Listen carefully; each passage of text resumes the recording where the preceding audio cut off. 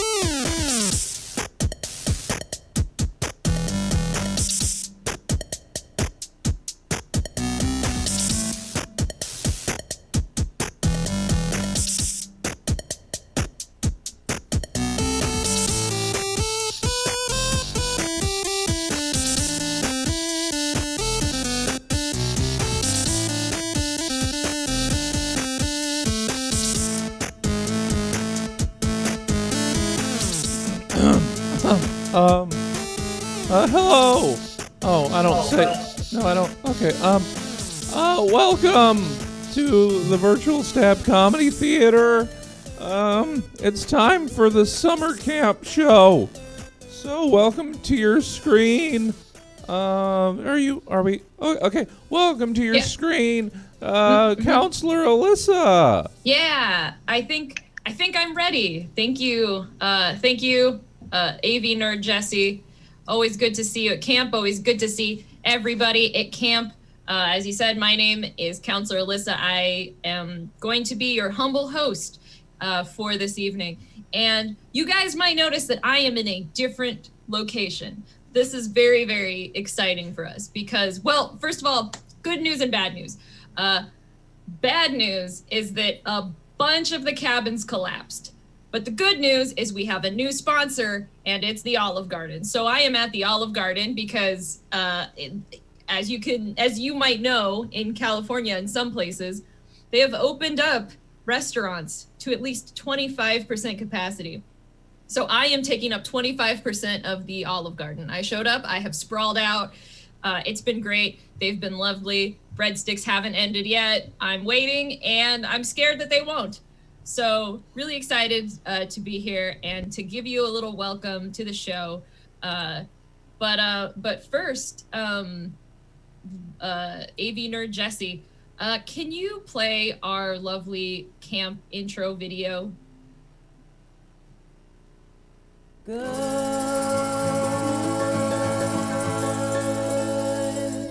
morning, this morning. How are you this morning? I hope you're feeling grand. The rest of this day is whatever you make it. Let's make this a great day. This is my beautiful Saturday. This is say that you love me. I love you. This is my, what a beautiful day. Good morning, summer camp. Good morning. Good morning. Good morning. And good morning to everybody. For those of you just waking up from hangovers, I'm so excited that you guys are all here. Like I said, I want to welcome you and just tell you a little bit about what's going to happen tonight during your camp experience. It's going to be great. We're going to learn some fun stuff, things you didn't know before. We have some great presentations from speakers who are experts or people that want to talk about the things. Maybe not experts. We'll find out. It's going to be great. You're also going to hear some stuff. You're going to hear music. You're going to hear talking. If you want to listen to things, this is your show. And you're going to see some stuff. We got people. We have lots of people that are going to show you cool stuff. And you know what? I hope that maybe you feel some stuff during this show. And if you want, you can even yell some stuff from the comfort of your own home or whoever's house you're in, if they don't care that you're yelling, or if you don't care. You know what? Sometimes it just strikes you. You feel good. You want to yell. I leave the judgment up to you because I trust you. Now, couple things, ground rules before we start the show. If you hear knife fighting in the background, do not worry. That is not from our camp. That is from the camp on the other side of the fence. I believe it is at Chili's. The camp at the Chili's. Don't worry. The knife fighting is there. If you hear crying that sounds like me, don't worry. That is a counselor in the Chili's on the other side of the fence. So also, you don't have to worry about that. Just remember, it's fine if it happens to your neighbors, but not you, right? That's the camp logo. Also, since we're sponsored by Olive Garden now, the motto is going to be summer camp. When you're here, you're camping. And your family. Isn't that great? I'm still running it by them, but I think it's going to get approved. Let's see. So, also, this is something I want to just talk about real quick first. We've been having a lot of people post the time at the end of their chats. I just want to let you know that you don't have to do that. Like, you don't have to be like, Alyssa said this 5:37 p.m. We can check in the logs what time you said what in case we have to give it to the cops or whatever. So I just wanted to say you don't have to do that. Also, we don't need to post our times because we all know what time it is. You guys, it's camp time. Yeah. Pew, pew, pew. Sorry, that was probably rude to the people with their knives bragging that I have these guns. But I also wanted to go over the camp chant. So this is something that if you see something you like, or if you see something you don't like, or you just want to express yourself in the chat on Twitch, you can literally just type the word camp. People, as you could see, La has already posted camp. She made it look like Jesse's little head was yelling camp. So that's great. We also have an emote. And if you're in Twitch and you're a subscriber, you can find it in the subscriber emotes. If you don't subscribe, that's fine. You can just type it out.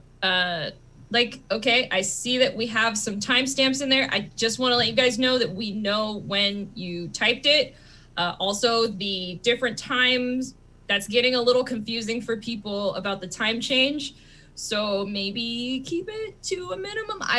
Maybe consider it. Anyway, yeah, you could put the emote in there as much as you like, as much or as little as you like. You could just drown us in it. It's totally fine. We're having a great time, y'all. Other camp shit. Just so you guys know, I will be watching the Twitch chat. So just be cool, okay? Just be cool. No knife fights in the Twitch chat, please. Let me know if you have any questions. If you have any questions, you can type the questions in the chat box. I will ask them of your lovely speakers. And you can even let me know if you don't have questions. That's cool too. And most importantly, I think you guys should just enjoy it. Have a great time. And So actually with that, any questions? Let's see. I see, I just see someone asking like the vape. There's no time change, only Zool, like the vape. Yep, that sounds pretty accurate. All right. So I'm actually really excited. Olive Garden is not the only sponsor our camp has. We also have gotten a big sponsorship. This is really exciting. We have the best advertisement that Nevada has to offer. It is about Nevada tourism. I'm really excited. It's an incredible ad. We're really, really excited to have them aboard. So I hope you guys visit Nevada, and I hope you're convinced by this video. So AV Nerd Jesse, anytime you want to roll it within the next 20 seconds, please do that.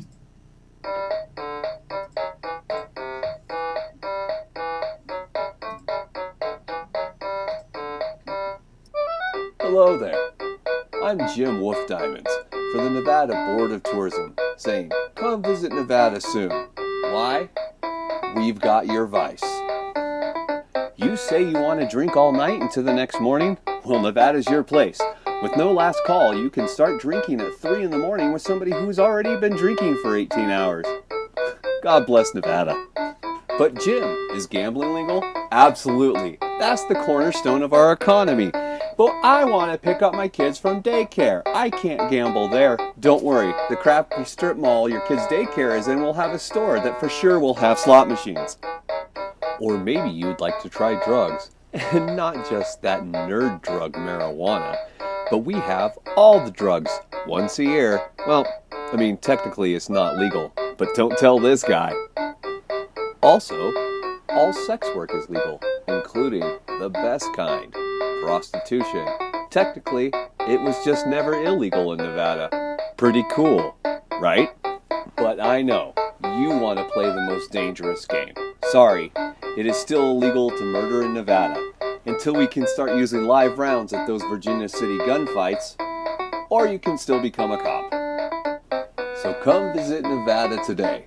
We don't snitch, motherfucker.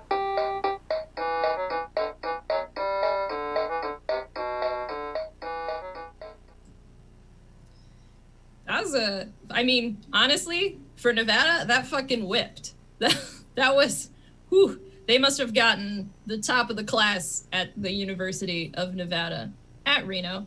I'm really excited to introduce our next guest speaker. Campers, you may recognize this next guy. You've seen him spraying down the kayaks. You've seen him working the snack stand. You've probably even seen him cleaning the showers sometimes. He's not a counselor. I just want to be clear because I know that our insurance company watches this show. So I want to be clear. Don't worry. You do not have to worry. He's a liability, but he's not our liability. He's a contractor. So he has applied to become a counselor. So I'm really excited to bring to your screens counselor applicant Stephen Chen. Hello? Yeah, dude, take it away, bro. Welcome, campers.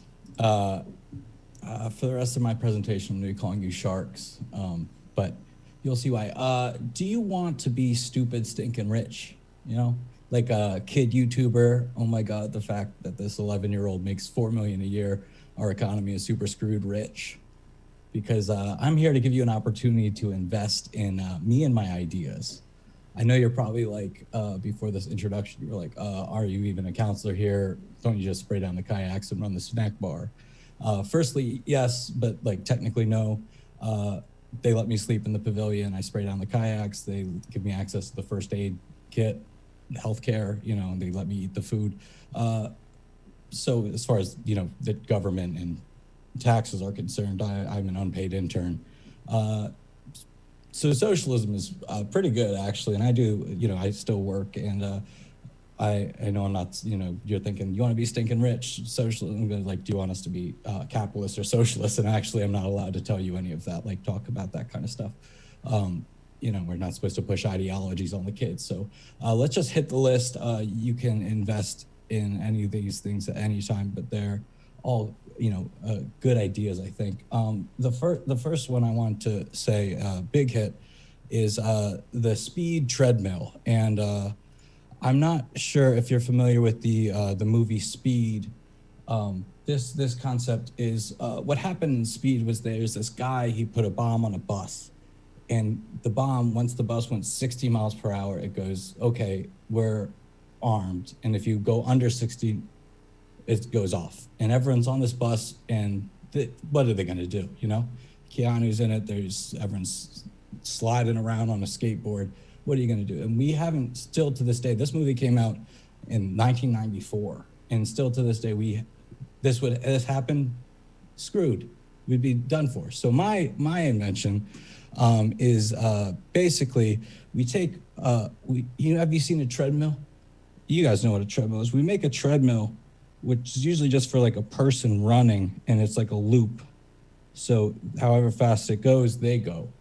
So what I was thinking is if we made a treadmill the size of a bus, this would solve the entire problem, because the bus would go on here 60 miles per hour on, and it's just going 60 miles per hour, no bomb, right? We fix it. So, and people are like, well, how would you get it there? And then of course there's more inventions. It's a chain. You have to make a truck that can also carry a bus and the treadmill. And like, that's a little tough, but it would solve a lot of problems. And people like, if Speed happened tomorrow, people would be like, they told us. So I'm thinking if you just invest, any amount of money to me, I'll continue to write letters to Congress, and we'll see where we go from there. And I know you guys have money because you're here, and you have good parents. They send you to camp, and I think that's the first idea we have. And if you have any, I'm here for partnerships as well.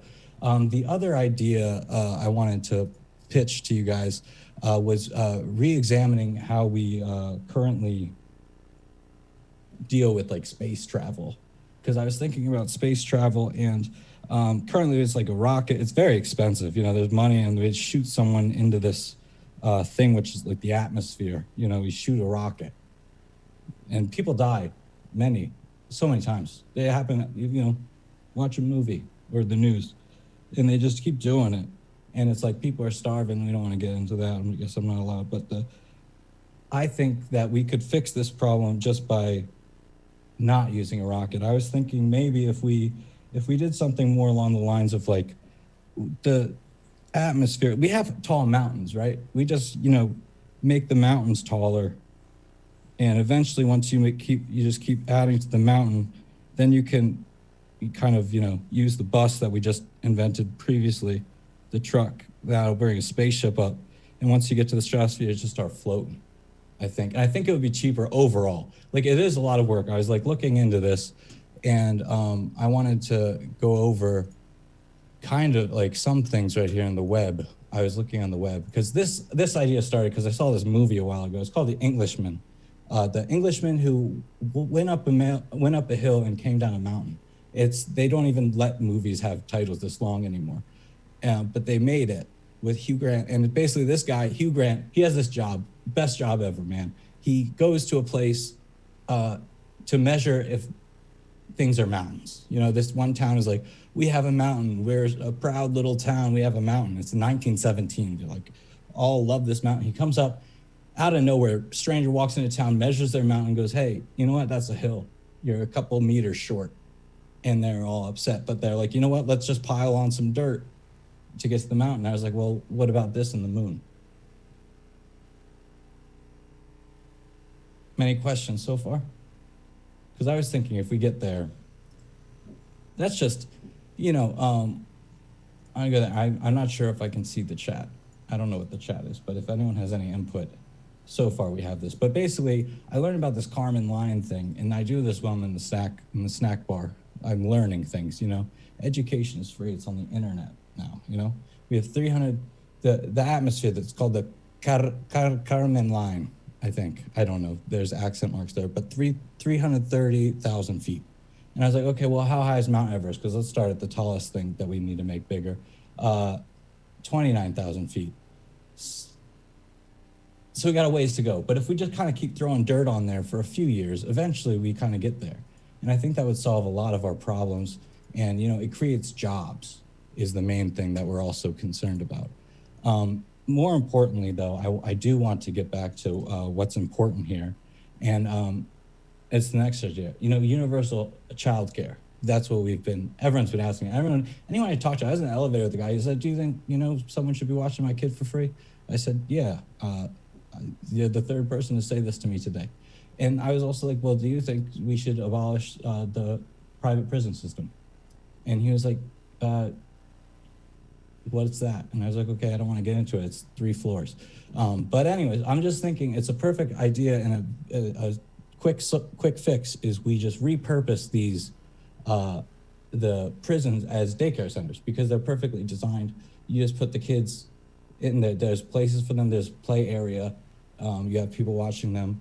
And I think that could save a lot of money and be good for the community and environment. Still not interested, because I still hear my bank account not going above where I can afford the food at the snack bar, is bee research. We have a lot of problems with the bees. We always, every day since day one at camp, we go, "Don't touch the bees." Some kids are allergic to bees. If the bees get out, we say that. So then I was wondering, because I'm allergic to bees, so I'm like, yes, say that.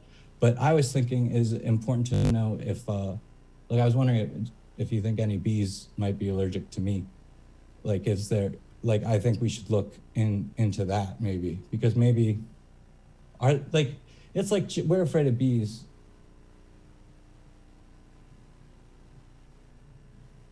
Right? I've always thought that. But it's like, it's chicken. There's someone says, you call someone a chicken, and you go, "Were chickens always scared, or are they scared because of us?" And it's the chicken or the egg situation before the chicken, but after the chicken. And I think that if you gave me money, I would do some more Googling, because I haven't found answers yet, and I would probably test it if we get them. That's what I'm thinking. They said I could talk to you guys for a little. And I have, because, I'm here, snack bar man. Yeah, that was great. And those were some incredible ideas. I did get a message from someone saying that I'm fucking dying, ha ha ha. And I don't know if it's a bee situation, so I think you're really onto something there.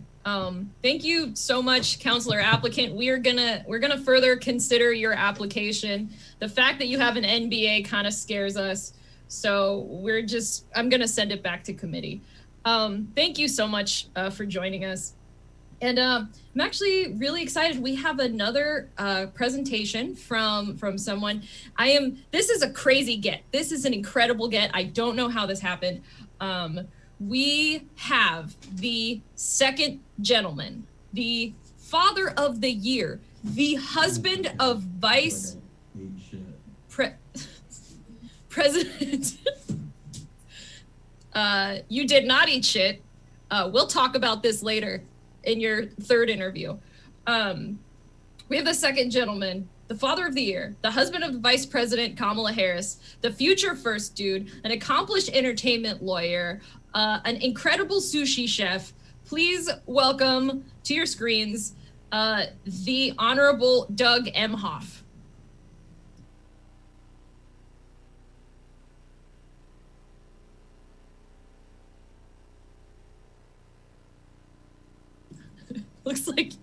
Looks like you're on mute, Doug.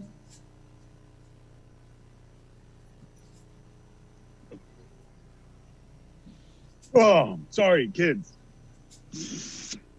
Ooh. Ooh, is that bad? Can you see me now? All right, thumbs up in the chat. What's up? It's a Doug Emhoff, the first dude.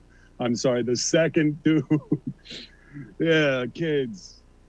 I am here tonight to tell you all about how you can give up your career and it'll be even better than it was before if you just support your wife. Now, where am I, you might ask? This doesn't look like inside. That's right. I know you haven't seen a lot of me since the inauguration when my beautiful daughter Ella made quite a scene with her knitting. I'm wearing one of her original shirts here. Pretty beautiful, huh? Maybe post that online instead of mean stuff, folks. Huh? A lot of people have been coming at Ella. They've been saying, oh, Emma Emhoff, she's making clothes that suck. And guess what? That's the wrong thing to say, folks. Let me tell you a little bit about myself. Prior to 2020, I was a successful entertainment lawyer. Things got pretty hot for me and the fam. And with Kamala on the campaign trail, to avoid conflicts of interest and undue publicity, I had to put my career on hold. And you know what? When you're running for president, anything's game, baby. There's too much at stake. So I left my career in the wind, and I am supporting my wife full time. And when we were running for president, it was so easy. I had all these plans for being the first gentleman. I was, in fact, going to call it the first dude because your boy Doug, I'm from Hollywood, entertainment law. It's not like your mom and dad's lawyer. Oh, getting dad out of trouble for trouble at work, getting mom out of trouble for DUIs. Nuh-uh. I'm closing deals, making movies, having fun. And the idea of becoming the first gentleman, the first dude, intoxicating. I was going to pick up what Melania could never do and put an end to bullying, because my beautiful daughter has been bullied her whole life for knitting clothes like this. Just because they're so great. People are jealous. And that kind of envy, nuh-uh. It's not acceptable, folks. You got to treat people right. And that's the message I'm trying to get out. And you might be asking yourself, why is the second gentleman on his porch? Well, this is what I call the Doug zone. This is where the magic happens around here. Check this out. I've got a pergola. Well, you can't see it. I'm at the Naval Observatory where the second family lives. And I'm not on the Wi-Fi, so if it cuts out, excuse me, but I'm not allowed to use the Wi-Fi for personal promotion, which this isn't. I'm promoting Ella. Look at this. Look at this beautiful shirt. It's got so many colors and so much detail. It doesn't look like shit. It doesn't look like what those people online are saying that it looks like shit. It looks good as fuck. Pardon my language, kids. It's stressful here at the second home. But in the Doug zone, we've got everything you need to have a good time. Check this bad boy out. You see that, kids? That's a grill under a hood. You know why it's under a hood? Because it's expensive. I had to pay for it with my entertainment money. That's not campaign money. Do not think it's campaign money, kids. And then over here, we got a second grill. That's right. I've got 2 grills, one for smoking, one for grilling. That's fire. You know what else we've got out here in the Doug zone? Golf clubs. It turns out I don't get Secret Service protection. So no, I do not get to go out in public and use golf. Apparently, some folks are really upset about steal. But let me tell you, that shit was real. If we were going to steal an election, I'd be the first dude. I'm going to be honest with you. If we were stealing this shit, I'd be in the White House, not the Naval Observatory, outside of which where I'm allowed to broadcast from, but inside. But you know what else we can do in the Doug zone? Cut loose. You see that? That's a greenhouse. You know why it's green? Because here in the Doug zone, we take full advantage on the down low of DC's legal weed. Let's check out what's going on in here. Excuse me, I said weed. I meant to say cannabis because I'm more of a cultivar than anything else. Anyway, in here, we've got all, oh, I stepped on a pot, excuse me. Can you guys see this or no? No? We No? cannot see it, but we do have a question from the audience. Oh, okay, what's that question? Does the Doug zone have soft pretzels?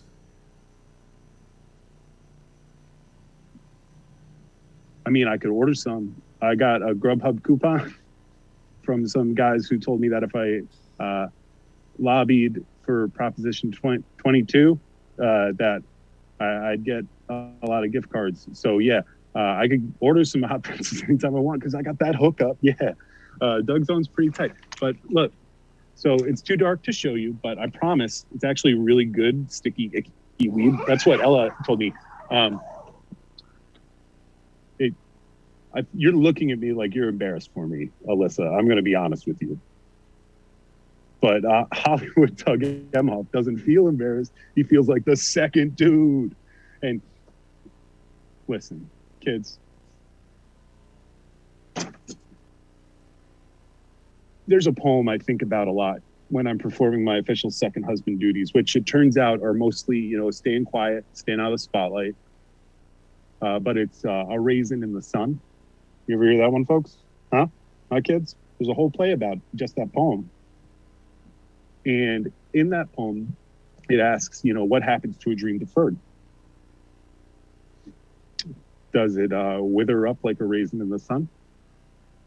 Or does it stink like rotten meat? And I'm gonna get real with you. When you're a dad, your dreams are not your own. And when you're a husband, your dreams can become your wife's. And that's good too.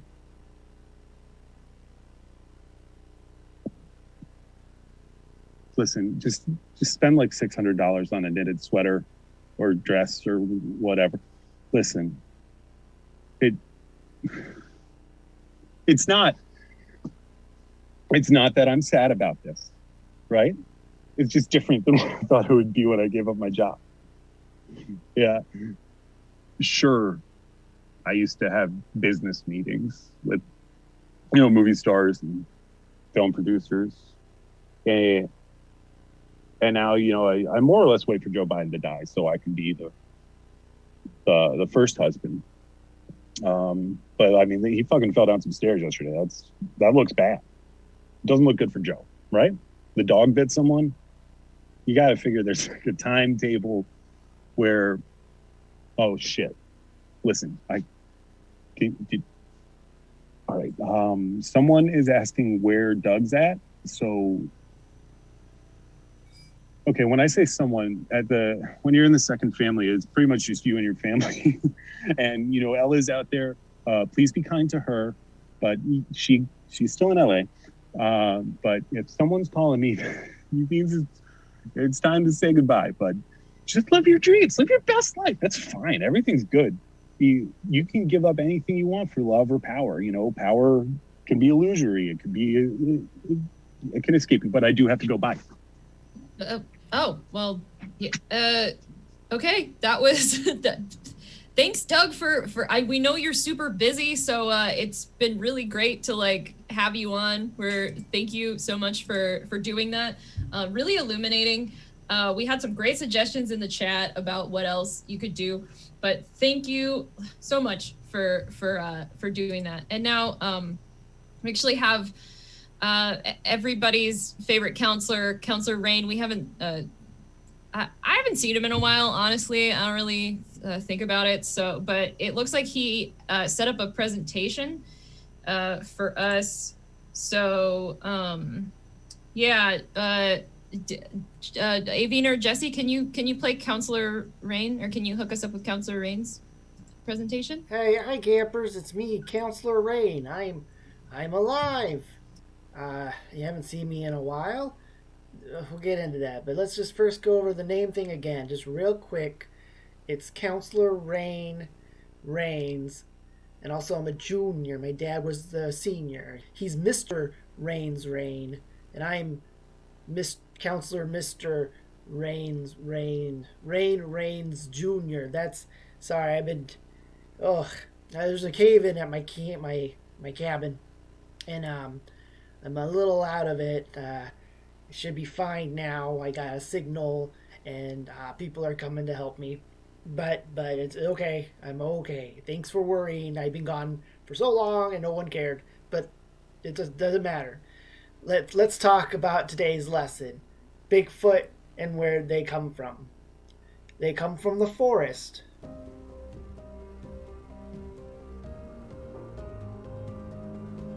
They want...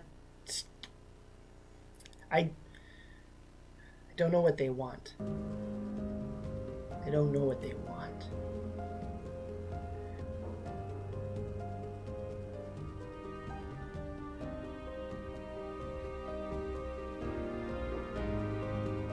I'm listening for the sirens. I hear no sirens. I'm a little worried. But if let's get. I'm sorry. I'm distracted from the lesson. Let's get back to the lesson. Bigfoot, Sasquatch. It's coming.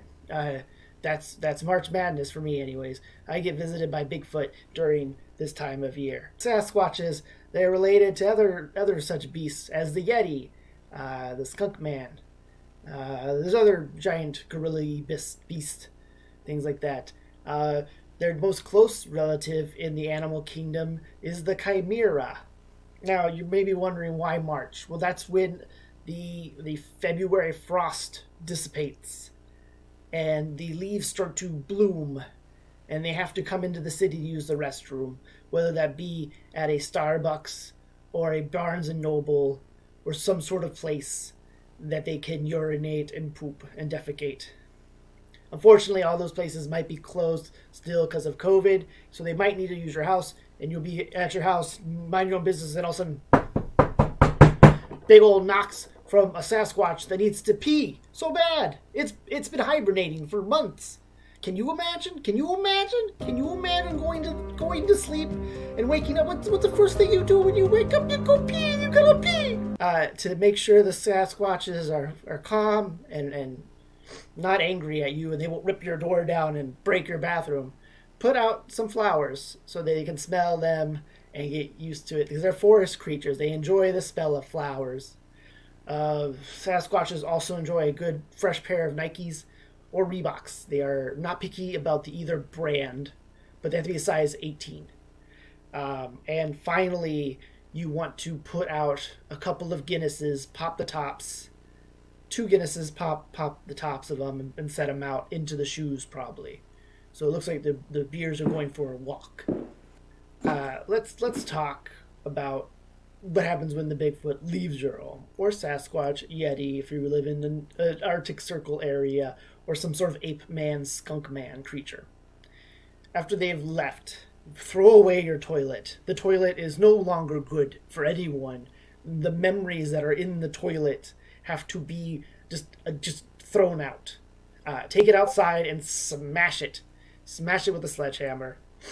I think I'm getting a note about how, the pizza will be here in 25 minutes.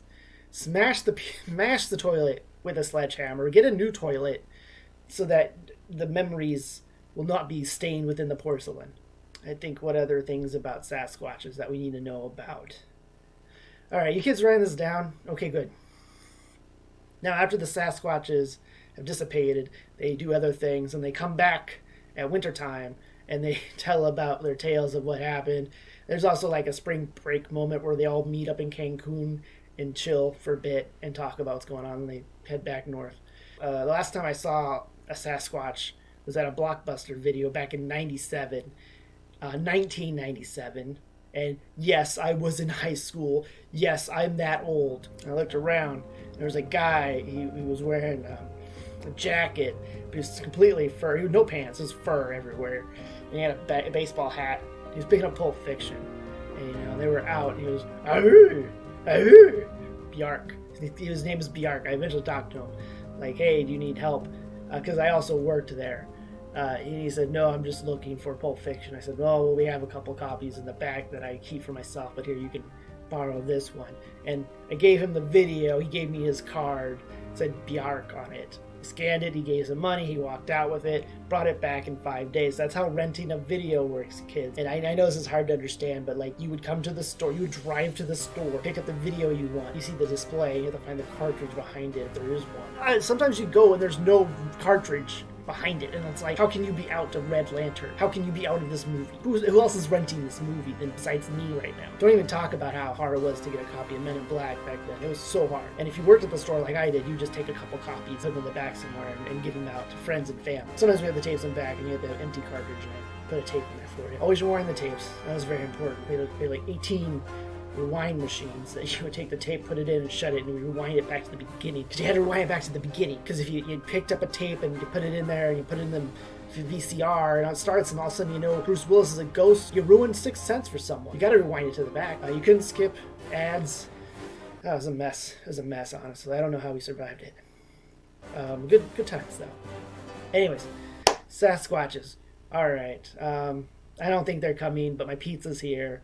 So I'm gonna pull some boards out and try to squeeze through the rocks and see if I can grab a slice. Bye, campers. Have a nice March. Madness.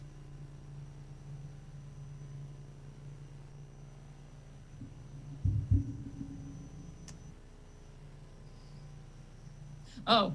Yeah, it's done. The video. Yeah, no, I just that was a lot. It was yeah. it was just a lot. Like I get it. I don't understand most of what he said about tapes.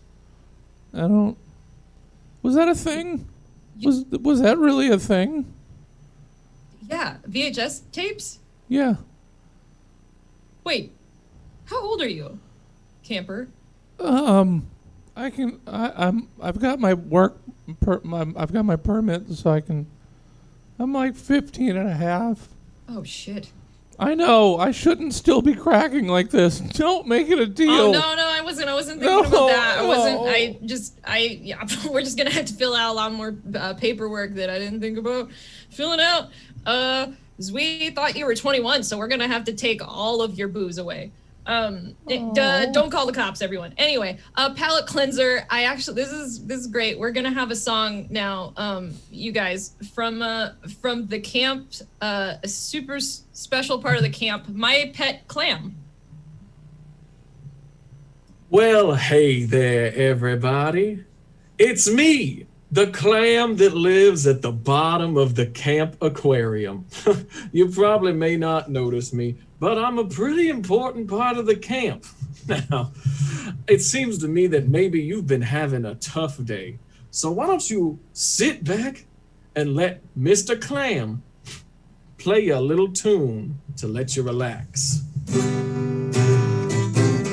Baby, lock the door and turn the lights down low.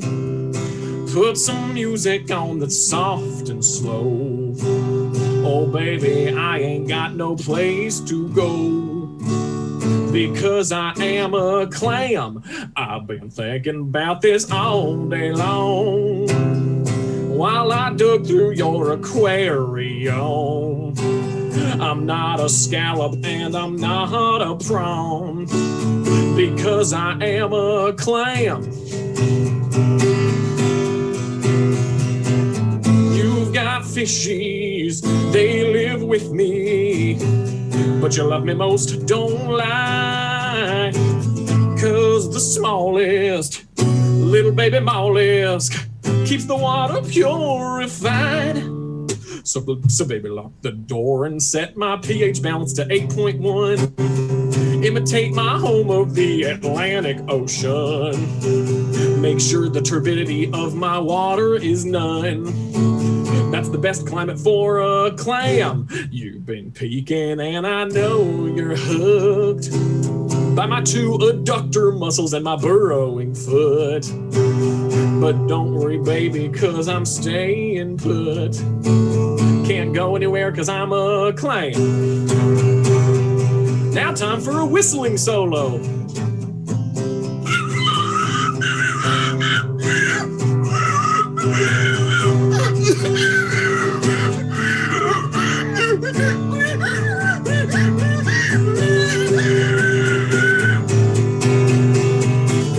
Your heart's beating while I'm filter feeding, 'cause there's nothing else I do.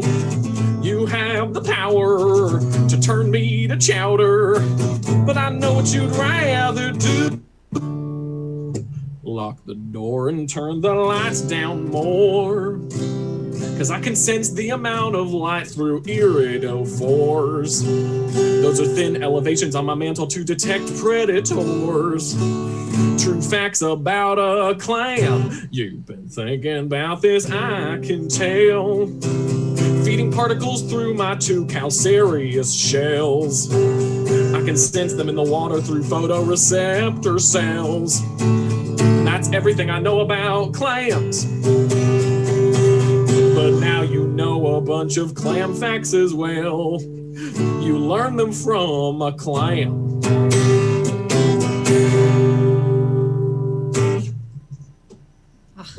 All of the things I just never even thought to ask. I never talked to the clam. Makes me just feel like I'm a bad clam owner. But hey, we're all trying over here. Thank you so much to my clan for playing us that song. I'm super excited. We have a guest speaker, and so we're really excited. Her name's Sabitha Schneelman. And Sabitha, are you ready to speak to our audience? Good evening. My name is Sabitha Schneelman, here, of course, to talk to the older kids away at summer camp, and I'm the host and head researcher of the podcast, Violent Rapes and Murders for the Highly Anxious. There, I tell true crime stories, and sometimes we even help the mentally ill. You can find us on Sparta Heart Radio Music. Wait, are you reading from a script? Yes, I am, Melissa. As the title of my podcast implies, I am highly anxious. But I am also a journalist, first and foremost. I script everything I do, and I don't try to hide it. I think it's important for the highly anxious to be able to see themselves existing, doing nothing to challenge their anxieties in the public sphere.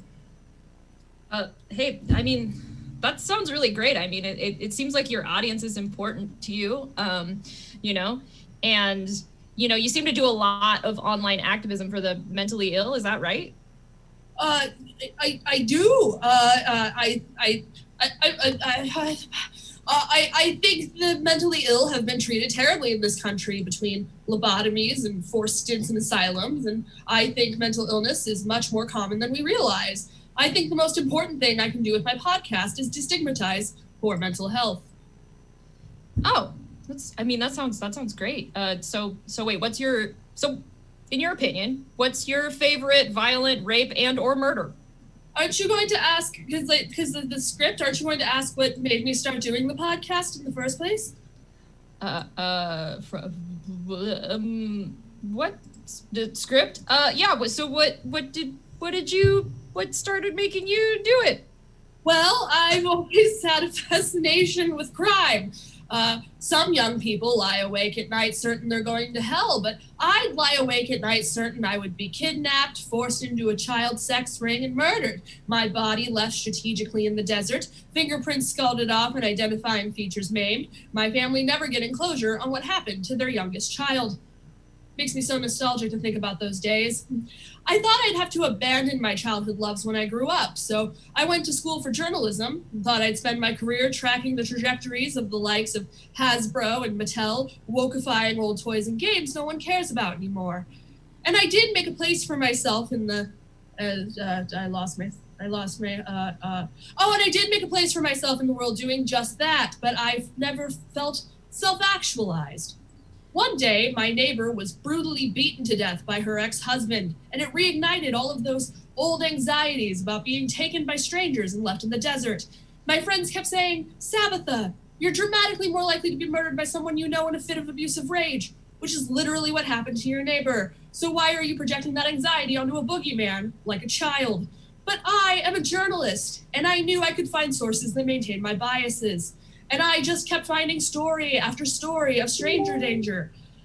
And I found once I numbed myself to the terror that I found them deeply fascinating.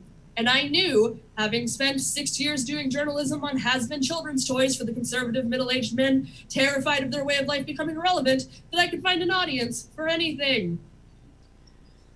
Wow, that's quite a lot. Are you sure this is productive for everyone, or like what are you?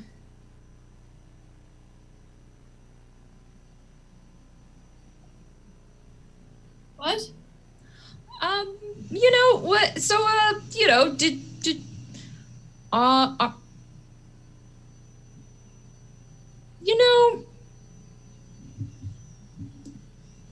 So, my favorite violent rape or murder. For one, I love the intricacies of the Edward Petraire case. Petraire was a clown serial killer I will be discussing later tonight at ClownCon.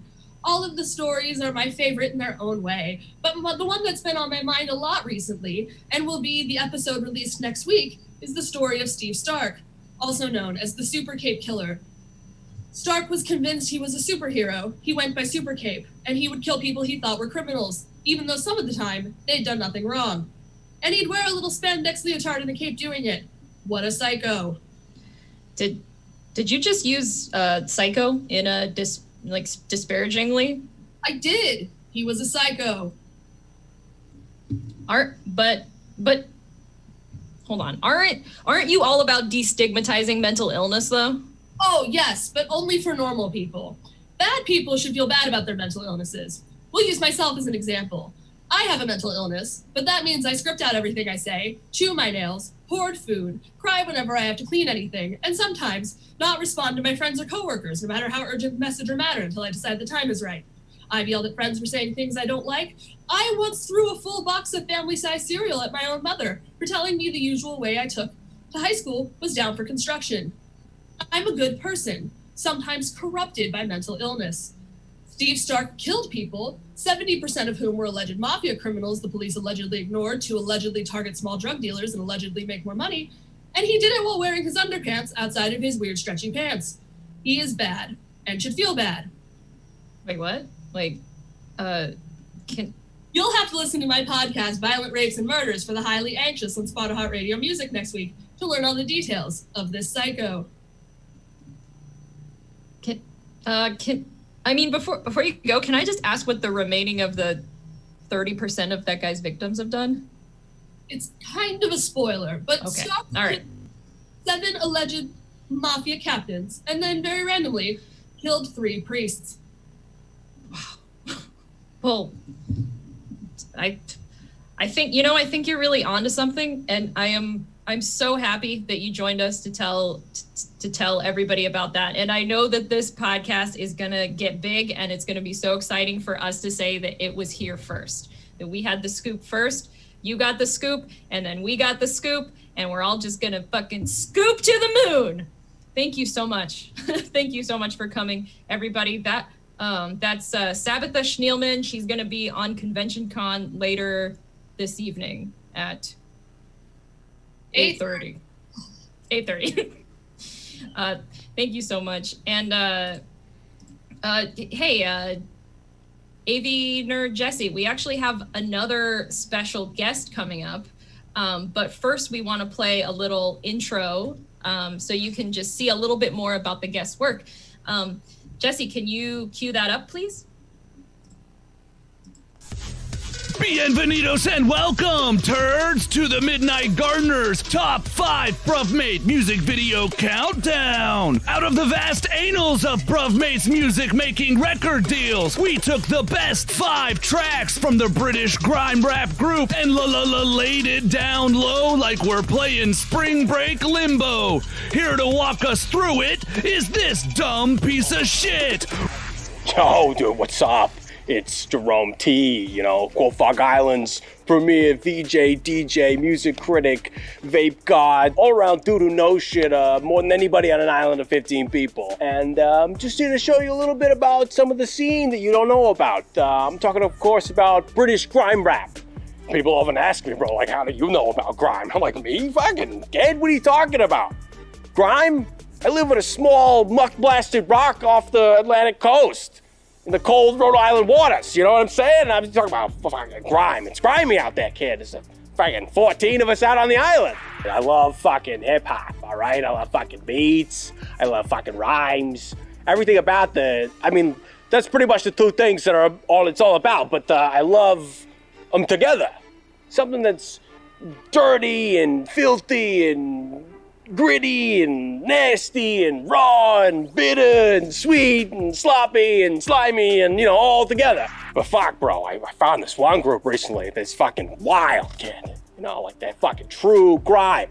Like, good rhymes. That's what it stands for, kid. You know what I'm talking about? Fuck. It's this group called Bruvmate. They're from over in fucking England, kid. And I'm like, what? An English band this good? Who fucking knew, right? Fucking roll the clip, dude. What else am I gonna tell you about it? Rolling in at the bottom of the pack, it's number 5, Skint Quids, with his chart-topping single, The British Baker. Hey, Skint, why don't you cook us up a little something? Skink Quids on the track. Oi, oi. Yeah, Skink Quids. It's the British Baker. Lick a toad, left side of the road. Biscuits on the mood, eating Triscuits on the phone.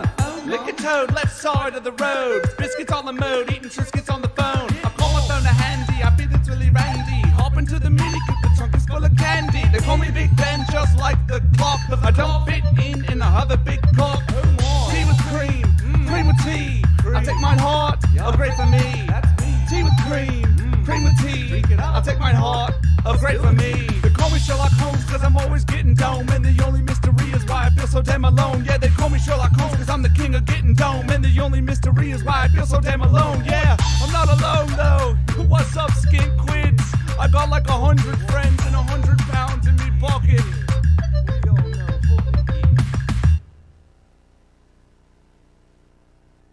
What are we doing this August fucking camp out, sleep in fucking music fest? What is this thing? I don't know. Fucking roaring in at the hottest spot, number 4. It's Teaspoon, the only rapping spoon from the Queen's Chamber, with his biggest hit, the Queen's Cup. Teaspoon, why don't you drop it like it's hot? Black tea, that's right. I'm a teaspoon. Queen's Cup, and I'll fuck you up. I'm the highest with your highness, and I'm built from the muck. I'm a big teaspoon, swing hard like a goon. Not a fucking butter knife. See you soon. I'll stab you in the tacular, cause I'm a juggler. In a Jaguar, that's my favorite car. 007, can't count that far. 1, 2, 8. Last tea time, I was hanging in your room. Turns out your bitch ran off with a spoon. What a grandma, now she's off of the moon. Your mommy is a hoe, my dad's a spittoon.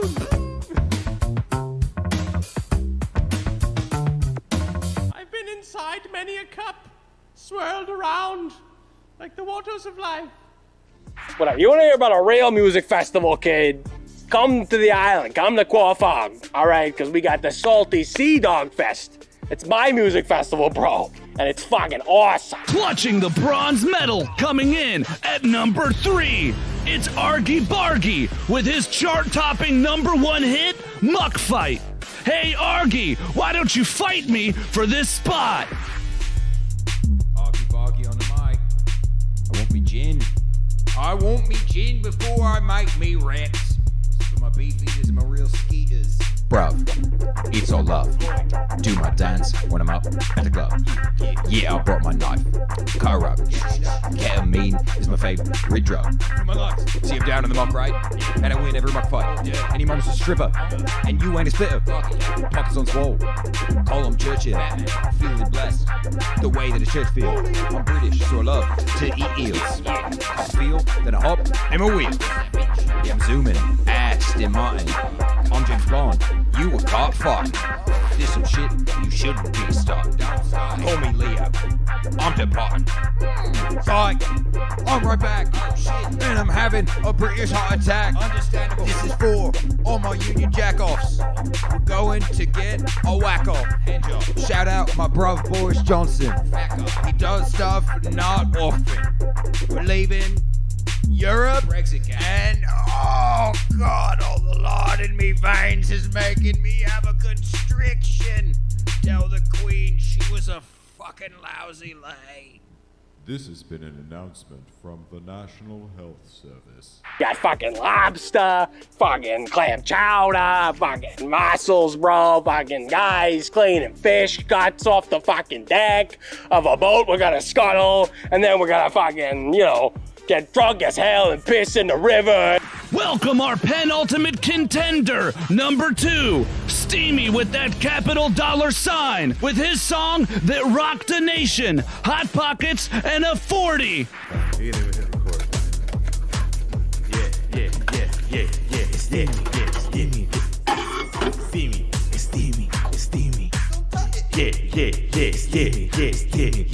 A pocket and a 40, a pocket and a 40, a pocket and a 40, a pocket and a 40, yes, a pocket and a 40, a pocket and a 40, a pocket and a 40, a pocket and a 40, yeah.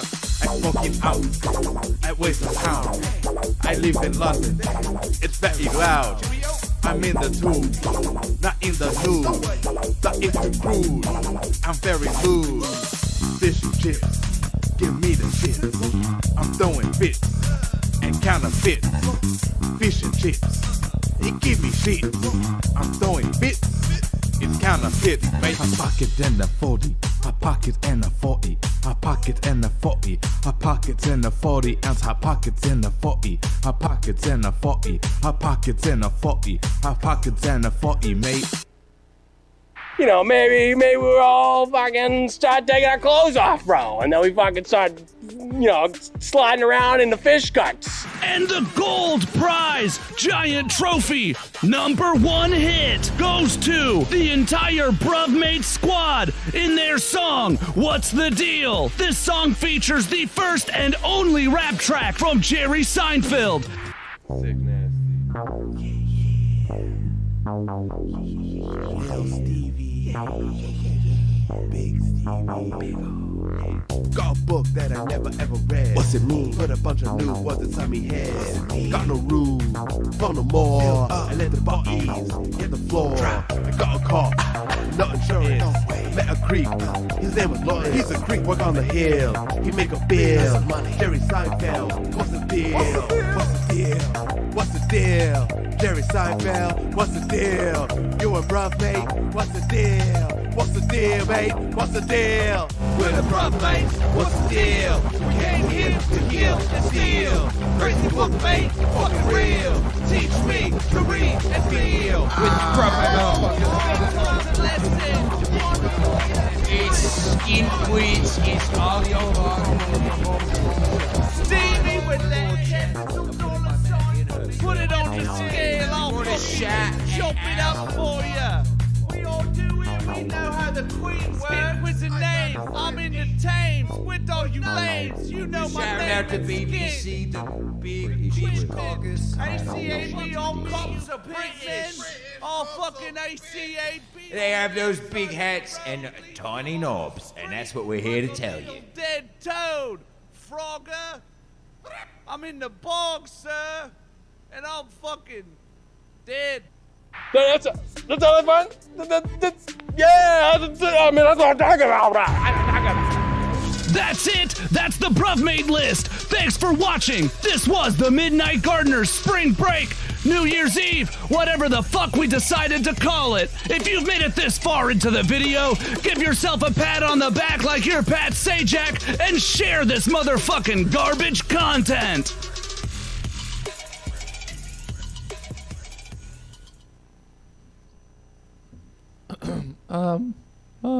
Alyssa. Oh shit. Yeah. Hi. Well, it's you now. Hey, thank you. Thank you, AV Nerd Jesse. Much appreciated. Hey, that was great, wasn't it? You guys, did you enjoy the list? I'm so excited because we actually have one of the Bruvmate guys on the show right now to be interviewed. I am so excited. Please, everyone, welcome to your screens, Steamy. What's up, Steamy? Right. What's up? So I noticed that the #1 hit. I just want to clear the elephant in the room. The #1 hit was all of you guys and not your song. Your song went to #2. What does that get you? When we started the group, we started a group, right? So we never put ourselves before ourselves. We put ourselves in ourselves, right? So #1 is ourselves, right? Wow, that is really deep, you know. Yeah, actually, I've read so many of these music magazines that are saying that like your guys' lyrics are just like fucking up there as far as just like the thing. They're like, it's like if there were 4 Tupacs in this group. I've read that and it's incredible. And the other elephant in the room I have to address is I know everyone's has been asking this, is everyone wants to know if the Spoon is single. Teaspoon, right? Everyone's always asking, where's Teaspoon? Where's the spoon? I'm trying to be little spoon. Or I'm trying to be big spoon. We're all trying to be teaspoon. But we can't all be teaspoon, and we can't all be with teaspoon. Right. Teaspoon. Not to dodge your question or nothing, but next question. Yeah, I'm just saying, a lot of people say they want a teabag teaspoon. Didn't. We've heard it before. Even the queen, right? The queen invited us over and asked if Teaspoon would like to take a swirl in her cup. No. We were so offended. We were so offended. We walked right out. We took the cup and we walked right out. You took the cup from the queen? Oh, yeah. Oh, yeah. And then Teaspoon, the raggy bastard he is, took the cup home, gave it a swirl in his own private, and then sent it back to the palace. Classic Teaspoon. Wow. Is he the bad boy of the group? If there's gonna be any bad boy in the group, it's Teaspoon. Yeah. What is the structure of the group as far as like a group goes? Like who's the cute one? Who's the like dad? You know, who are you guys? Teaspoon's the badass. The bad boy. The bad boy, the troubled child, does whatever he wants. You know, me, Steamy, the brains of the operation, obviously. Let's see, the cute one would probably have to also be Steamy. Okay. Let's see, the one who most compassionate, you know, the one who gets the people, I'd have to give that one to Steamy as well. I mean, Steamy really carries the group, right? Augie Boggy, he is no Steamy, I will say that. And Skint Quids, though, interesting bloke. Not quite as interesting as Steamy, though. So, yeah. No, that makes a lot of sense. That's probably what they're writing in the Teen Bop magazines. We do have a question from the audience. Where is the Hot Pocket and the 40 now? The Hot Pocket from that video, it's actually in a Hard Rock Cafe up there in Toronto. Nice. I would relate to the Hard Rock Cafe because check out this Olive Garden. Am I right? I know. Am I right? I know. Quite jealous, to be completely honest. I'd be a liar to say. I wouldn't like to be in that Olive Garden myself. I gotta ask though, you're welcome to the Olive Garden anytime. Thank you. Yeah. But I want to ask, what's next for Bruvmate? What are your next projects? Well, right now we're working on this new project.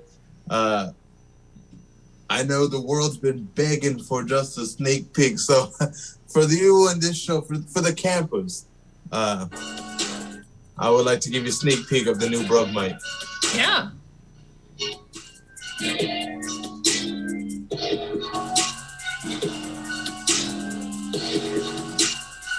So that's a little bit of a sneak preview. You know, stay on the lookout for that. And that's all I can say for now. Just keep your ears peeled. And Bruvmate's got some great stuff coming through the pipeline. We're actually putting out our next record through the vaccine, the COVID vaccine coming out. Yeah, so you can download that when you get vaccinated. It's included in the microchip. And we're really excited about this one. So yeah, just keep your ears peeled, pre-register, and get yourself vaccinated and get free download of the new album with every vaccination. Well, thank you so much, Steamy, for being here. I'm actually excited because the next thing we have a counselor on our team who is a huge fan of you guys, and he's also been working on doing his own like rap, and we're gonna play his video right after this as a tribute to you guys. And thank you so much for being on the show today. Thanks for having me. Take care. Jesse, can you roll the Ryan's video?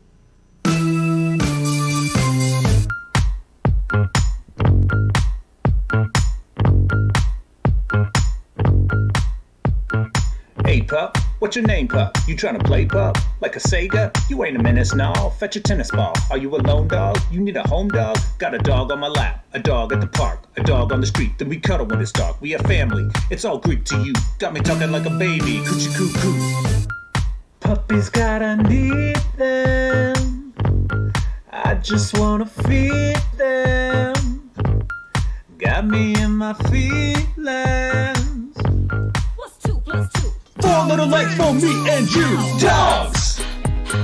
Dogs! Dogs! Make a boy go crazy. 4 little legs on. Dogs! Dogs! Dogs! Make a boy go crazy. I like big dogs, itty bitty dogs, shy hidey dogs, low righty dogs. I like the pretty dogs with their plume on. Get your claws trimmed, get your groom on. I like the big floofs, I like the small feet. I don't discriminate, come and get a treat. From the play dogs to the obey dogs. Go with slay dogs to my fave dogs. Puppies gotta love them. I just wanna rub them. Walk 'em by the dozen. 4 little legs for me and you. Dogs! Dogs! Dogs! Make a boy go crazy. 4 little legs on. Dogs! Dogs! Dogs! Make a boy go crazy. 4, 3, 2, ow! No, for real, no biting. I know you're just playing, but no biting. Dogs, dogs, all type of dogs. Everybody checking in for a while. Dogs, dogs, all type of dogs. Big dogs, little dogs, keeping them out. Long, short, straight, curled, smooth, rough, hairless, merle, harlequin, patches, tucks, brindle, tricoat, speckled, spotted, simple. Get your belly rubbed, get your chew toy, get your nap in. Do you, boy? Get your smells in. Check your B-mount, mark your territory, girl, prevent. Squirrel chasing, then uh-oh. There's a new puppy! Smell that butthole! Dogs! 4, 3, 2, ow! Dogs! Dogs!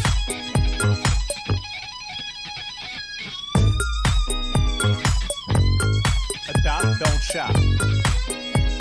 All hail Queen Lizzo.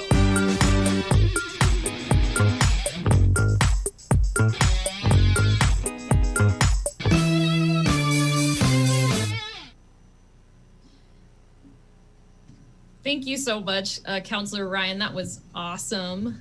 And I'm so excited. Our next guest speaker, Campers, is a very funny person, super great. I am a huge fan. Please welcome to your screens, Daveen Kerr. Hi, campers. So nice to be here. It's way cheaper than a silent retreat. Are they burning witches? I really hope so, because I can't stand witches. They always like do all these motions with their hands, like, I'm so sensual. I'm so sensual with my spell. I can't stand them on TV, you know? And like, what happens if their hands get tied up? And you know, representation matters. I wish I saw on TV more like witches without hands. Then I'd be curious to see how they would like cast their spells without their fucking hands. But anyways, everybody make some noise. They're ignoring me just like in a real comedy club. Like they're all singing hallelujah in the back there. Hallelujah. Anyways, I love having no electricity with you all here. Makes me think about, you know, back in the days before electricity existed, which makes me think, how could they tell the Amish apart back then?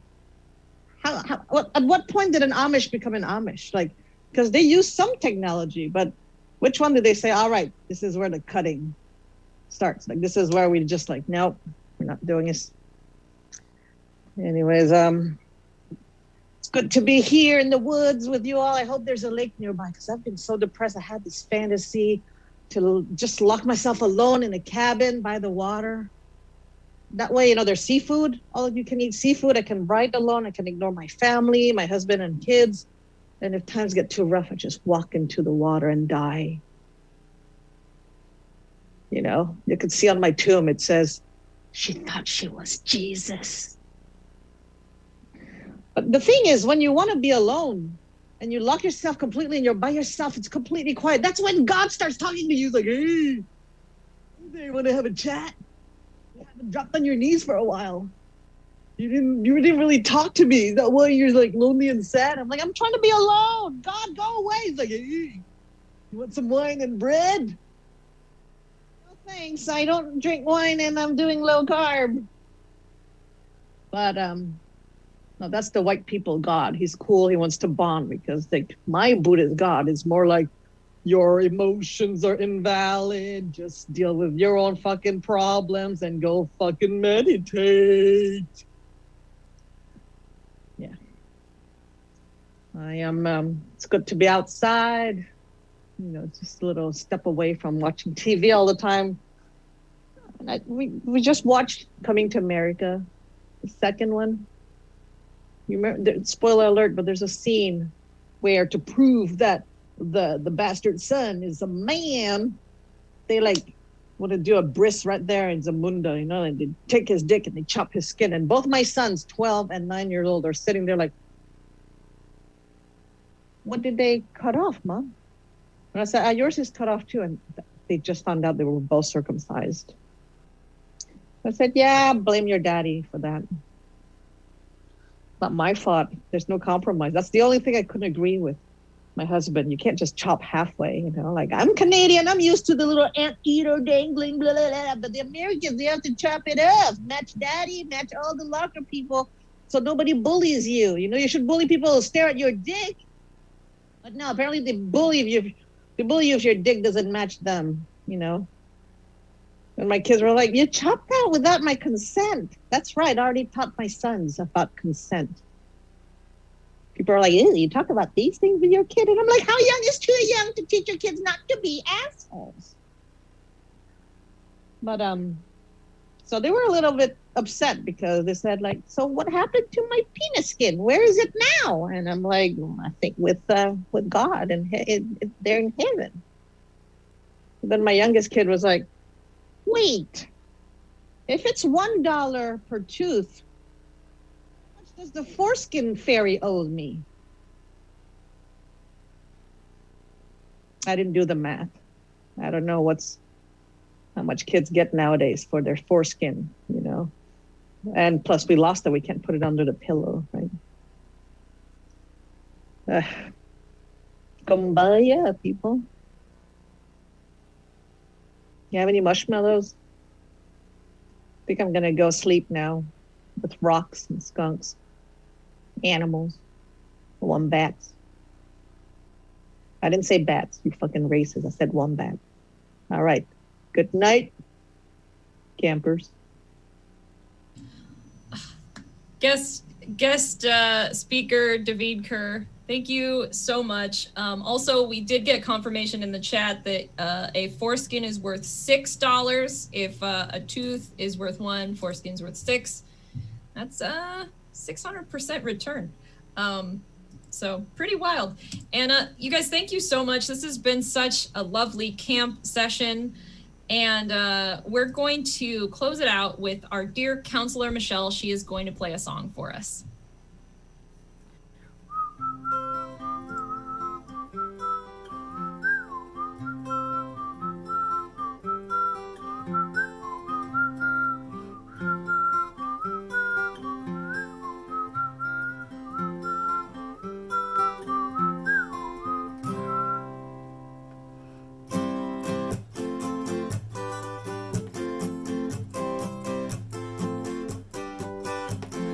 Well, in 5 years' time we could be walking around the zoo with the sun shining down over me and you, and there'll be love in the bodies of the elephants too. Don't put my hands over your eyes, but you'll peek through, and there'll be sun, sun, sun all over our bodies, and sun, sun, sun all down our necks, and there'll be sun, sun, sun all over our faces, and sun, sun, sun.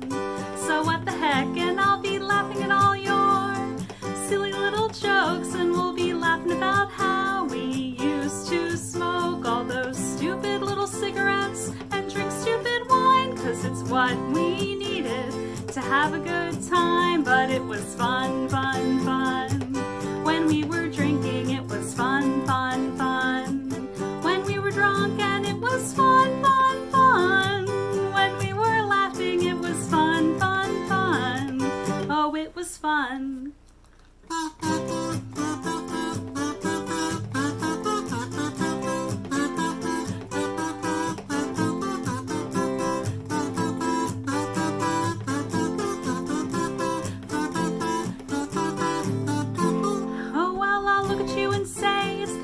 That I've ever been, and I'll say I no longer feel I have to be a James Dean, and she'll say, yeah, well, I feel pretty happy too. Well, I'm always pretty happy when I'm just kicking about with you, and there'll be love, love, love all over our faces, and love, love, love all through our minds, and there'll be love, love, love all over our bodies, and love, love, love all over our mind.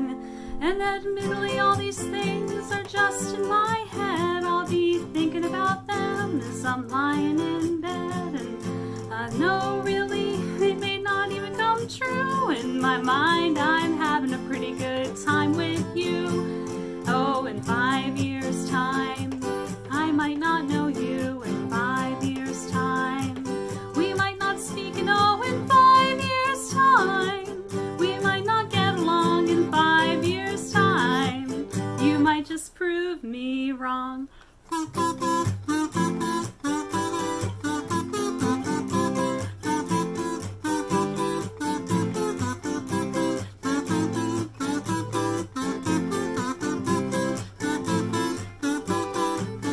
Oh, there'll be love, love, love.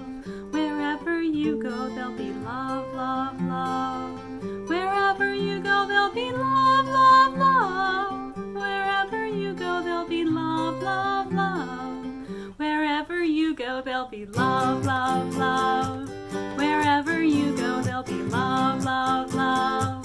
Wherever you go, there'll be love, love, love. Wherever you go, there'll be love, love, love. Wherever you go, there'll be love.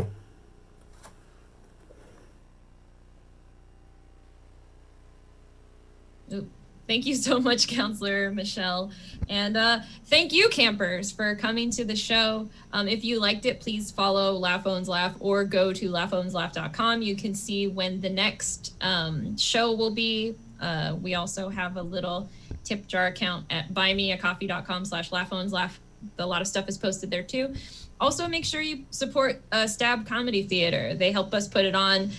We actually have a sharing agreement with AV nerd Jesse. He actually works at Stab, and he also works at the camp. So it's really nice to have him. So please follow Stab Comedy Theater and their Venmo and Patreons at the top of the screen.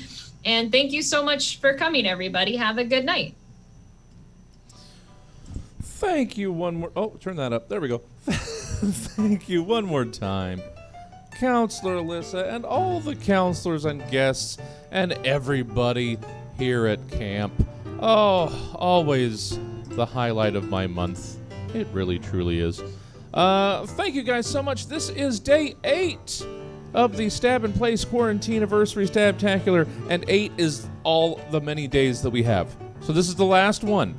So we've got 3 more shows rounding out our celebration of, making it through a year of not being able to have you inside our space, sharing time with us.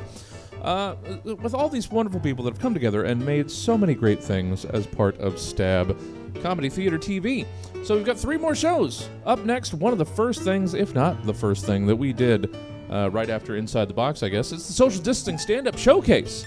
That'll be coming up here in it looks like just under 9 minutes. So, thank you guys. Oh, got that sweet, sticky tip. Thank you, you anonymous tipper. So hang out. We're going to keep this going. I'm going to let the social distancing crew into the Zoom, and you guys just kick back. the day is not even close to over. We've got social distancing stand-up showcase coming up at 7. 8:30 it's Convention Con, and then at 10 we're closing it all out the only way we know how, with a Stephen Ferris dance party. So hang in there, kick back, don't go anywhere. Just lock it in, rip off the knob, and then try and glue it back on. If you're watching this on something with a knob, it's probably an antique, and I apologize for making that suggestion. Hang in there. We'll see you in just a couple minutes for the social distancing stand-up showcase.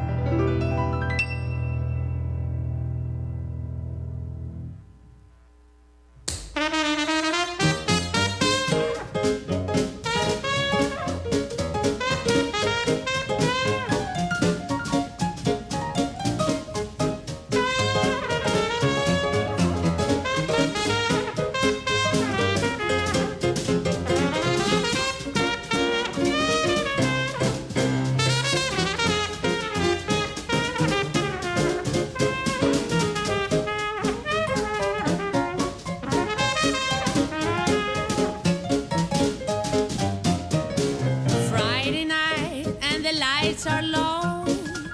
You're looking out for a place to go where they play the right music, where they get in the swing, and you look for the king. Anybody could be that guy. Night is young and the music high. A little bit of jazz music. Oh, and you got in the mood for dance. When you get a chance, oh, you are the dancing queen, young and sweet, only 17. Dancing queen, feel the beat from the tambourine. Oh yeah, you can dance, you can jive, having the time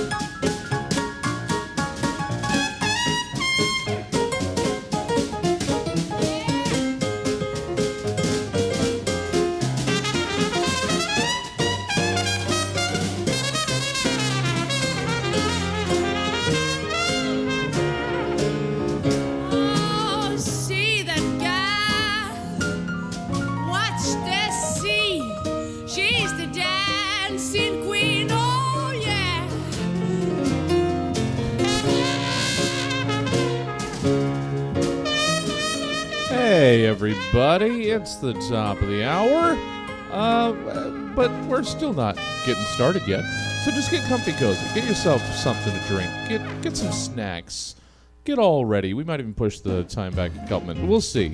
We're cutting it close here, but just hang in there and share out the link with your friends and folk not already in the stream, because the Social Distancing Stand-Up Showcase will begin in 2.5, 5.5 minutes, I don't know, it'll begin.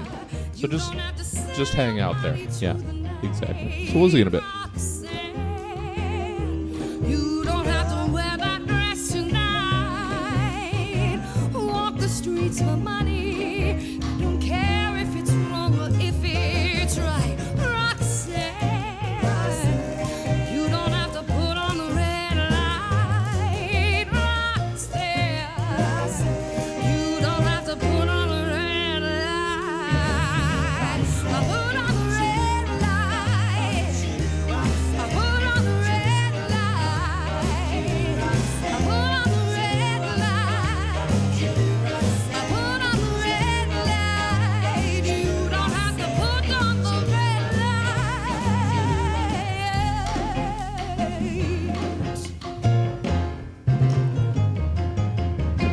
I loved you since I knew ya. I wouldn't talk down to ya. I have to tell you just how I feel. I won't share you with another boy. I know my mind is made up, so put away your makeup. I told you once, I won't tell you again. It's a bad way. Roxanne, you don't have to put on the red light. Roxanne, you don't have to put on the red light. I put on the red light. I put on the red light. I put on the red light. I put on the red light. You don't have to put on the red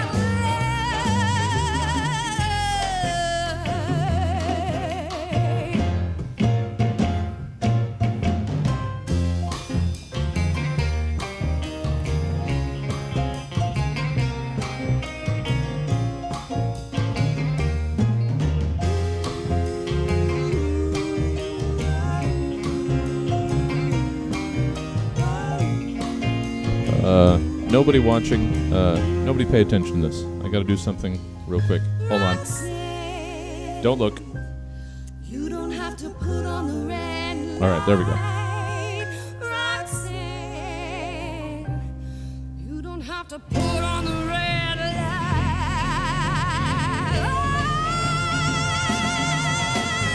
Put on the red light. Put on the red light. Put on the red light.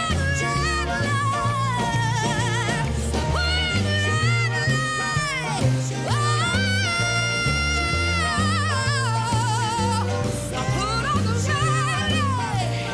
You don't have to put on the red light.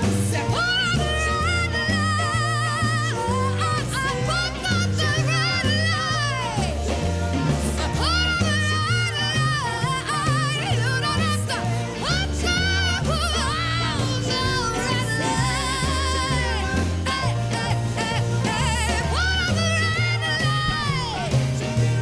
I put on the red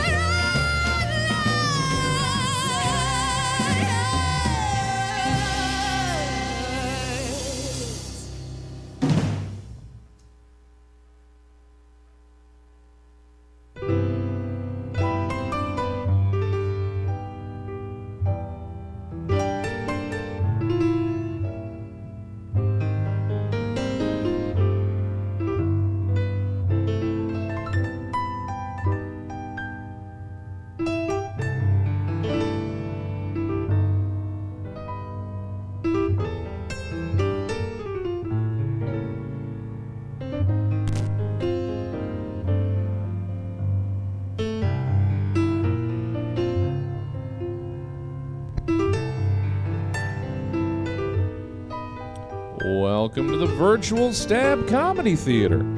It's time for the Social Distancing Stand-Up Showcase. Please welcome to your screen your host, Skip Bacon. Hello, everybody, Hey, and welcome oh my to the gosh, Social thank you so Distancing much. Comedy Oh, Showcase. guys. Oh, hold on. Things have been so looks like- wild. I'm accidentally. hold on. We're I'm playing. sure I'm Sound not okay?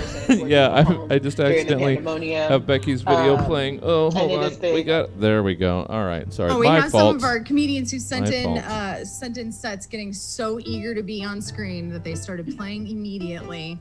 Well, there you go. That's what happens, guys. But this is pretty much a flawless showcase by now because, as you may or may not know, this is the 1-year anniversary of the Social Distancing Comedy Showcase. We started doing this right out the gate so that people had a place to go for things like open mic. And here we are a year later, still flawless, never any problems here.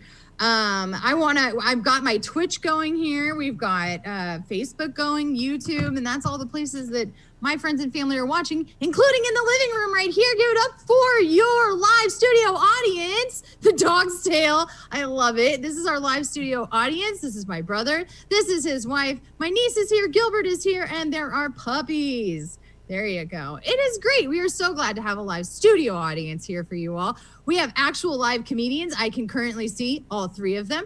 We also have some videos for you. And I do want to let you know, it's not just the anniversary of the Stab Social Distancing Comedy Showcase. It's also Women's History Month. So I had thought about, what we should do? We should have a whole lineup.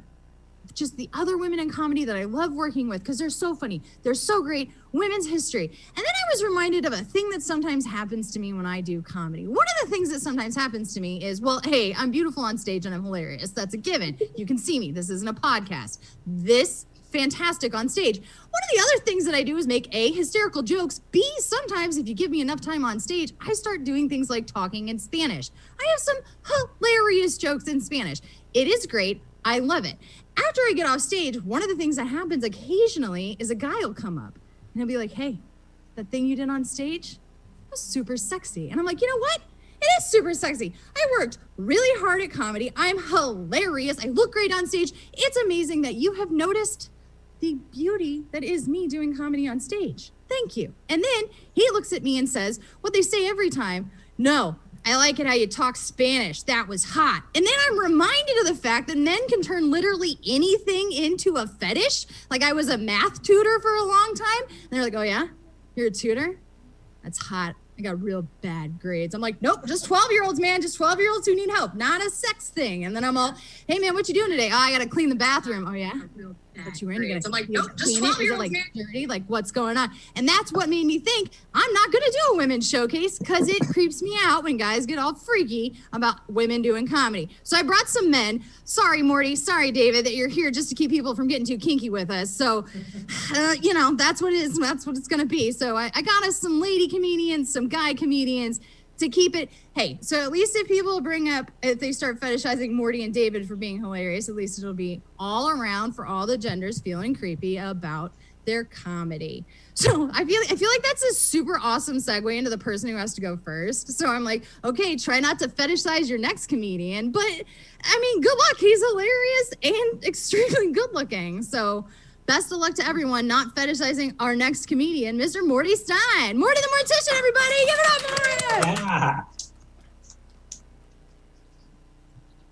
Hi, everybody. Hey, thanks for having me and welcome to the Social Distancing Open Mic. Hey, I hope everybody is doing okay with the Skip's friends, your relatives. Are you guys doing okay back there? Oh, okay, good. Good. It was in the beginning of the pandemic. It was pretty rough for me, and the reason it was rough is because it brought me back to my childhood. Because when I was a little kid, people used to tell me, they used to say, "Hey, Morty, I wouldn't touch you with a 10-foot pole," and here we are in the year 2021, and they're still telling me that.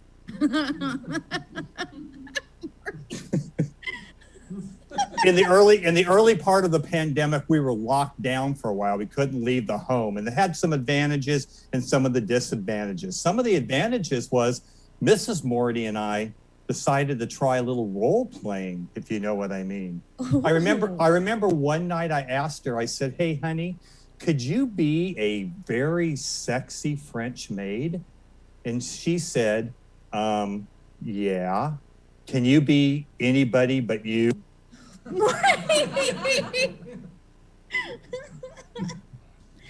It's great to have a live studio audience, but I think they're looking at me like, is this guy going to tell jokes or is he going to do my taxes? You know, you may end up going to prison for 4 or 5 years, but you know, darn it, I'll do them for you. I'll do them for you. So as Skip said, my name is Morty Stein. My friends actually call me Morty the Mortician because for those of you that don't know me, I really am a mortician. People call us undertakers.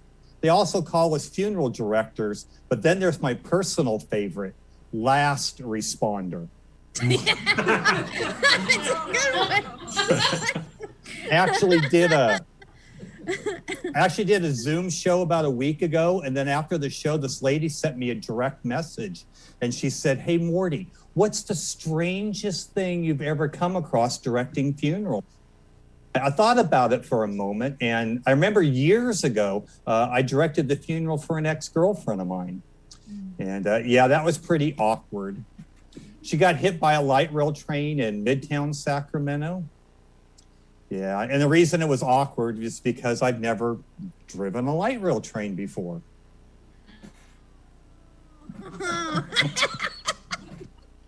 You know, even though we were locked down and we're in a pandemic, I did celebrate a couple of milestones that I'll tell you about. One milestone that I celebrated during the pandemic is I just turned 60 years old.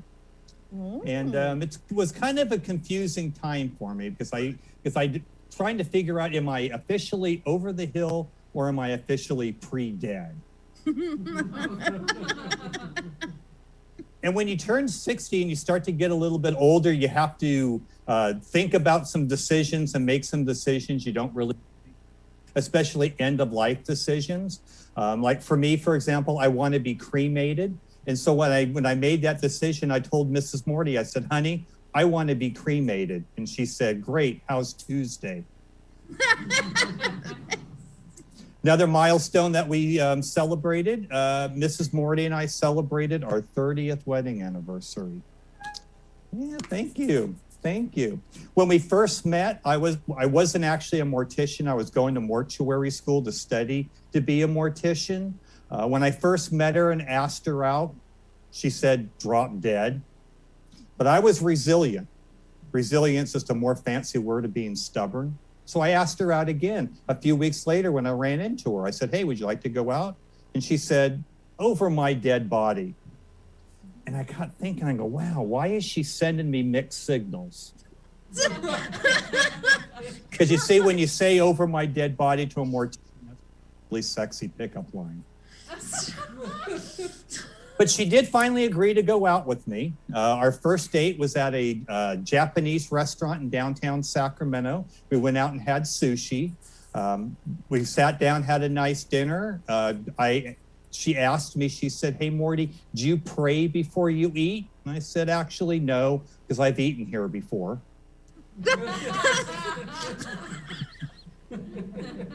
During the course of our dinner, I asked her, I said, so what kind of guys are you into? What kind of guys do you normally date?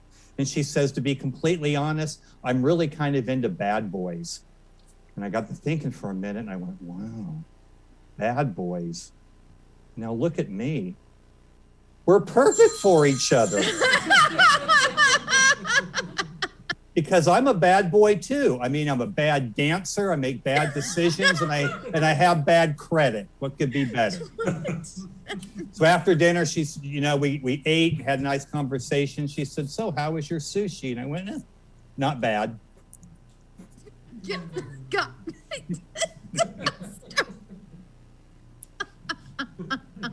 A couple of years after that, we got married about a year later, and a couple of years later, we started a family. We found out that she was pregnant, and we found out that I was going to have a son, and I was really excited that I was going to be a father. But we had trouble coming up with a name because we decided that when we named our son, we weren't going to name it anything that could be shortened. For example, we weren't going to name him Jonathan, so people can call him John or Johnny. We weren't going to name him Robert, so people can call him Bob or Bobby. And one of the reasons I decided to do that is because I had a boss years ago, and he hated it when I called him Dick. Because his name was actually... Brian and I, we didn't really get along a lot. When we worked together, he was my boss. He kept saying when I did funerals, I need to be more creative. I need to give them more options and quit doing cookie cutter funerals. And a couple of years ago, Brian actually passed away. And I went to the viewing the night before the funeral. And I remember walking up and looking in the casket and whispering, "So, Brian, who's thinking outside the box now?" Oh, no. Well, Skip, thanks for having me. Happy 1-year anniversary to the Stab Comedy online shows. This has been great. And thanks for having me. See you guys soon. Give it up. Ready for time. Give it up for Morty the Mortician. He's one bad guy. I'm kidding. He's a great guy. Morty is fantastic. Thanks for being on, Morty. And if you're thinking to yourself, my God, I just cannot get enough of that Morty guy, and that Skip Bacon is something else too, we actually have a podcast, so don't worry about it. You guys can tune in and hear us and some other amazing comedians be our guests every week for the Die Laughing podcast that you can find on Spotify. You can find it anywhere you can find podcasts, guys. Anywhere you get your podcast, you can find us. There you go. And so make sure you can follow Morty. I think he had his little, the social media, what's not up there, so you can follow Morty. Even Morty, you still doing TikToks? I am. Those are fantastic. If you've ever had questions that you've always wanted to ask a mortician, like if we ran out of ice and all of the refrigerators and electricity were down, this was a real life question asked by someone we know really well, that she was for sure that if the refrigerators all went down, we ran out of electricity and we needed ice, morticians would have it. Why would they have it? I guess the phrase putting bodies on ice for some people was like real literal. But if you want to get those and other very, very important questions answered about what the life of a mortician is like, you can ask Morty and he will answer it in the form of a TikTok. They are very entertaining. It's way more entertaining than you would think. Or maybe you do realize how entertaining it would be. Either way, if you or anyone you know has other weird questions to ask a mortician, make sure you do it so you can find out your answers on the old TikTok for Morty the Mortician here. Thanks again. Give it up one more time, everybody, for Morty the Mortician. We love him. So much fun. Okay, so the next comedian that we are bringing, she was here live with us, I think a couple of shows ago. She wanted to be here tonight, but since she couldn't be, she is sending us a video right now. We have the video. Are you guys ready? Let me see your I'm ready for more comedy faces, please. Okay, 2 of them look confused and 1 of them look constipated. They are ready. Live studio audiences, still getting used to being live studio audiences here, but give it up for the very talented, the very funny Becky Lynn. Woo! Yeah. Hi. Oh my gosh, thank you so much. You guys, things have been so wild lately. I don't know if I'm sure I'm not the only person working from home during the pandemonium. And it has been a journey transitioning to working from home. You know who else is working from home is my boyfriend. And look, I thought that this was gonna be so much fun. I was like, this is gonna be really hot. Like, we're gonna fuck on our lunch break. It's gonna be a good time. And I was wrong. I was so wrong. Do you guys remember the guy in your office that used to cook fish in the microwave in the break room and always made way too much small talk? Yeah, that guy is my coworker now, and he lives in my house. So things have been rough. I've barricaded myself in this office. There's a towel under my door. There's not enough ventilation. I don't know how I'm going to get through all of this, but we're just going to keep it moving. I've been learning some things about myself. I'm not as flexible as I would like to be.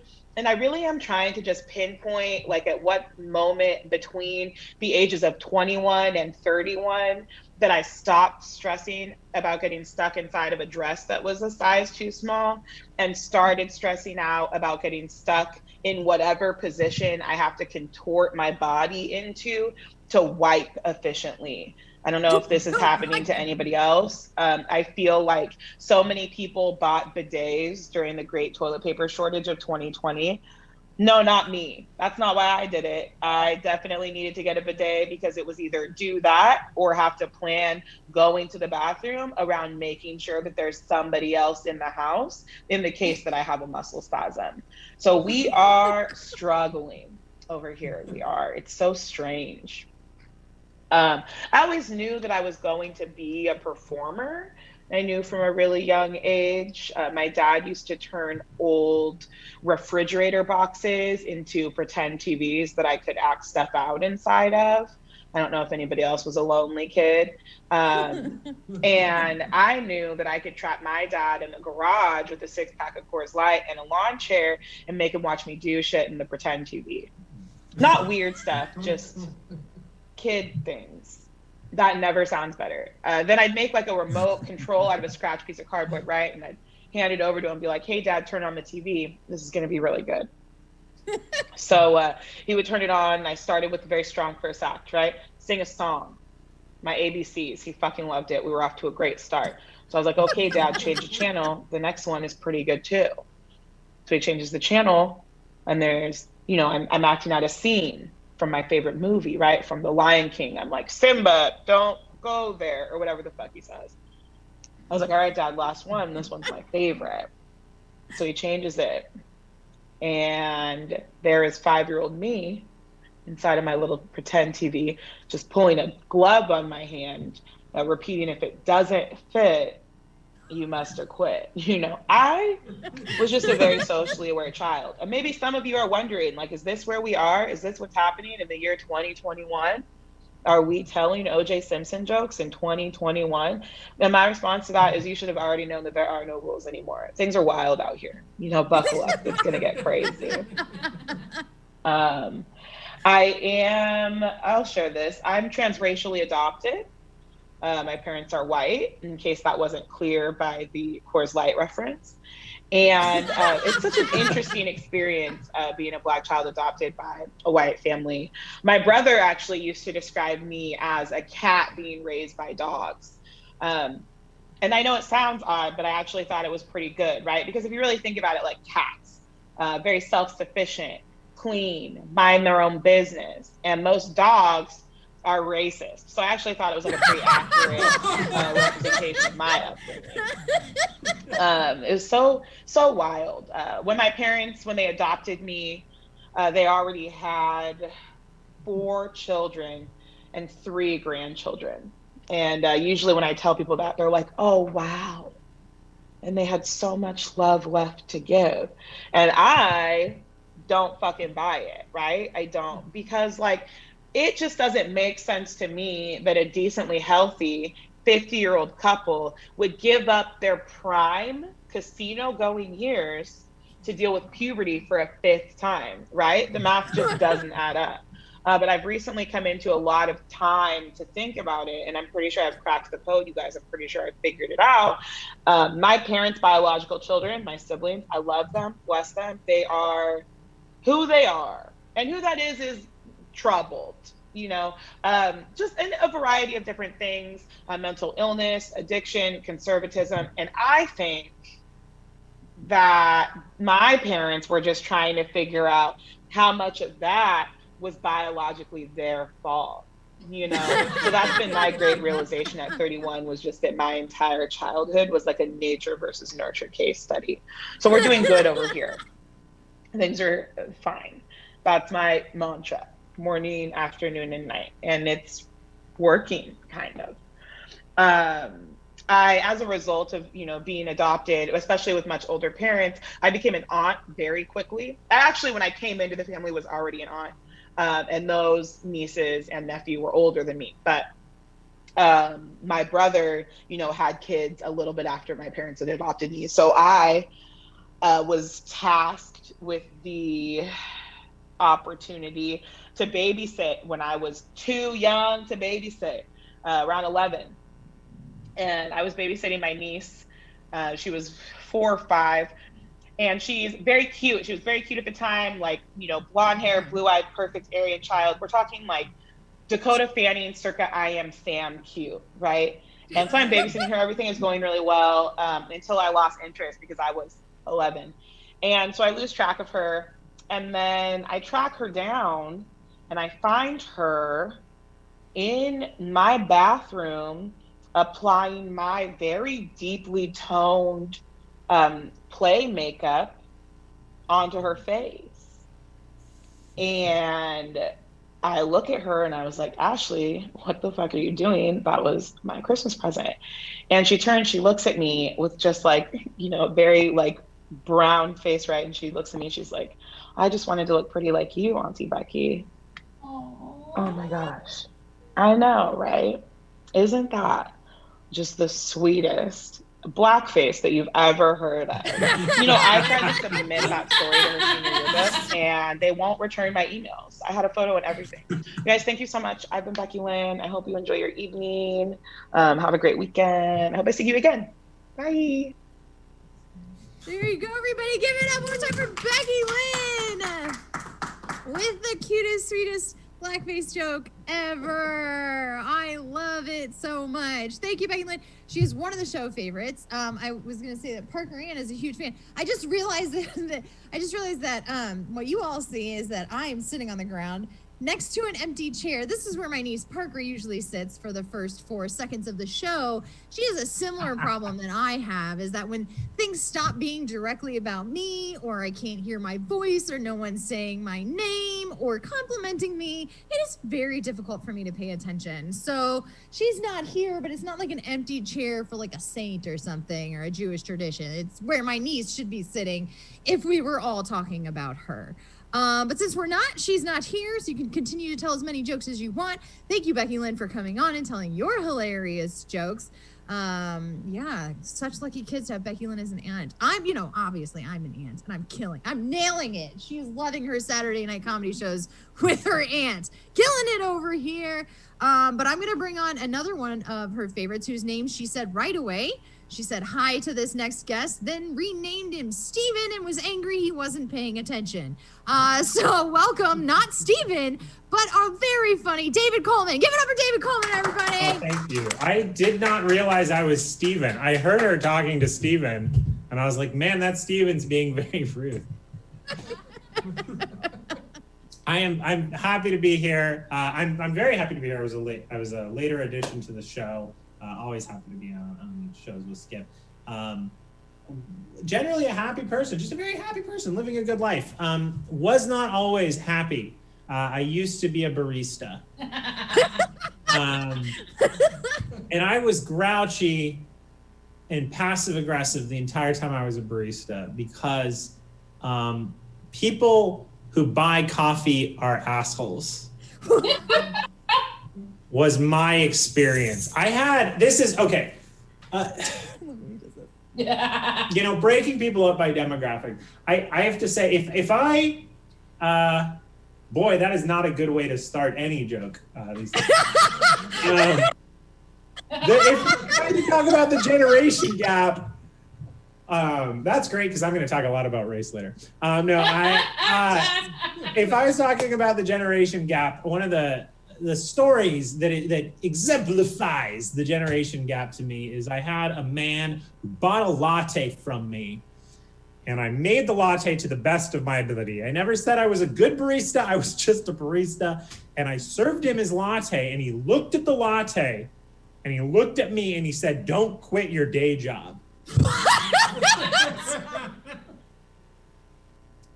I also had at one point, while working as a barista, I was living in an apartment complex, which I think also contributed to my grouchiness. My building manager for my apartment bought coffee from me occasionally. And one morning, she came in and bought her caramel macchiato, and I warmed it to 87 degrees Fahrenheit. Which is not standard. And she got it, and I don't know if you know how hot coffee is. It's about 130 degrees is what a latte is. Okay. She got her latte, her caramel macchiato. I changed her order in the middle of this joke. And she She got it and she said, my caramel macchiato is not hot. It is a cold caramel macchiato. And I said, nope, that is hot. And she said, no, it's barely lukewarm. And I said, listen, I told you last week I don't have hot water in my apartment. It was 87 degrees and you said that was fine.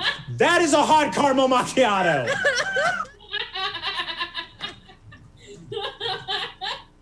So I can't say where I worked because I did sign confidentiality. I will say one of the more interesting things that happened while I was there is this coffee branch I worked for, one of the stores kicked out 2 African-American men, called the police on them, and then they had to shut down every store to have a racial sensitivity training. That was interesting because they instituted all these very freewheeling policies, like anybody who enters the store needs to be considered a customer, even if they don't buy anything. And every one of these stores across America, a barista said, well, we have a customer who comes in, uses our bathroom, shoots heroin into their eyeball, and then falls asleep for 8 hours with the bathroom door locked. Is this gentleman a customer? And corporate said, yes, absolutely. Figure out what pastry goes well with heroin, upsell. And then a few months passed, and they shoved us into a back room and gave us another training. And that training was basically, the media's not watching us anymore. Here are our actual policies. And they tried to have it still have kind of a, like, they still wanted to be like, but look, we're definitely not racist. So they had a young black woman was one of the main presenters in this video series I watched on a company iPad. And here's the thing though, they failed in showing racial sensitivity because they misspelled her name. Her name was written on screen 5 times and it was spelled 2 different ways. So therefore, they misspelled her name at least twice. And I know that like baristas are not known for our spelling of names. And I get that, but I feel like this was a little bit more important than on a cup. And I rewatched this video several times before they pulled the iPad out of my hand and told me to go make more Frappuccinos or whatever other franchises make. And I watched it over and over again because I wanted to make sure that I was right and that it was spelled several different ways. And I also wanted to make sure that I wasn't the racist one. I looked very closely to make sure it wasn't just 2 African-American women who had similar names.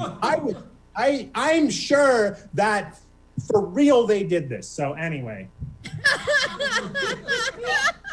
It was Starbucks.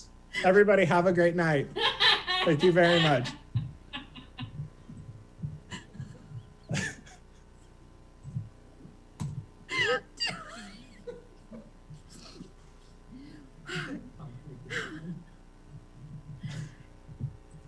David, are you done telling jokes? I am done telling jokes. Yeah. That's a good thing for me to make clear. I have no more funny for you tonight. That is it. Bye, Dutch Brothers.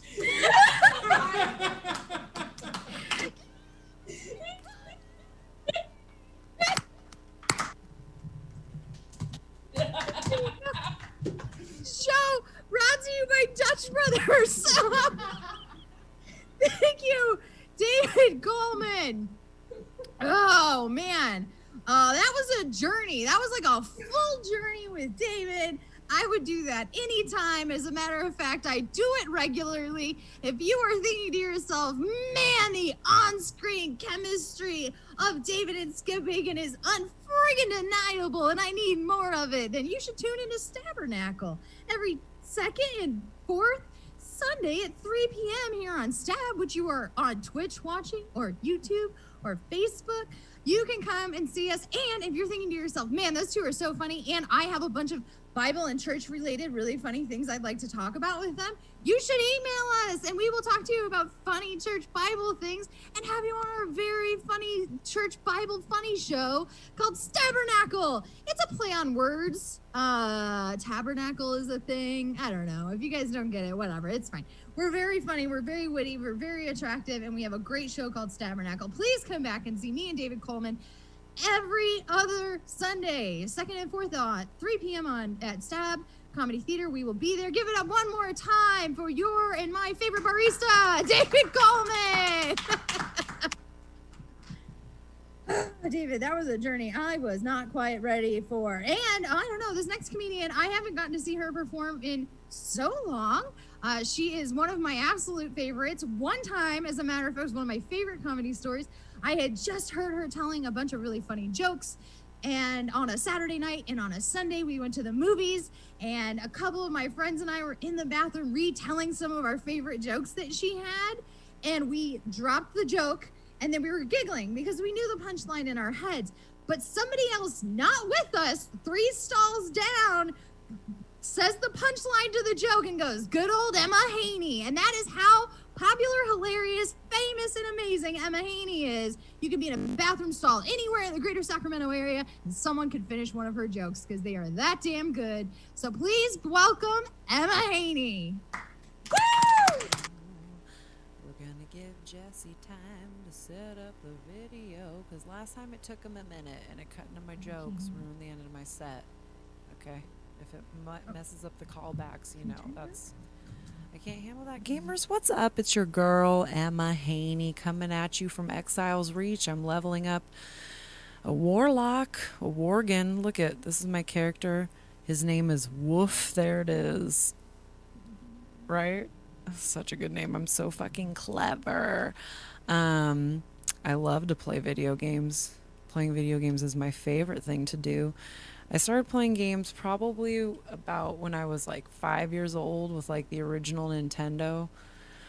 And it's funny because like whenever I would play games and my dad would get them for me, he would never look into what the games were before he would buy them for me.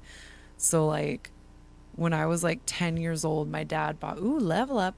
When I was like 10 years old, my dad bought me Grand Theft Auto 3. And if you've never played like a Grand Theft Auto game before, it's pretty much just a game where you steal cars and hunt prostitutes. Like that's all you do in the game. And I remember one time my dad came into my room when I was playing and he was just like, "What are you doing, Em? You playing your game? What are you doing in your game?"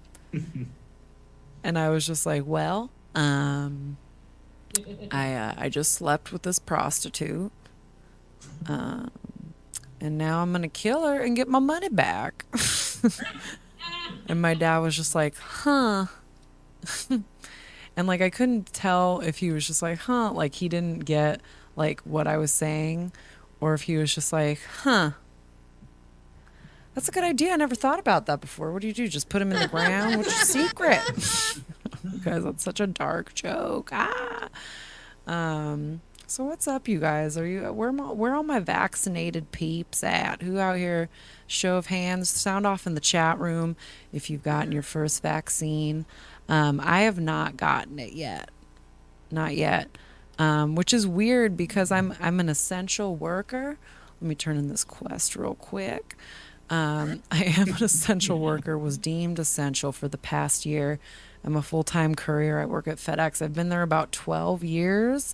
My 12-year anniversary was actually on March 18th. So shout out to me for having a long-time job. Very consistent. Okay, rude. She just hit me back.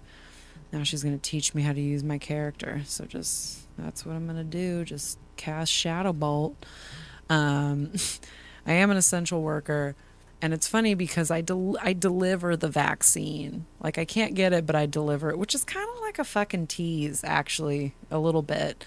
And it's funny because, like, whenever I deliver the vaccine to the Save Mart, because that's where I deliver it to, Save Mart in Rockland, I always like deliver it, and I'm all, Jenny, that's literally the pharmacist's name. I'm like, Jenny, let me get a hit of that. Let me get a hit. And she just is like, ha ha ha, you're so funny. And then closes the door in my face. It's very hurtful.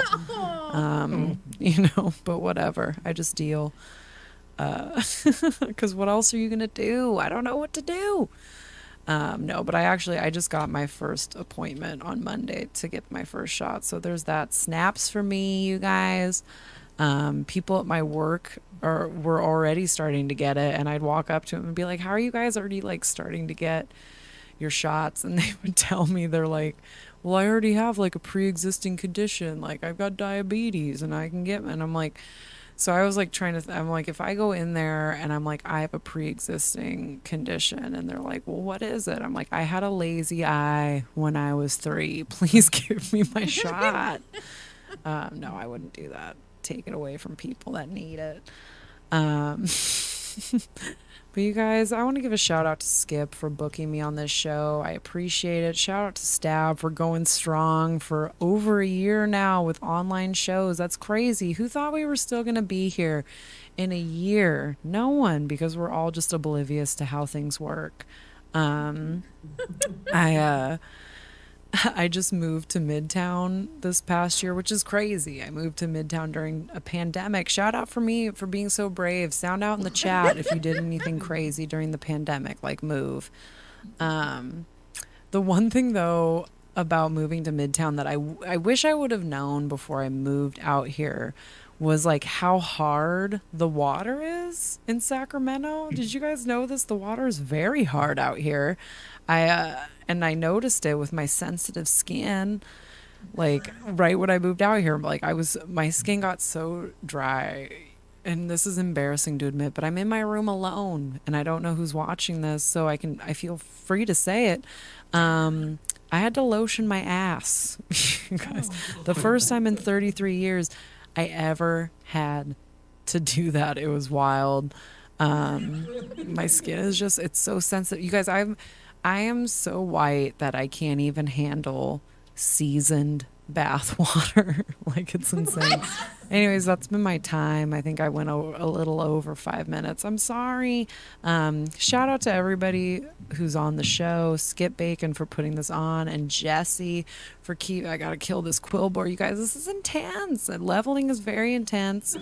But you guys have a good night. Everyone stay safe, and I will see you on the flip side. Give it up, everybody, for Emma Haney. That is a next level ADHD tool that you have to use right there. That you have to play World of Warcraft while you're doing comedy to stay focused. I love it. I also love how somehow, because our comedy show could just be these like 3-4 people, you don't actually know who's watching. People are really confessing stuff. I hadn't really thought about that until Emma was talking about lotioning her dry butt. David's over here being like, I shouldn't tell you, I'm going to tell you, is Starbucks. So I really can't wait to see how the rest of the show shakes down as far as comedians doing confessions, but I'm glad it's a safe space. I'm also afraid Emma is now going to be a favorite. We're probably going to have her back. Emma Haney, everybody. Give it up for her one more time. She really came out, guys. She really came out. She's going through a lot right now with the hard water and the dry butt. That's so difficult. So difficult. Thank you, Emma, for doing that. I also am set to get my vaccine on Monday. I don't know if I told these people that. Set to get my vaccine on Monday because I am chubby enough. I was informed by... Well, you would think I was informed by my doctor, the CDC. It was my boss. She was just like, hey, you know how we've been putting on weight? And I was like, what is this we thing? Why are we weeing this? I haven't seen you in anything but a Zoom meeting yeah, I know how we're putting on weight. Why? She was like, hey, listen, my doctor just told me I was chubby enough. And I was like, so what? I'm going to make you say it. So I'm what? Chubby enough to get the vaccine? But then it turns out like having a 30 BMI is not as chubby as I thought it was. So I thought it was some sort of great triumph, but it's not. It's not that chubby. Obviously it's not that chubby. But yeah, I'm set to get my vaccine because of my underlying chubbiness on Monday. So I will let you all know how that goes. So glad Emma, I like how I'm calling her Emmy. Like she's my bestie and we're 4. So happy for that. So yeah, here, let's maybe keep it rolling. Maybe we're gonna get some more confessions. Wouldn't hate it if we did. I can see her smiling right now. I hope it is confessions. I would take anything she says because she's hilarious. Give it up for Maddie Nashimi. Hey, it's me. I relate to you on the vaccine chubbiness because that's how I got mine. It's awesome. Also, no confessions from me. I keep all my secrets secret the way they should be. Right, let's get into it. My therapist says that I have a tendency to isolate myself. And when he told me that, I was like, I don't know about that. I'll go think about it alone for a while. And he was like, no, really. You need to get out there. You need to meet new people and be more social. And then the CDC said that I had to stay inside for a year. And now I don't have to listen to anything my therapist says. I'm afraid of spiders. And it's a real issue because we're getting to that time of year where they just show up in your bathroom and make you panic while you're naked. Oh, God. But they're coming alive again, and it's a problem for me because first I have to kill them, and that's a big enough issue. But then I have to figure out what to do with them. And I don't want to just throw them away because what if I needed to step on them 23 times instead of 22, and then they come back to life and haunt me in my house? But I also can't flush them down to the toilet because if they come to life back down there, then they'll crawl up my butthole and colonize my body with their spider webs. And that's another issue because if they come back to life, they're probably a radioactive spider. I mean, they came back from me massacring them with my shoe and flushing them down the toilet. So now I'm the new Spider Woman, and I can't do that. Look at me. Uncle Ben's always talking about that great responsibility. I can't be responsible for my own meals. Now, I know what you're thinking after I say all of this. How many mental illnesses does this girl have? And to be honest with you, I don't know. You know, I don't really ask for extra diagnoses. But what I do know is that when I told my therapist all of this, he asked me to come in the next day. Moving on, I think kids have it too easy getting into heaven. Religion joke for you, Skip. And we're gonna move on from that again. I'm half Japanese, so it would be a great time for me to do some Asian jokes, talk about pressing matters, but I'm not going to. I'm gonna talk about how I'm white instead. I'm gonna grow up to be a white lady. All of us white people are, and I have 2 real goals as a white lady because, I've experienced seeing white ladies develop, and I just have 2 goals for myself, which are 1, to always season my food, and 2, never get involved in a pyramid scheme. I just turned 21 this last month, and it was so great. It's so much fun. I'm so glad that I can legally not be able to go to bars. Awesome. The pandemic has been cool, though. One of my favorite things about it is all of the commercials that came out of it. At the beginning, they were doing weird stuff. And one of my favorites was an IKEA commercial. Their little shtick, their idea of this is why you should buy our stuff, was to say that, hey, you should buy our furniture because when you're able to have friends over again, you can have them over and you can be like, look at this $60 table I built. Isn't that cool? And I didn't think that was a great advertising strategy. To me, that's not a very appealing offer. I have one for them, though, which is, I think their commercial should have been more like, did you just get fired from your job and then evicted from your apartment? You might need some new furniture.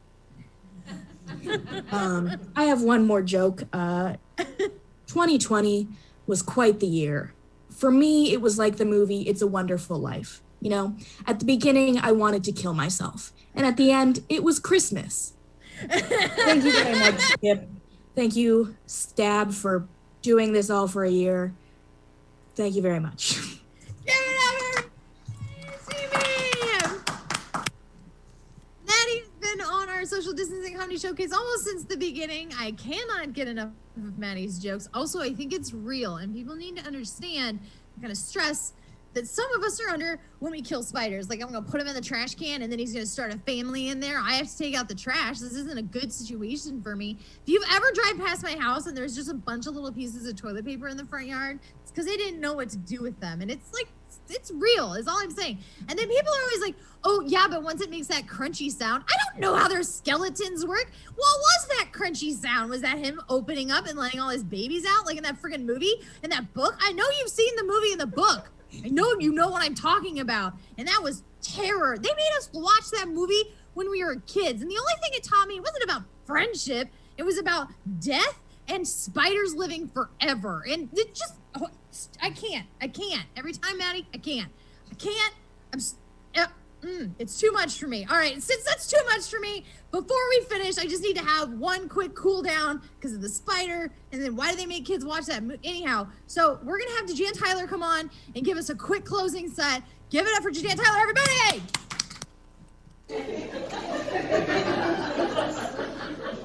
But I'm like a cool dad, you know, because I still believe in magic. I do. I believe in magic.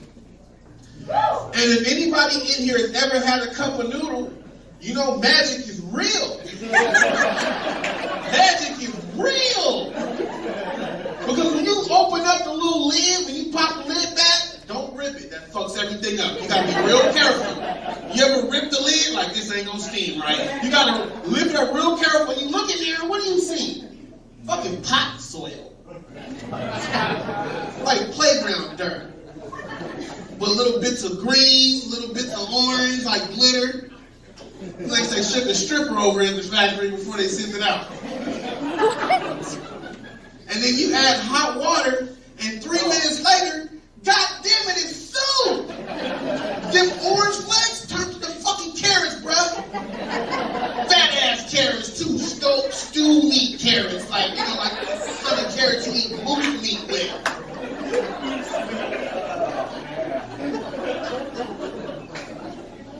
The green ones turned into peas. It was glitter, now it's a pea. It's so like this. This pea was a prostate, it needs to get checked out. These motherfuckers slow the fuck up.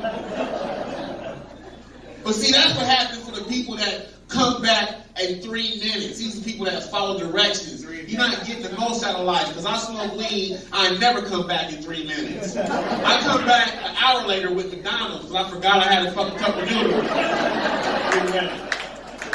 You ever do that? Like, we come out, I got this McDonald's. Hey! Hello! I'm regaming this bitch. But I've been doing so long, there's a whole piece of chicken in that bitch now with a bone and everything. But how is fly in here? It's magic. Black magic. Abracadabra, bro. Abracadabra.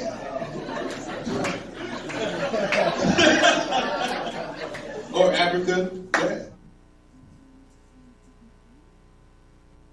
Is that it? That's that. Okay, no one's here to tell me if that was it. Give it up for DeJan Tyler. He sent us that clip.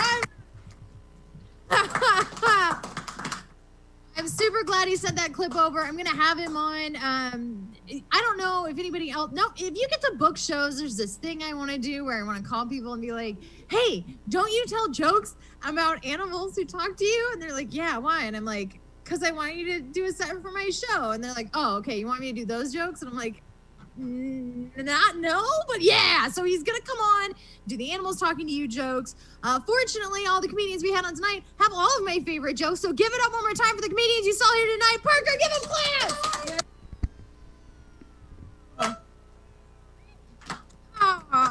We said Parker's name. She can see herself on TV, so she came back. Everybody, best live audience you've ever seen. Everybody on the internet, give it up for your live audience. Woo! Man, I like it. And I know it's been a long, hard year. I know it's been weird. I miss hearing you laugh in person. I miss you complimenting me in person. but I would gladly keep doing these shows with Jesse and the Stab Comedy Theater because they are so much fun.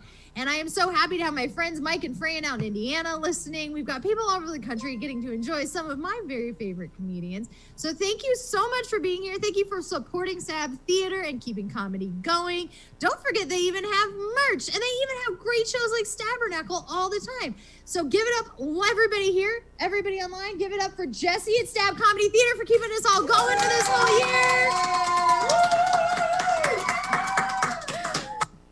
We are very, very lucky and very, very happy to be a part of the Stab Comedy Theater family. Thank you so much, Jesse, for having us. And thank you for another great round of Social Distancing Comedy Showcase. We will see you back here next month. Thank you, Jesse. Well, thank you, Skip. Thank you so much. And the live studio audience and all of the comics that joined us this evening. We're almost done. Oh, we're almost done with the Quarantine-aversary, y'all. I mean, we've still got a little bit more, so hang in there. We got 2 more shows. Oh, and you're in luck. We have the second edition of Convention Con. Tonight is going to be Clown Con, so it's going to be a bunch of presentations on the world of clowning. Convention Con coming up in about 35 minutes. Oh, that reminds me. I haven't set up the stream because, you know what, we were doing this. Haven't changed the transition. It doesn't matter. It doesn't matter. This is the last couple of shows. It doesn't matter. So we've got that coming up in about a half hour. So do stick around. And then after that, we're going to be closing out the Quarantine-aversary the only way we possibly could with the Stephen Ferris dance party at 10 o'clock. I'm going to open up a Zoom so you can all be dancing in your own homes. And we'll switch to everybody dancing. It'll be a whole thing. It's gonna be a cathartic. We're gonna dance it out. We're gonna dance out this year. You guys just you made it. You made it. We all made it, and we'll be celebrating that come 10 o'clock tonight. I'm sorry. I'm still just setting this up. Trying to do it quietly in the background. There we go. We're ready now. So we're going to be playing some videos between now. We're not going to stop down. We're just going to keep this going. So we'll be playing some videos until we get to 8:30 for Convention Con. So we'll be playing some Jack Brown videos, some of the Epic Tiki vlogs, Zexy Banditos. I don't know. Whatever's tickling my fancy. Let's see what my fancy's all tickleable about. Let's see. Who am I going to play first? Let's see. Jack Brown. We're going to start with Jack. What's a fun video? I like that one. Let's go with the hard seltzer one. So give me a second. I will transition this over here real quick. I know I'm doing 7 things. You guys are fine. Stick in there. You've hung out with me all week, all 8 days, the Quarantine-aversary. You know how this goes. All right, let's get you over to Jack, and I will be switching more videos for a half hour. This is only a 2-minute video, so I don't have a lot of time to waste. So I'm going to get over here, ready to talk to Skip and the folk in the chat. I'm multitasking. All right, here we go. Enjoy and get some snacks. Get yourself all ready for Convention Con at 8:30. Here's some of this. John works for the IRS.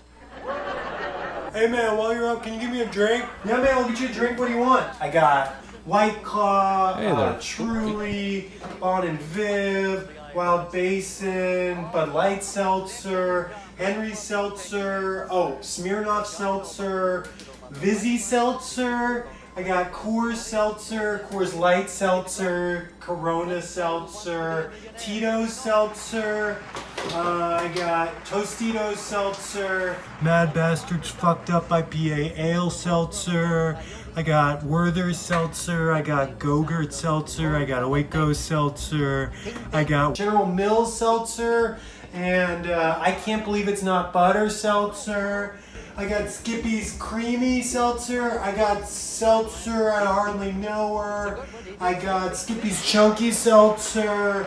I got Charmin Seltzer. I have Seltzer House 5, the only official seltzer, Kurt Vonnegut Seltzer. I got Weed Roundup Seltzer. I got Sherman-Williams Seltzer. Nintendo Seltzer. Drillbit Taylor Seltzer. Pennzoil Seltzer. I got Aunt Jemima's new design seltzer. I got ketchup, Nutter Butter seltzer, Jim Boy seltzer, the Raytheon seltzer, Holy Water seltzer. I got Netflix seltzer. I got Hulu seltzer. I got Peacock seltzer. I got Tubi seltzer. I got Crackle seltzer. I got CBS All Access seltzer. I got Quibi seltzer. Lisa Frank seltzer. Wet Ass Pussy seltzer. Some milk seltzer. And some oat milk seltzer. Oh, and Bud Light. What do you want? Bud Light? Catch! Walter Cronkite, and yes, even a leap of leopards. Talk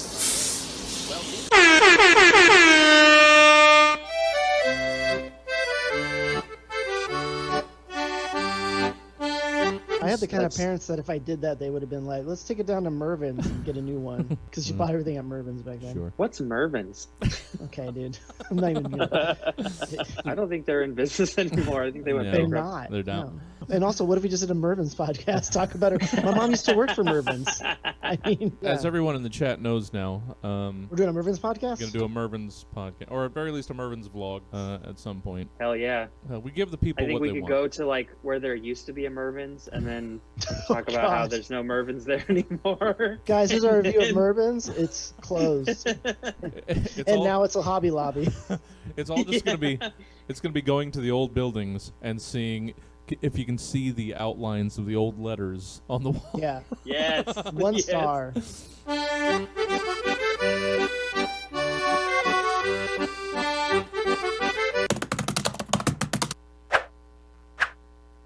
Oh, what is up? This is your boy Luke Soin and me and my boy Kevin Brown. We're about to go review this Mervin's over here. Mervin's is a pretty cool store. They've got a lot of good stuff in it. They have clothes and so we're gonna go there, review it, what we think about it, how we feel, do we have any memories there, you know, like whether or not did our dad like hit us because we were misbehaving inside the Mervin's. So just give it a like, give it a follow, subscribe it, and here we go. There's Kevin, he's in his car. Let's zoom in really quick, see what he's doing. I can't really see, my window's dirty. Oh, okay, here's Kevin. Hey, what's up? Yeah, it's behind us. Say, it's your boys, we're out here. We got a bamboo stick. It's not bad, actually. Wow, are you gonna take that? Are you gonna buy that? Maybe. We're gonna do a haul, right? We'll do a YouTube haul. Yeah, for we're Mervin's. gonna do a big Mervin's haul. Do you know where is it? Because I don't, that's like a Kohl's, but that's not a Mervin's. What? I think it's behind the Kohl's. So we're just gonna go behind the Kohl's and get to it. Also, this video is brought to you by cups. This cup was made in China, maybe. You're trying to steal my bit? Fandango now is my bit. Did you spill on yourself? This Yeah, cup, you did. Yeah. Look, this video is no longer brought to you by cups. This is bullshit. Now You know what is a good product? Fandango Now. Fandango Now is a great product. You can get all the movies you want for a price. That's the ad copy. How many movies can you get? Anything you can find on Amazon Prime, but for money. That sounds like a great deal. Hey, you know what we're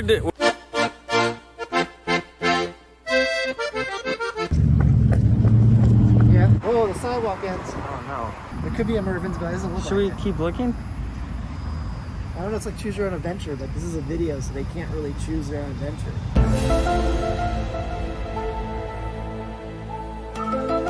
If the Mervin's is back here, I don't think they'd have a good Location? Yeah, their location department didn't do a good job of picking a location. There's no parking lot here. This is clearly just a road. Yeah, there's only fire lane. Unless they pay for your tickets, kind of like, you know, validate parking, but for tickets. Can I pay for your, can I get my parking validated? Oh, you mean pay your parking ticket? Yeah, I can do that. Yeah. Here's Okay, the is trash this... What the fuck? It's Old Navy. I don't know. I don't know what's going on. It's like we set aside this time for Saturday morning. Yeah. To come here. You drove all the way from Rancho... Yeah, from Rancho Cordovas. Rancho Cordovas. And this is Arden, and it's like so far. It's like we're at the back of these buildings. I don't understand. Yeah, I really don't get it. I don't get it. Okay, so we got to the end pretty much. We got to, there's just Hobby Lobby, so. Back with this.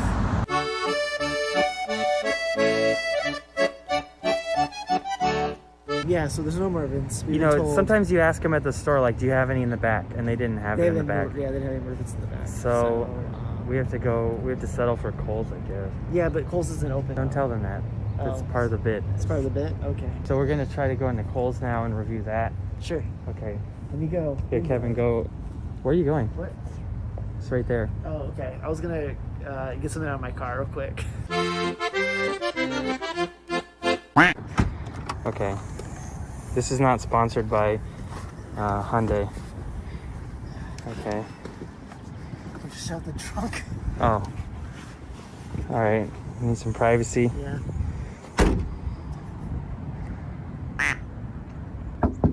Open, open, open. Open, open, open.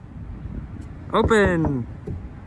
Open, open, open. I need the sales, Kevin. I need the sales. Help, I need sales. It's locked. Oh, geez, Kevin. What's this? Oh, here we go. Okay. People thought I was trying to kidnap you. All right, well... All right, my turn. Yeah, go ahead. Okay. Oh, oh, this is kind of nice. Okay. Oh, where are you? Let's go. We're not just dropping off. Wait, where are we going? What do you mean where we're going? You ever had your kidneys taken out? No, I don't want to do that again. You like radio? I hate the radio. Okay. The joke there is I was gonna kidnap you. Oh. Okay, well, guys, just so you know, if your friend puts you in their trunk, don't do it. The more you know. If I put you in my trunk, I'm gonna take you to Mexico. I was gonna drive Luke to Mexico and sell him for parts, like a broken car.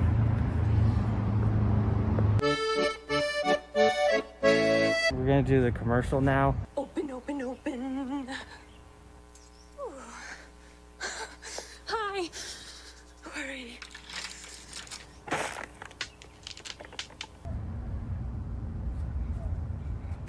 Open, open, open. And then, like, something bad happens to you, so you can't get in.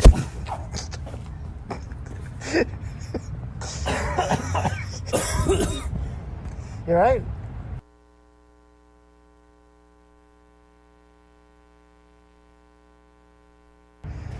Yeah, see.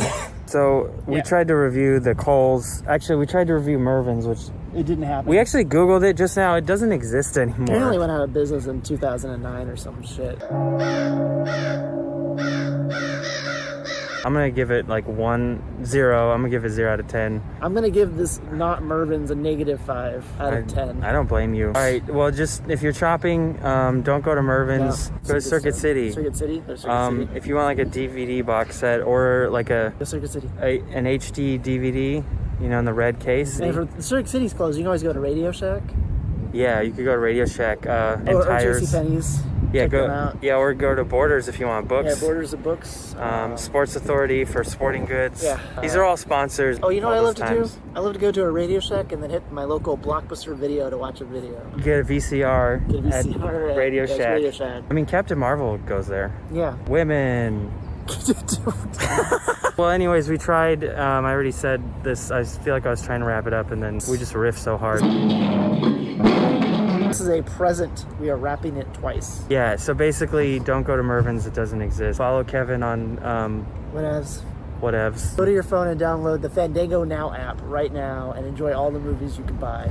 Yeah, if you act right now, you can buy 5 for full price. Yeah. 6, and then you get an extra one for also full price. Yeah, it's a full price marathon. Yeah. It's a good deal. Thank you, Mervin's.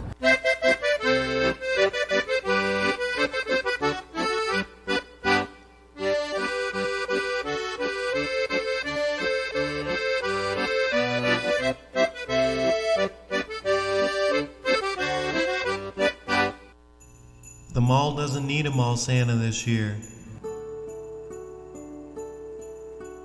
I do it every year, but not this one because of the pandemic. Should have checked my email before getting all dressed up. Saved up vacation days to be mall Santa, and I have to use them before the end of the year, but it doesn't feel like vacation. Things are different. I miss brightening someone's day. I miss connecting. I miss the Christmas spirit. I miss the camaraderie I used to have with my Christmas elf helper Nikolai, but neither one of us are great texters. I miss the look of joy on a kid's face as they sit on my lap and ask for a gift. But there are no kids at Funderland. No kids at the park either. You can't look too hard for kids or people get suspicious, and rightfully so, but it's not like that. I just miss the Christmas spirit, and any other rush is temporary. Morning McDonald's ice cream as a treat always cheers me up, but their ice cream machine's broken. No ice cream. Maybe I can get birds to sit in my lap. I know they're not humans, but they have wishes too. We all have wishes. Even me. These birds wish I was dead. Bread is filling, but it doesn't make your soul full like being a mall Santa.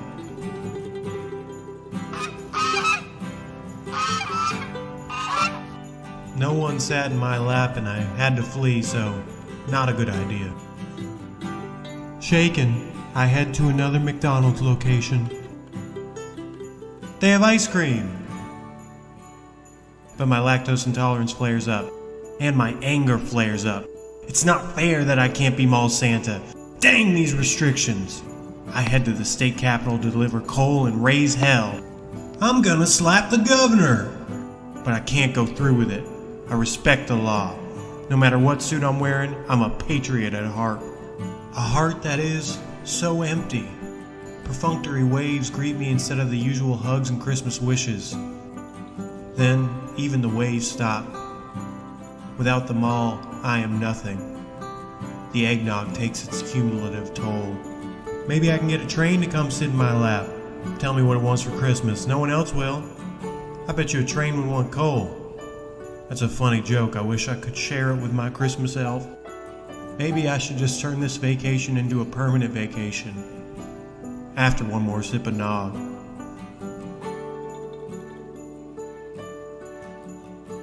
But the train takes too long. I drink. I black out. I come to. I used to be a mall Santa. Now I've got no eggnog, no one to sit in my lap, and no Christmas spirit. How about a little less no, no, no, and a little more ho, ho, ho? Who said that? It's me, the real Santa. I'm always watching. How else do you think I know who's naughty and who's nice? Now, crawl up in Santa's metaphysical lap and answer one question for me.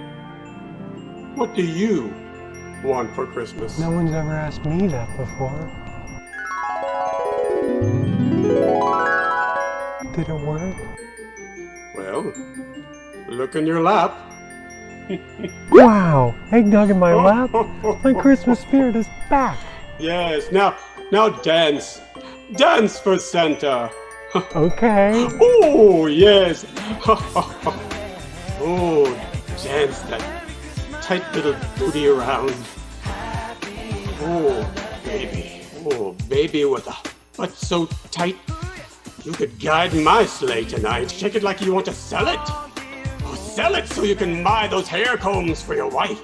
Oh, damn! Christmas irony is so sexy. Hello, and welcome to my ASMR video. Today I will be showing you a bounty of soundscapes from my life in quarantine. First, I will be grinding coffee by hand.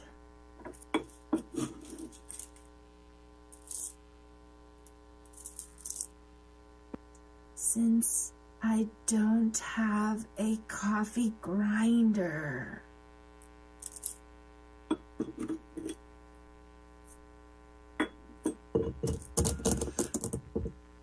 I can't go to Starbucks.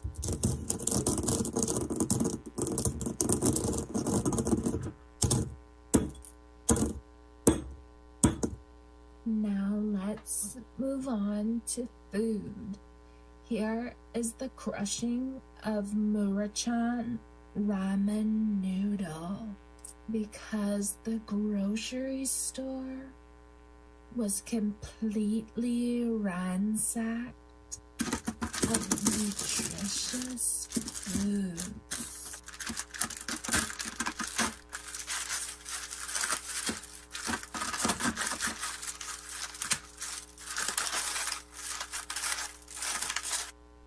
Here is the sound of toilet paper.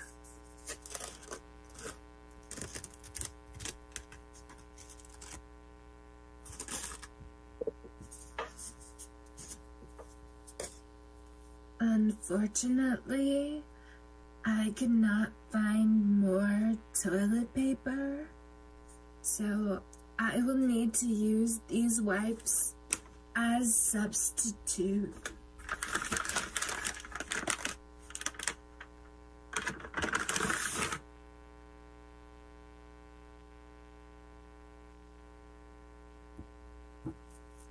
Excuse me.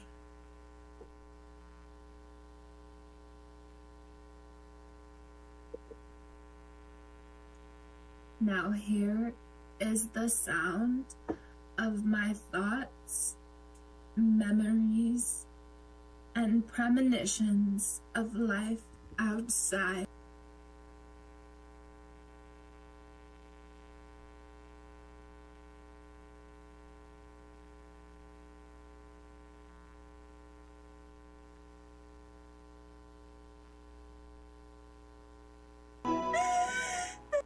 I've lost my damn mind, and this is the accompanying sound.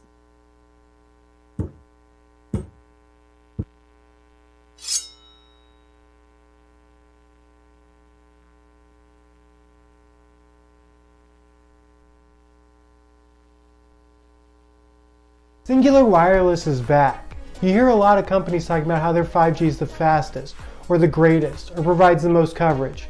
It's all very confusing. Well, here at Singular, we have our legal team right off camera to verify that what I'm saying is true when I tell you Singular Wireless has the greatest 5G in the country. That's not legally accurate. We don't? No, we don't.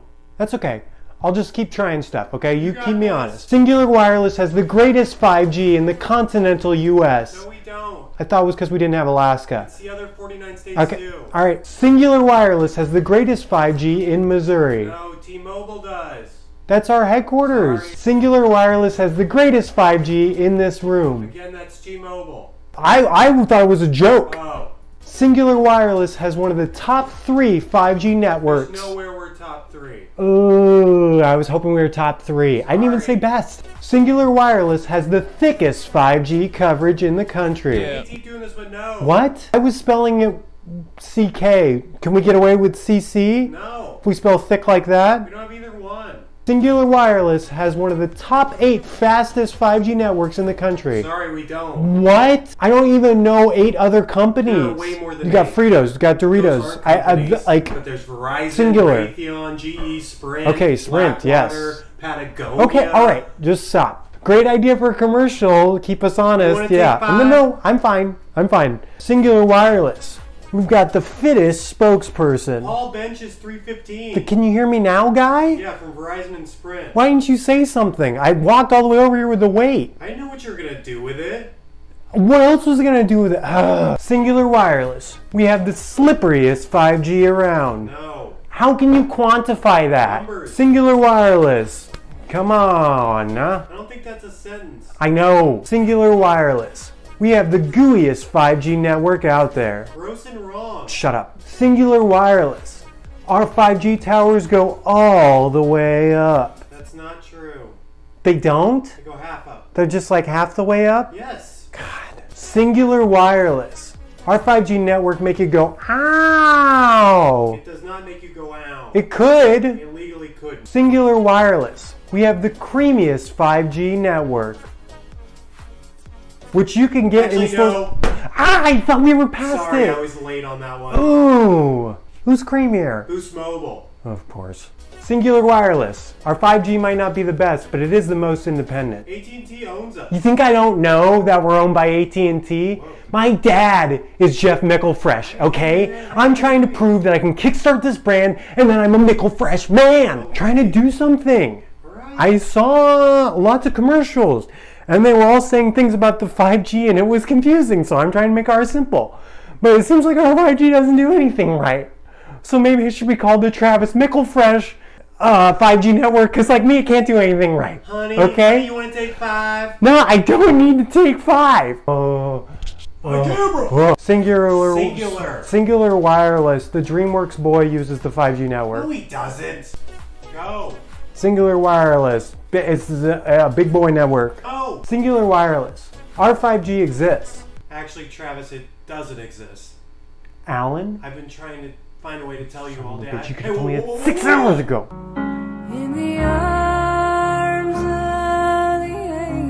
What's up, guys? It's your boy. I'm here. We out here.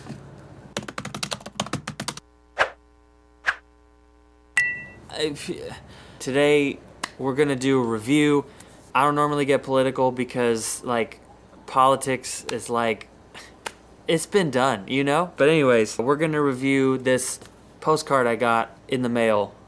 I got this postcard from the president. Love him or hate him. He, you know.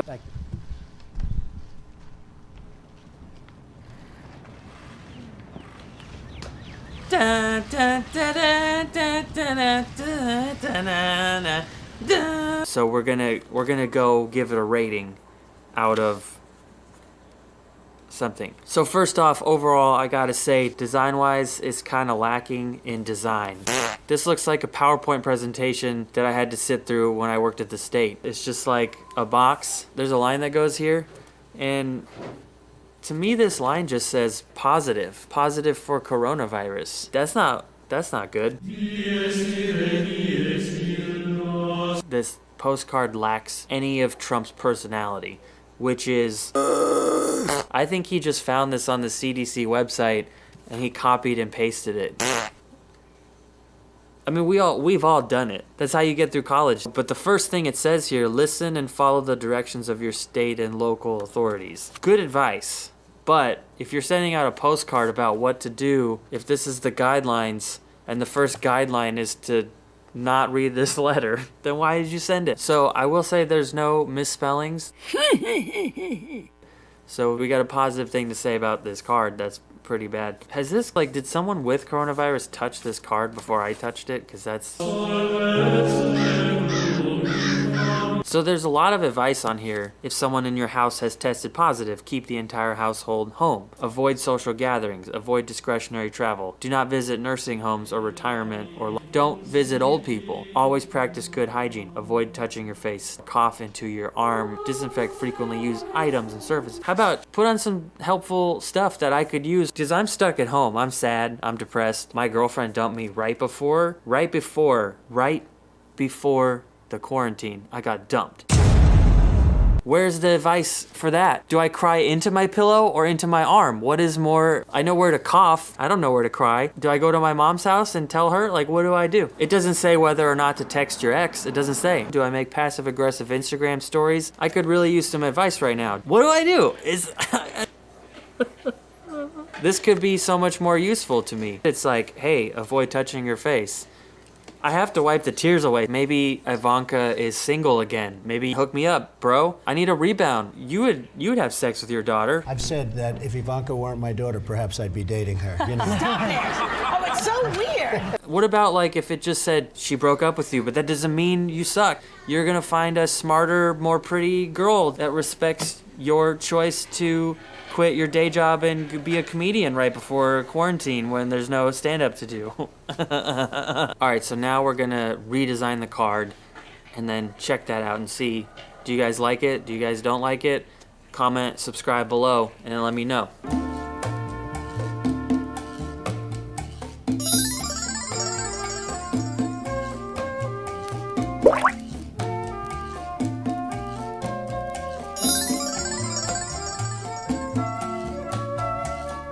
lose your girlfriend, you gain.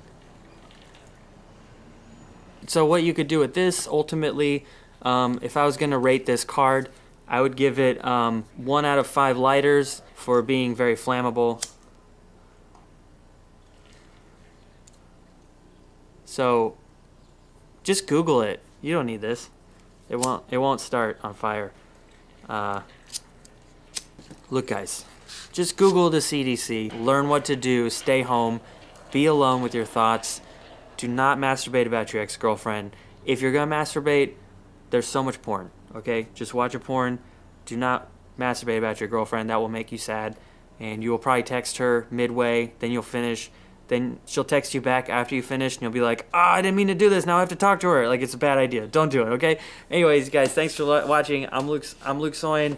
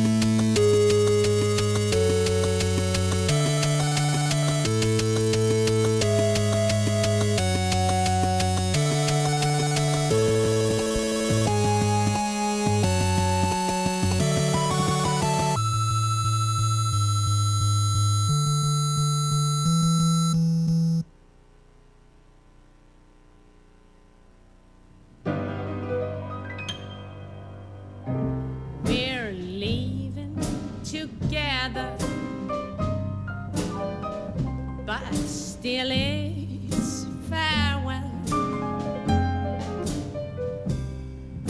And maybe we'll come back to Earth. Who can tell? I guess there is no one to blame. We're leaving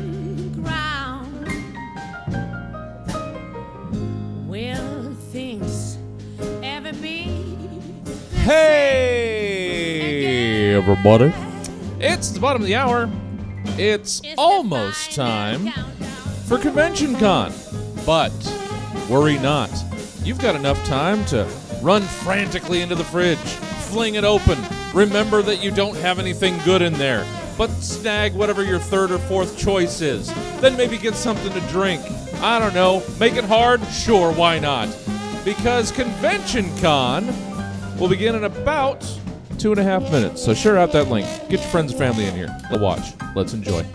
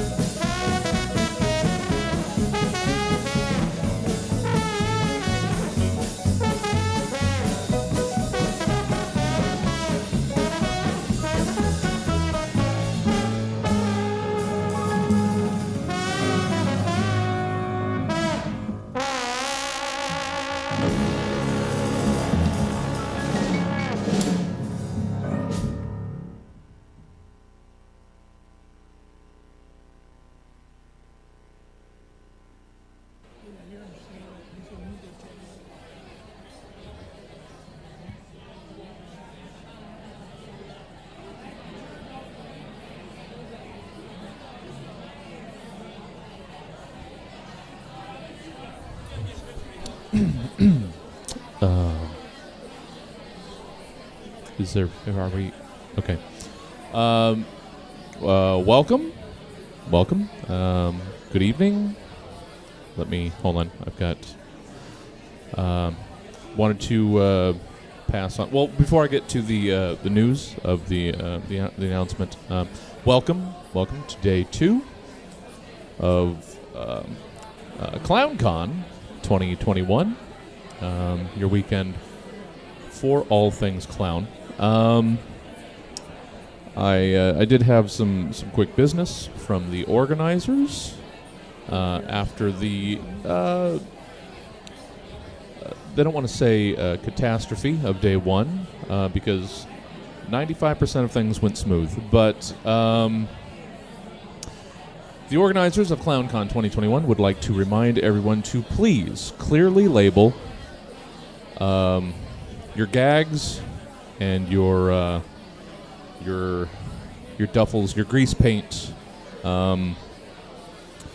If you know which endless handkerchief is yours, if you can tag it. There was a bit of confusion yesterday. Also, hallway. Hall B's vending machines currently under maintenance.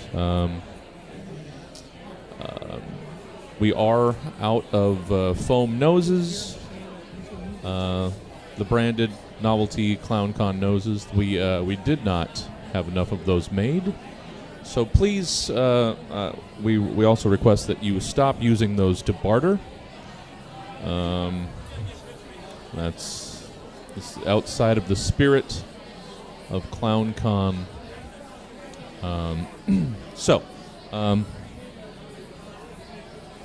We're ready?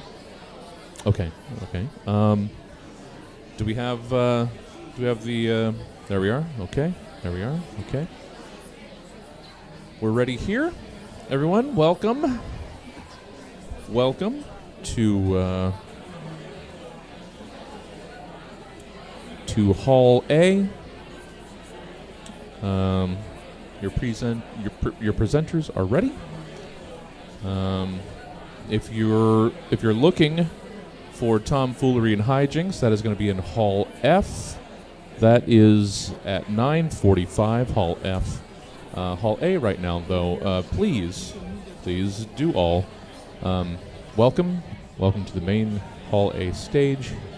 Your first presenter, your first speaker of the night, Douglas Paulson. Thank you so much. Am I good to go? Am I good?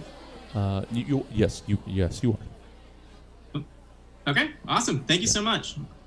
Hi, my name is Douglas Paulson, and while I myself am not a clown, I am just a chef, an entrepreneur, a citizen, and the son of a clown. And I just wanted to talk to you guys today about my clown-themed restaurant that we had opened up a couple years ago. So welcome. Oop. All right, Circus Tent Lounge Bar and Grill. We've been open since 2018, and while walking around the con, I saw some regulars, and it was great catching up with you guys. But I thought I'd just pop in here and let some newcomers know what we had to offer at Circus Tent Lounge Bar and Grill. And, maybe we could see you around and see if we could get some new peeps showing up. So without further ado, here we go. Here he is. The man, the myth, the legend, my father, Chuck Chuckles Paulson. As many of you know, Chuck Paulson spent 30 plus years touring most of the Atlantic coast, and on a couple of occasions, he was on cruise ships. I got to go to Italy once. It was pretty rad. And here he is on opening day. God bless you, Chuck. He's great. And so Circus Tent Lounge was inspired by my dad and his love of bringing joy to those around him, as well as his love for diner-style restaurants. We do offer our Frequent Pyres Club, and with that, you'll get access to special events, a membership t-shirt, no charge on upsizing drinks, bar crawls, and field trips. So far so good, but let's dive into it a little bit. Let's see what we got to offer.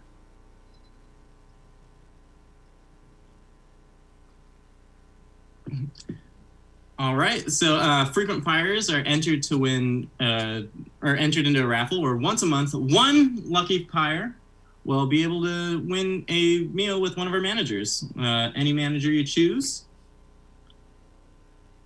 This is our night manager, Charles. He's a bit of a shy guy, but hey, he's here for you.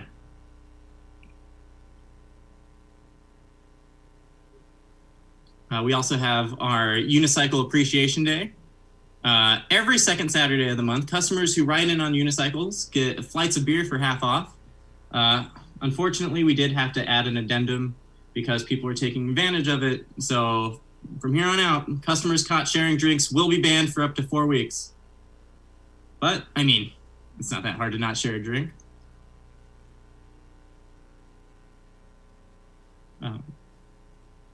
These are my cousins, Denver and Omelet.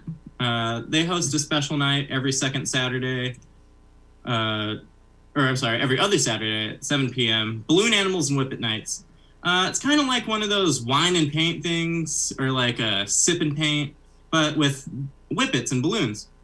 I honestly don't know too much about it. I'm pretty hands-off. I kind of leave it up to Denver and Omelet. They seem like they have a great time. Everyone leaves in a great mood, so, I mean, don't fix what isn't broken. Oh, yes, we also offer our Taco Tequila and Trivia Tuesdays. Tacos are only 25 cents, but you must take a shot of tequila for every 2 tacos. Again, we had to add some addendums. You must take your shot at the bar. Sorry, people were, again, going back, dumping their shots, saving the tacos. Can't have that. All right. And drinks and tacos are only discounted if you stick around for the full 20 rounds of trivia.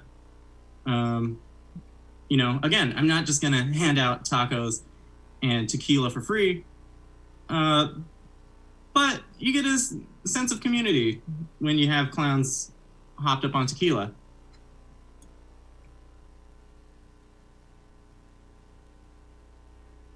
This is our head chef, Roland. He can be a bit of a stickler when it comes to dressing up, but he'll come around one day.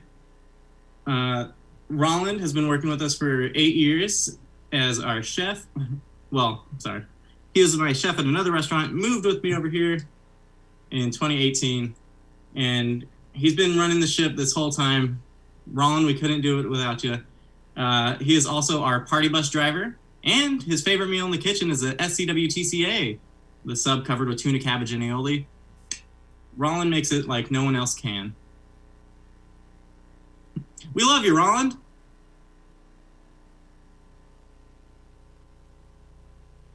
And that's right, I did say party bus.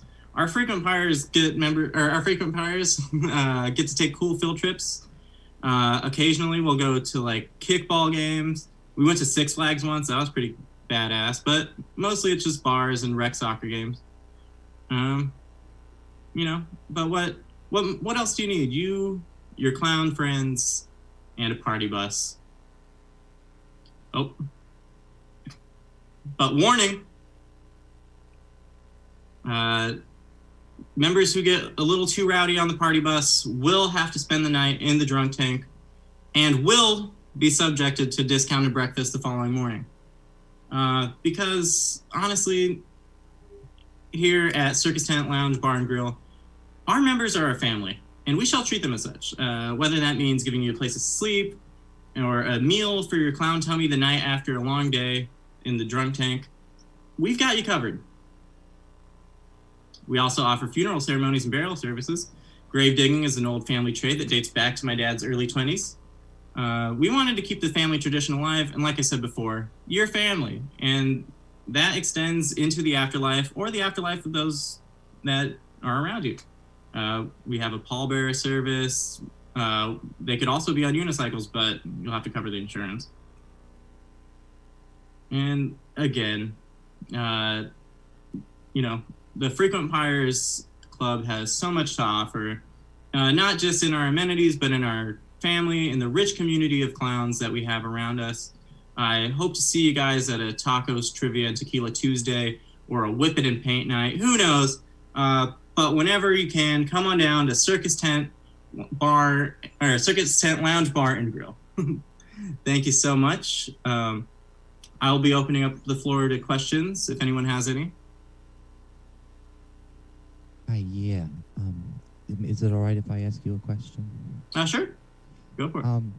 I was just wondering, I'm not sure if you remember me, but I was wondering what is the statute of limitations on the banning for sharing drinks? Because I came in there about a year ago with my family, and I know I didn't have much money, but I wanted to make sure that we were all equally level of turfed, and I really enjoyed the restaurant, and every time I drive past, I'm like, man, I just want to go back in there. And, I'm sorry that there was a miscommunication, but actually our bans for sharing drinks only extends to unicycle night, and it's only 4 weeks. I'm so sorry that we've somehow miscommunicated, and you ended up on a year-long ban. Oh my God. But, you know, feel free next unicycle night. I believe that's going to be 2 weeks from now, or actually 3 weeks-ish. But yeah, just come on in. You know what? Flight of beer on me. Thank you. You're so generous. Thank you so much. Yeah, no, I'm so sorry. No, thank you. Genuine. Any more questions? Hi, Sabbatha Schneelman. I am curious if Paint and Whip at Night is open to juggalos? Oh, absolutely, it's open to juggalos.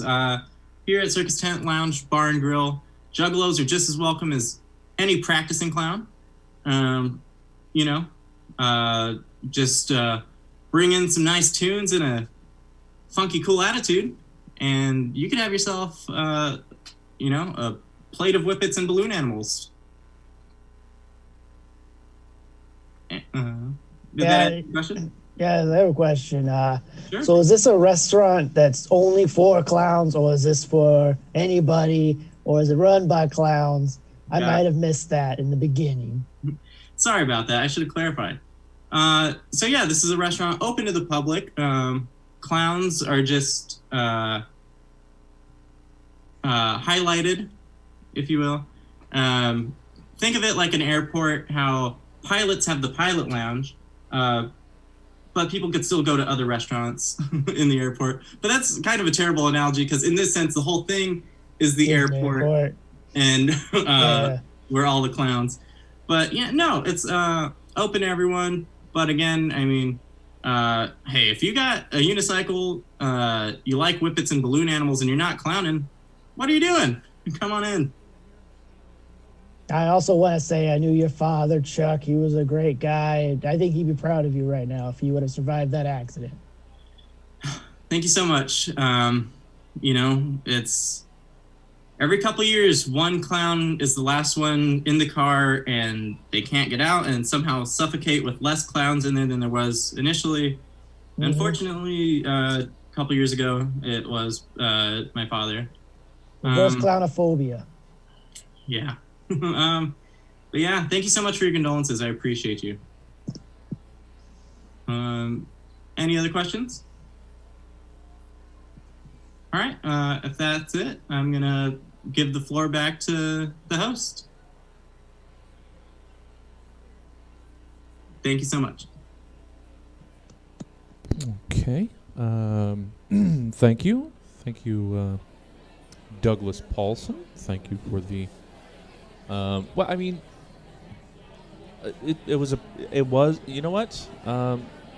Guys back there, no, this was a presentation. This was not just a commercial. This is this business has been integral to the community for a long time. Yes, it skated a line. I'm not going to argue. But the family was integral in founding ClownCon. So we're gonna let that. So we've got more presenters. Thank you, Douglas. We're moving on. I do have a brief announcement. We've received word that a small red Volkswagen Beetle is double parked in the I believe on level 3 of the parking garage. If the owner can please take care of this, move the vehicle. There's plenty of most of the cars are very small, and really most of you came. The vehicle to participant ratio is really, there's plenty of spots. Is what we're saying. If you can just nudge, just find your way in there. So level 3, I believe it was level 3. If you can just take care of that. I believe that's all I have. Let's get right into our next presenter. Do we have... Are we going to... Okay. All right. I believe we're... Okay. Let's see. So let's get to our next speaker. See if I can pronounce this correctly. Oh, 1 second. 1 second. I think I wasn't prepared for this. Hold on. Here we are. I have to... Sorry, everyone. I have to move all of these squirting flowers. Let me clear off the... Here we are. Okay. Welcome to the the ClownCon 2021 stage. Your next presenter, Celine Petrofile. Celine. Oui, bonjour. Yes, je suis Céline Petrofile. Bonjour et good morning. It is morning where I am anyway. Merci beaucoup. This is very embarrassing, actually. Désolé. I think I've made an error. You see, I tend to register for a conference de memes. Memes like pantomimes, the beret stripes. But seems to be this is about the clown. And je ne sais quoi, I don't know a lot about the clones, but I do want to respect the time that you've given me. So I will put something together. I know you have many excellent clown experts here today. So I'm going to perhaps put up some another first, and I will put something together. Désolé, apologies. I'm sorry. I'm sorry if there was... thank you, Celine. We were... there are some folk in the audience here who were just as surprised as me to... I mean, we could see the confusion in your face. We just weren't expecting a verbalization, I guess. But we apologize. But we're all family. We're all brothers in the paint, if you will. We are all we come from the same grease pot. We like to say it's we're all white on the no.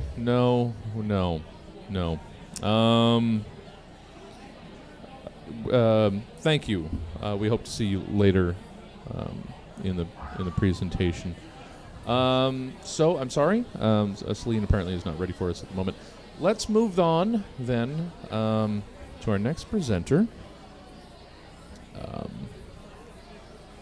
If we're ready here.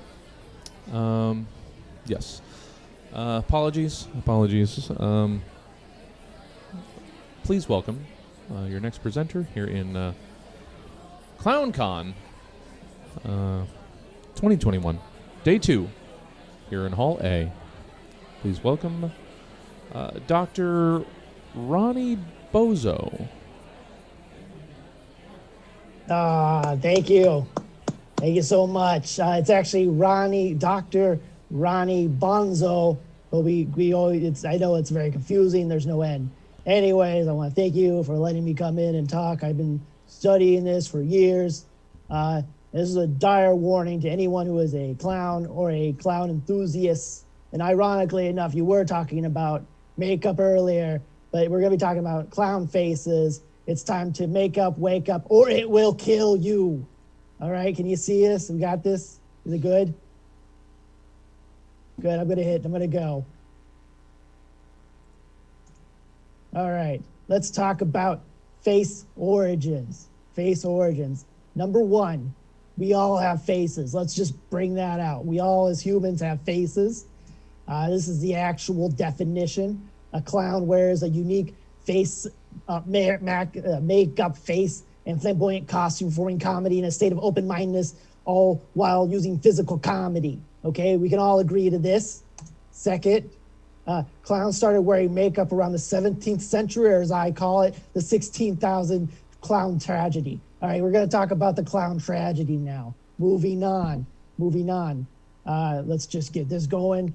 The 1600s clown tragedy. Let me make sure I get this right. That's a slide whistle. That's the best I can do with what I got. First thing about between 1600 and 1700, over 2 million clowns died. These are facts. Can't dispute them. That's about 20,000 people a year. All right, let's think about it. All right, that's how many clowns are dying in a year this time period. Why? That brings us to our next question. But why? Why are they dying? Well, I have a simple solution for you. It is simply because, not just that outfit, but because clown makeup, the silent killer. First thing first, did you know that early clown makeup was just fruits, berries, and dirt? That's just all they used. They put it on their face and became a clown.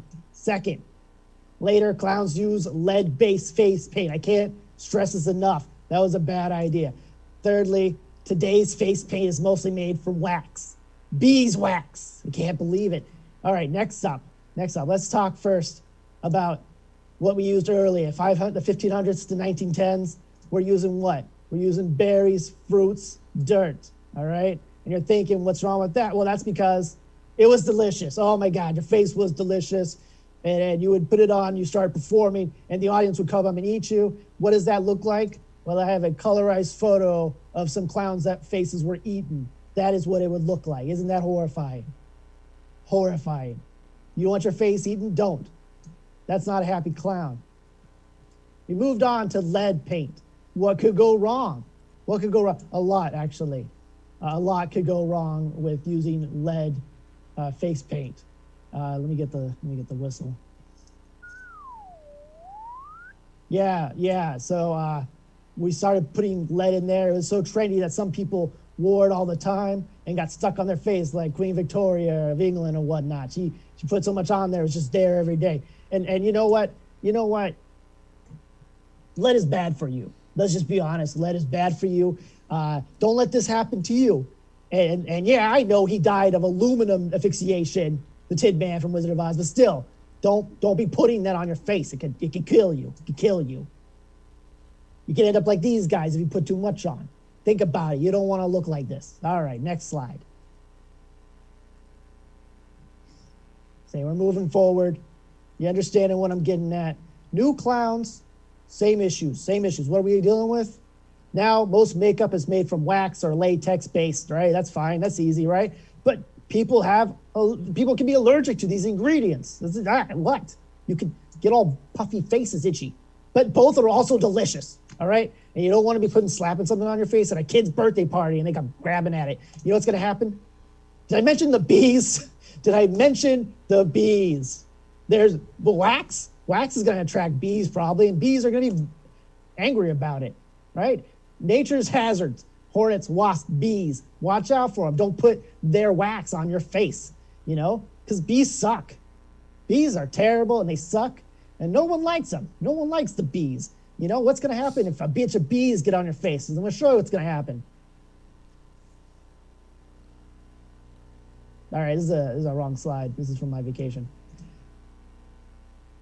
There it is. That's what's going to happen. Your face is going to get all puffy and icky from all the bees stinging you, okay? All right? And now I know what you're thinking. What can we do? What can we do now? You say we can't put on face paint. What can we do? Well, hey, I got a solution. Why not just wear a mask? Be simple about it. Just wear a mask. The Power Rangers do it. Oh, forgot the slide whistle. There you go. I do the whistle so you guys can relate. Clown mask. What's wrong with the mask? Just put on a mask. It's honestly, where is it? There it is. It's more traditional to wear a mask. It's safer. And finally, it can be fun. It can be fun to put on a mask, right? Clown masks can't be fun. Look at this guy. He's having a fucking ball. He's having a great time.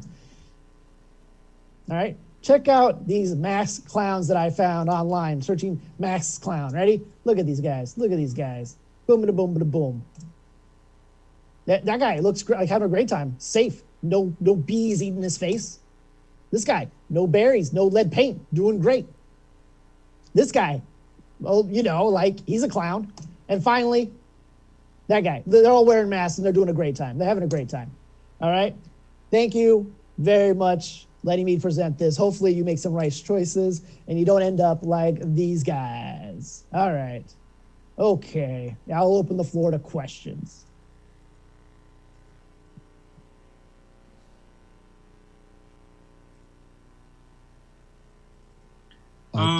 Yeah. I'm you.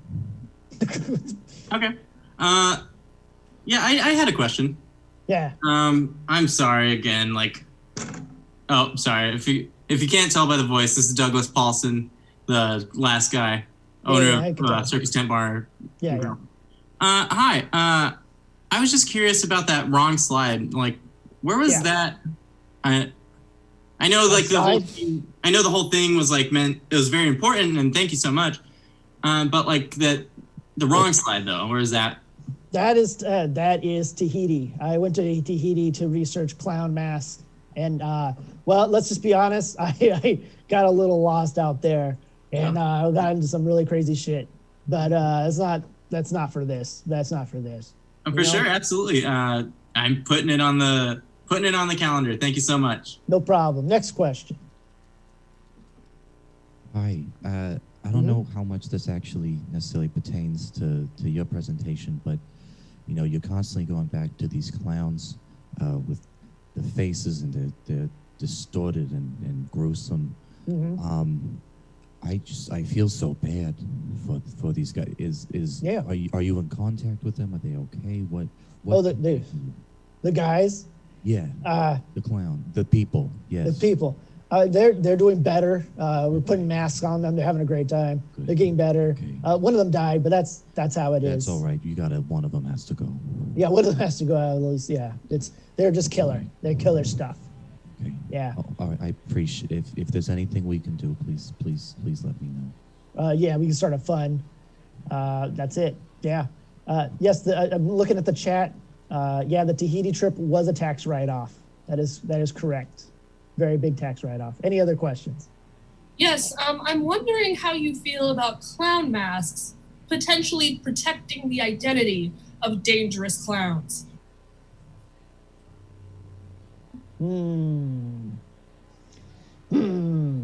Protecting the identity of clowns as if they're some sort of superhero? Yeah, that'd be fine. I'm fine with that. Is that what you're asking? Not exactly. More like if the clown was a danger to society. Well, that's why I think all clowns should be registered with the state of Nevada. We should all have them registered, licensed, and put into a log. I got a rocky chair for Christmas, and I'm sorry if I keep swinging back and forth. I can't help it. That's besides the point. But I believe in clown registration, if that's what you want me to say. Yes. I'm sorry, I got to butt back in here. Go ahead. Yeah, go ahead. So every clown got to register to the state of Nevada? That's right. I said it. Just making sure. Yeah. It makes sense. There's 2 circus locations there, so. Yeah, Circus is a huge supplier of clowns, and I've been saying we need to get these clowns registered. I don't want them going out and going half-cocked on a kid's birthday party and not know where they're from. Gotcha. Know? Yeah, I'm a big proponent of that. Prop 88, everybody. Prop 88.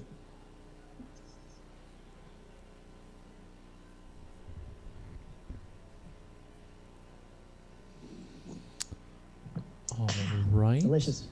All right. Well, I believe those are all the questions. Thank you. So it's not a silent N, but an invisible N. Dr. Ronnie Bonzo. Thank you for your presentation. Oh, hang on. I can do it. No, there you go. Okay. You know what? ClownCon is a very tolerant place, but I don't know. Some of us aren't ready for the leap to the digital slide whistle. It's been a very controversial topic. If you do have a hole in your schedule for this this 5-day weekend that is ClownCon 2021. Do check out the debate between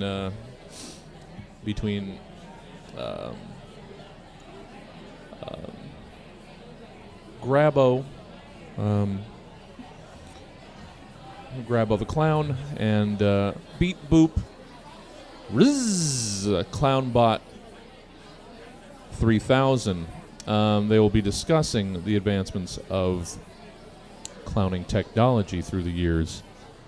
It's always an interesting, thought-provoking debate. But thank you, Doctor. Thank you.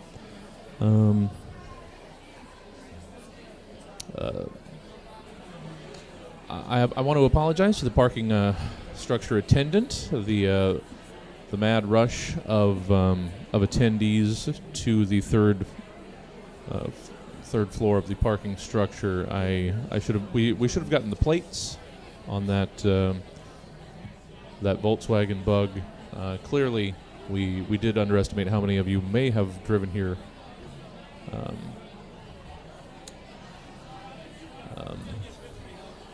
In a small vehicle with a lot of passengers.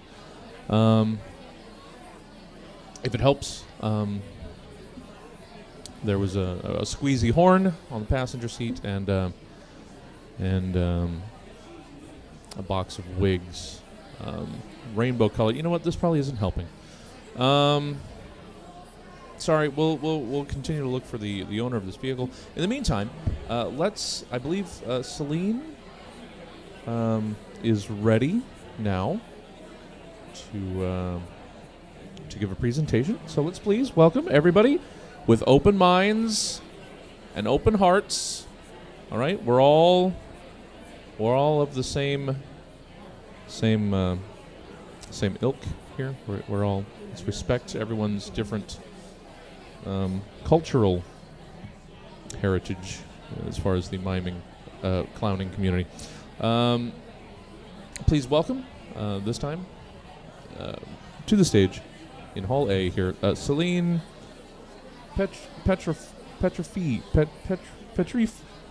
Celine, please welcome. Oui, merci. It's Petrofie. Merci beaucoup. Okay, I have attempted to put together something.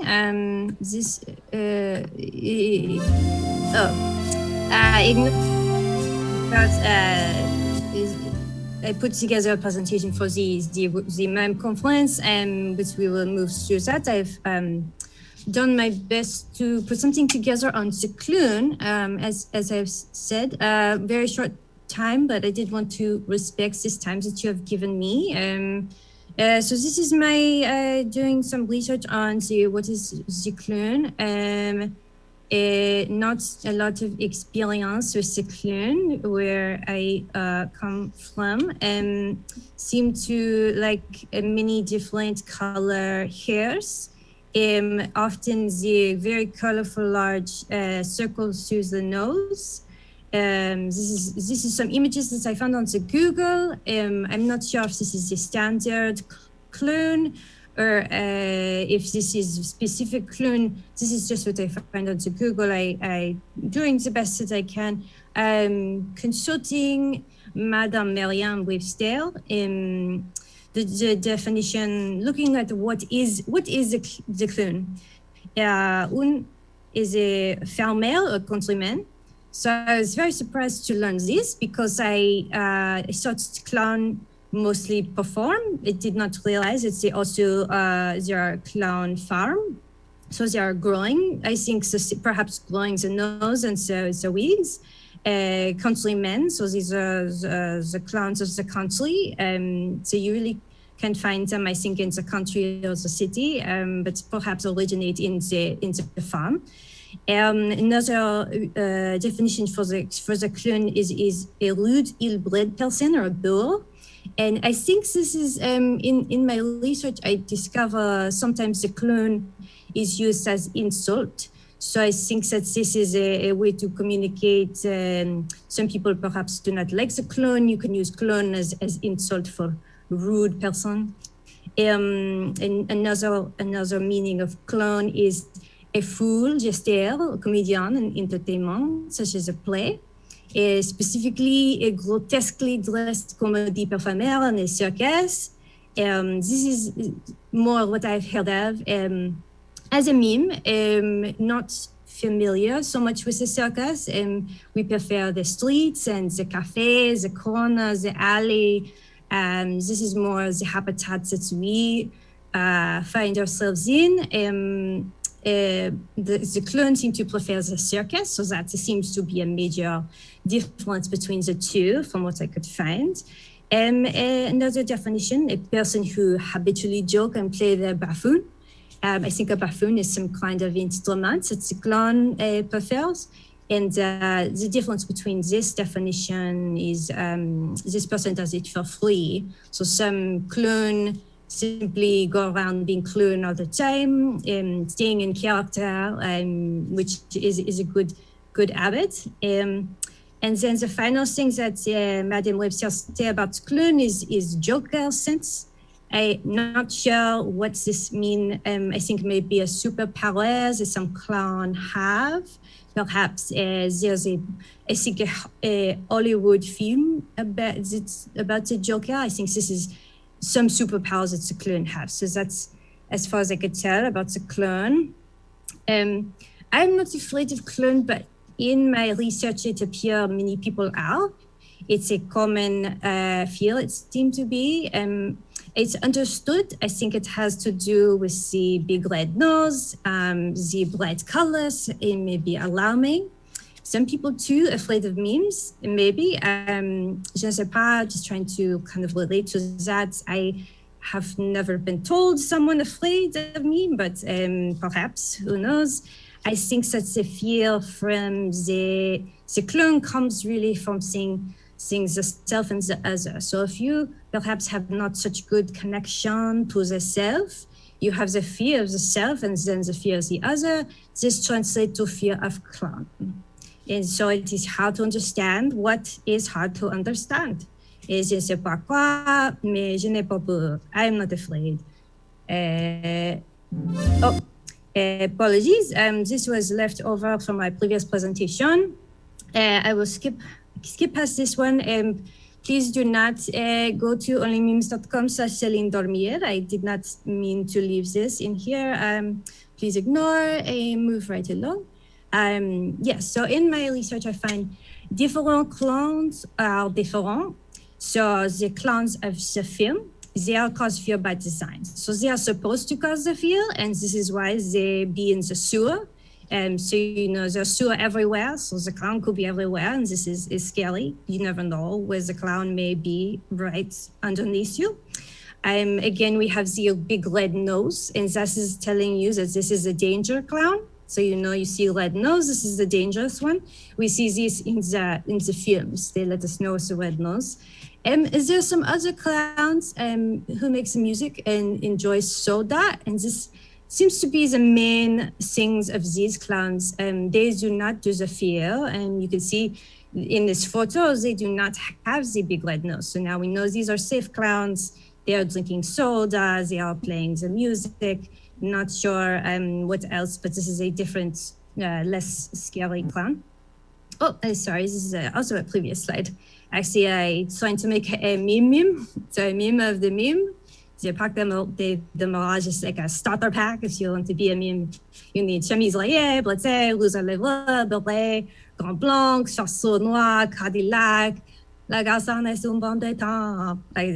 It's own chanson. It's a song from the 90s. Moving along, so some clowns are famous. Most are not, but some of the clowns with the fame I was able to find on the Google. So these are some clowns that are more well known, not by me or anybody I know, but I believe these are some that you could find on the television, perhaps in America.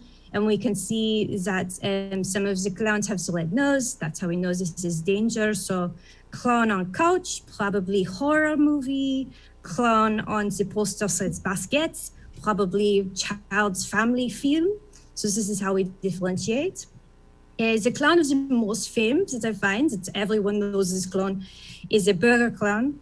We do have the burger clown in my country. Most famous clown of the world, of course, Ronald Burger, everyone knows. Famously loving burgers, restaurants all over the world. He saw everywhere kinds of clown, but not as scary like sewer, because you see the arch, that's where he is, not a surprise. So everyone knows him, not everyone loves him. Most clowns not loved. I put asterisk. This is not commentary from moi, but from my research, it seems to be some lack of love, perhaps, for clowns. And Ronald Burger had no exception.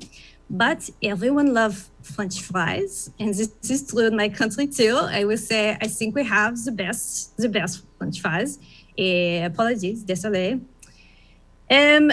Looking at the suits of the clown, they are a bit pricey. I think do not hug the clown, especially in summer. I think maybe stinky. This is not a criticism. I relate with many layers of clothes, perhaps can build up the sweat. And it's probably evidence that these clowns do not be in the sewers because the suit would get very messy in this case. Apologies again. This is a slide from my previous presentation. I did do many months of research from my meme presentation. But this I think is good advice for clown too. You should always stay in character. If you're in costume, you're in character. If a meme falls over in the forest and no one is there to hear, does it make a sound? No.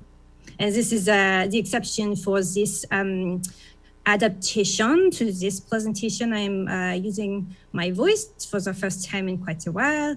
So this is my gift to you, and thanks for having me here. So to wrap it up in summary about the clowns, we do have the party bus, as you saw earlier. I borrowed that graphic from the previous clone. We don't need to worry about the clowns too much. If you see the red nose, you know that's danger clown. Stay away. Clowns exist. They're not what they seem. They have not eaten people that we know of. Burgers a very different flavor from human, so we can assume if they like burger, they probably not eat human. They are not actually in the sewer. Where are they? I do not know, but not in the sewer, so we can keep looking. Some of them like music, some of them are famous, most of them are not. There are a lot of anti-clone propaganda, such as can't sleep, clowns will eat me. I think I have disproven that with this presentation. Oh, so sorry. I don't know how, I didn't mean to have this slide in there so much. Please do not go to onlymemes.com/Dormir. I just skipping right through. Oh, okay, this is the end. This was the end of my meme presentation. That is all the information I was able to gather about clones. Happy to take any questions for elementary knowledge on clones, or perhaps questions on the memes. Thank you. I have a question. This is Ronnie Bonzo here, real quick. Yes, Dr. Bonzo. Yeah, you were talking about the burger clown, Ronald McDonald. How do you feel about McDonald's taking your outfit and making it into the Hamburglar? Oh, this is okay. I believe as long as you make it look good, anyone can experiment with the outfit. It is okay with me. Okay. I noticed in your research that Ronald McDonald, though known around the world, has a danger nose, and I was wondering how you reconciled those two opposing forces in your research. I did notice that he has a danger nose. I think the difference is that in these the real dangerous clown, they have it is very big. And I think even in some videos that I saw, you give it squeeze and makes noise. And the Ronald seems to have more, just a small danger. So there may be greater danger if you come close to him, but usually we are not coming close to him. So I think that is a difference with Ronald's danger nose.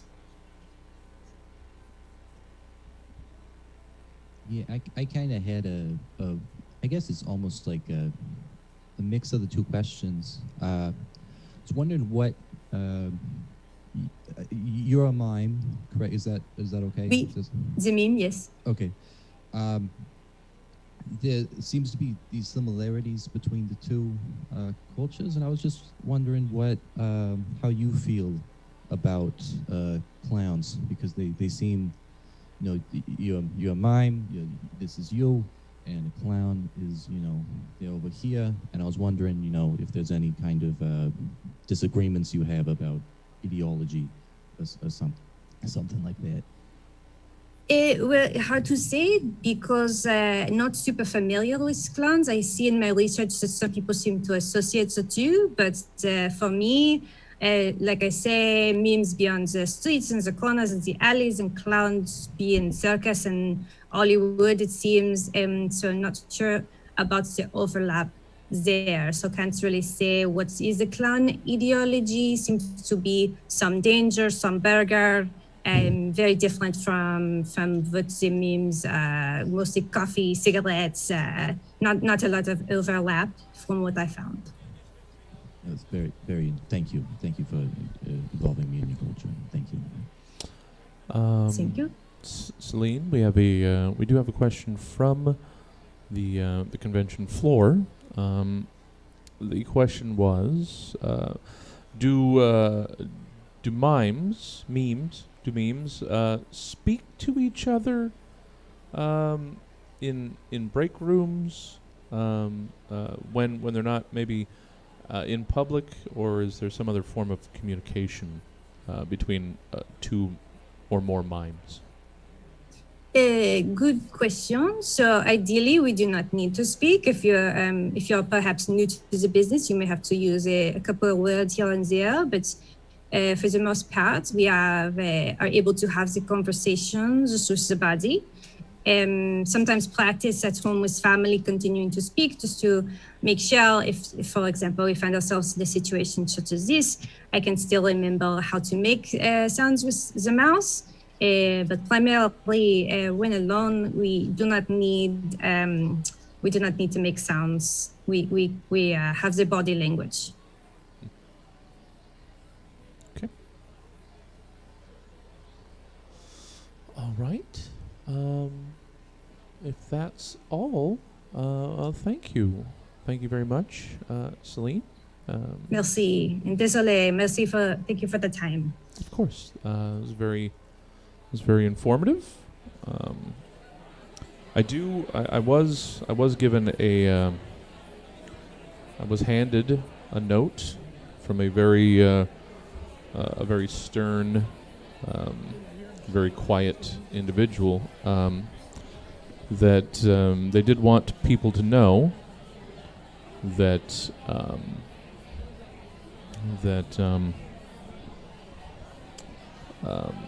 clowns can only be called clowns if they originate from the Midwestern, the clown region, the Midwestern clown region of the United States.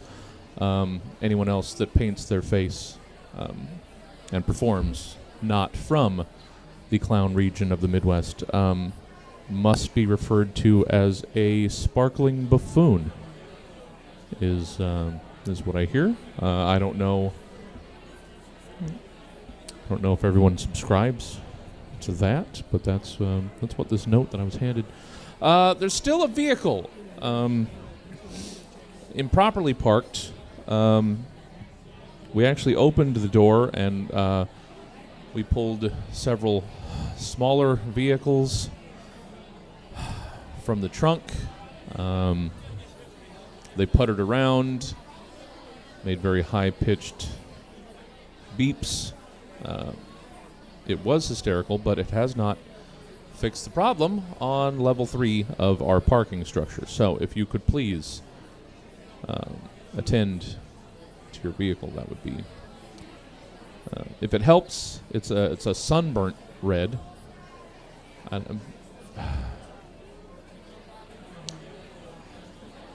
Moving on, we still have a couple more presenters for day 2 here at Clown Con.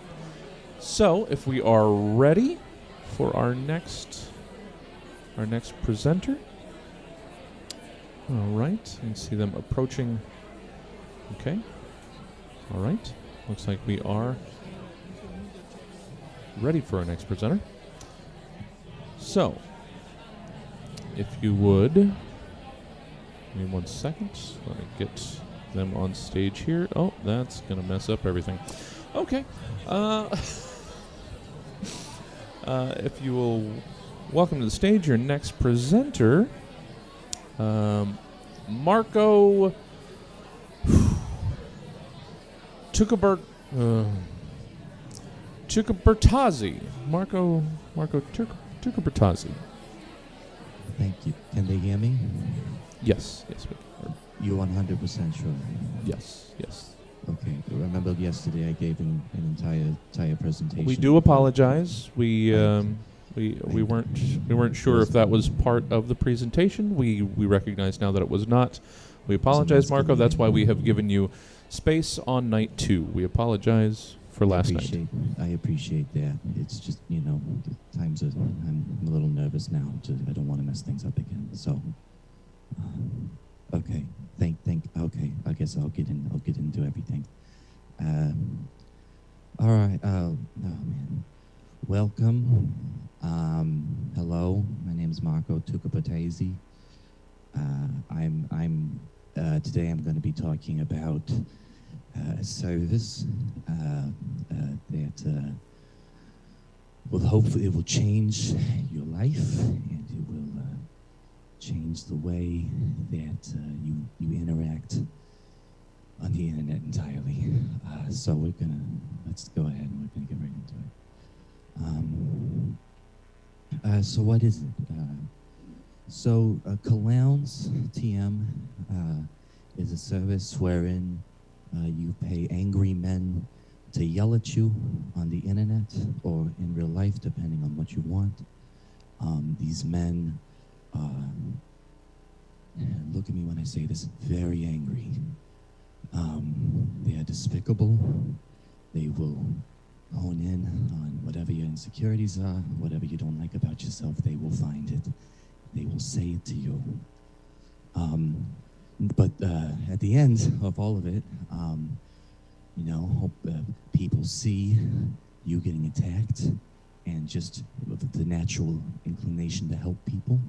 What ends up happening is people come to your aid and give you pity, which is, sometimes that's all you can get in life. And that's a card I've played many a times. It's a card that I appreciate, and that's why I'm here to talk about this service with you here today. This is actually supposed to be a gift, but like all the things in my life, it doesn't quite work the way it's intended to.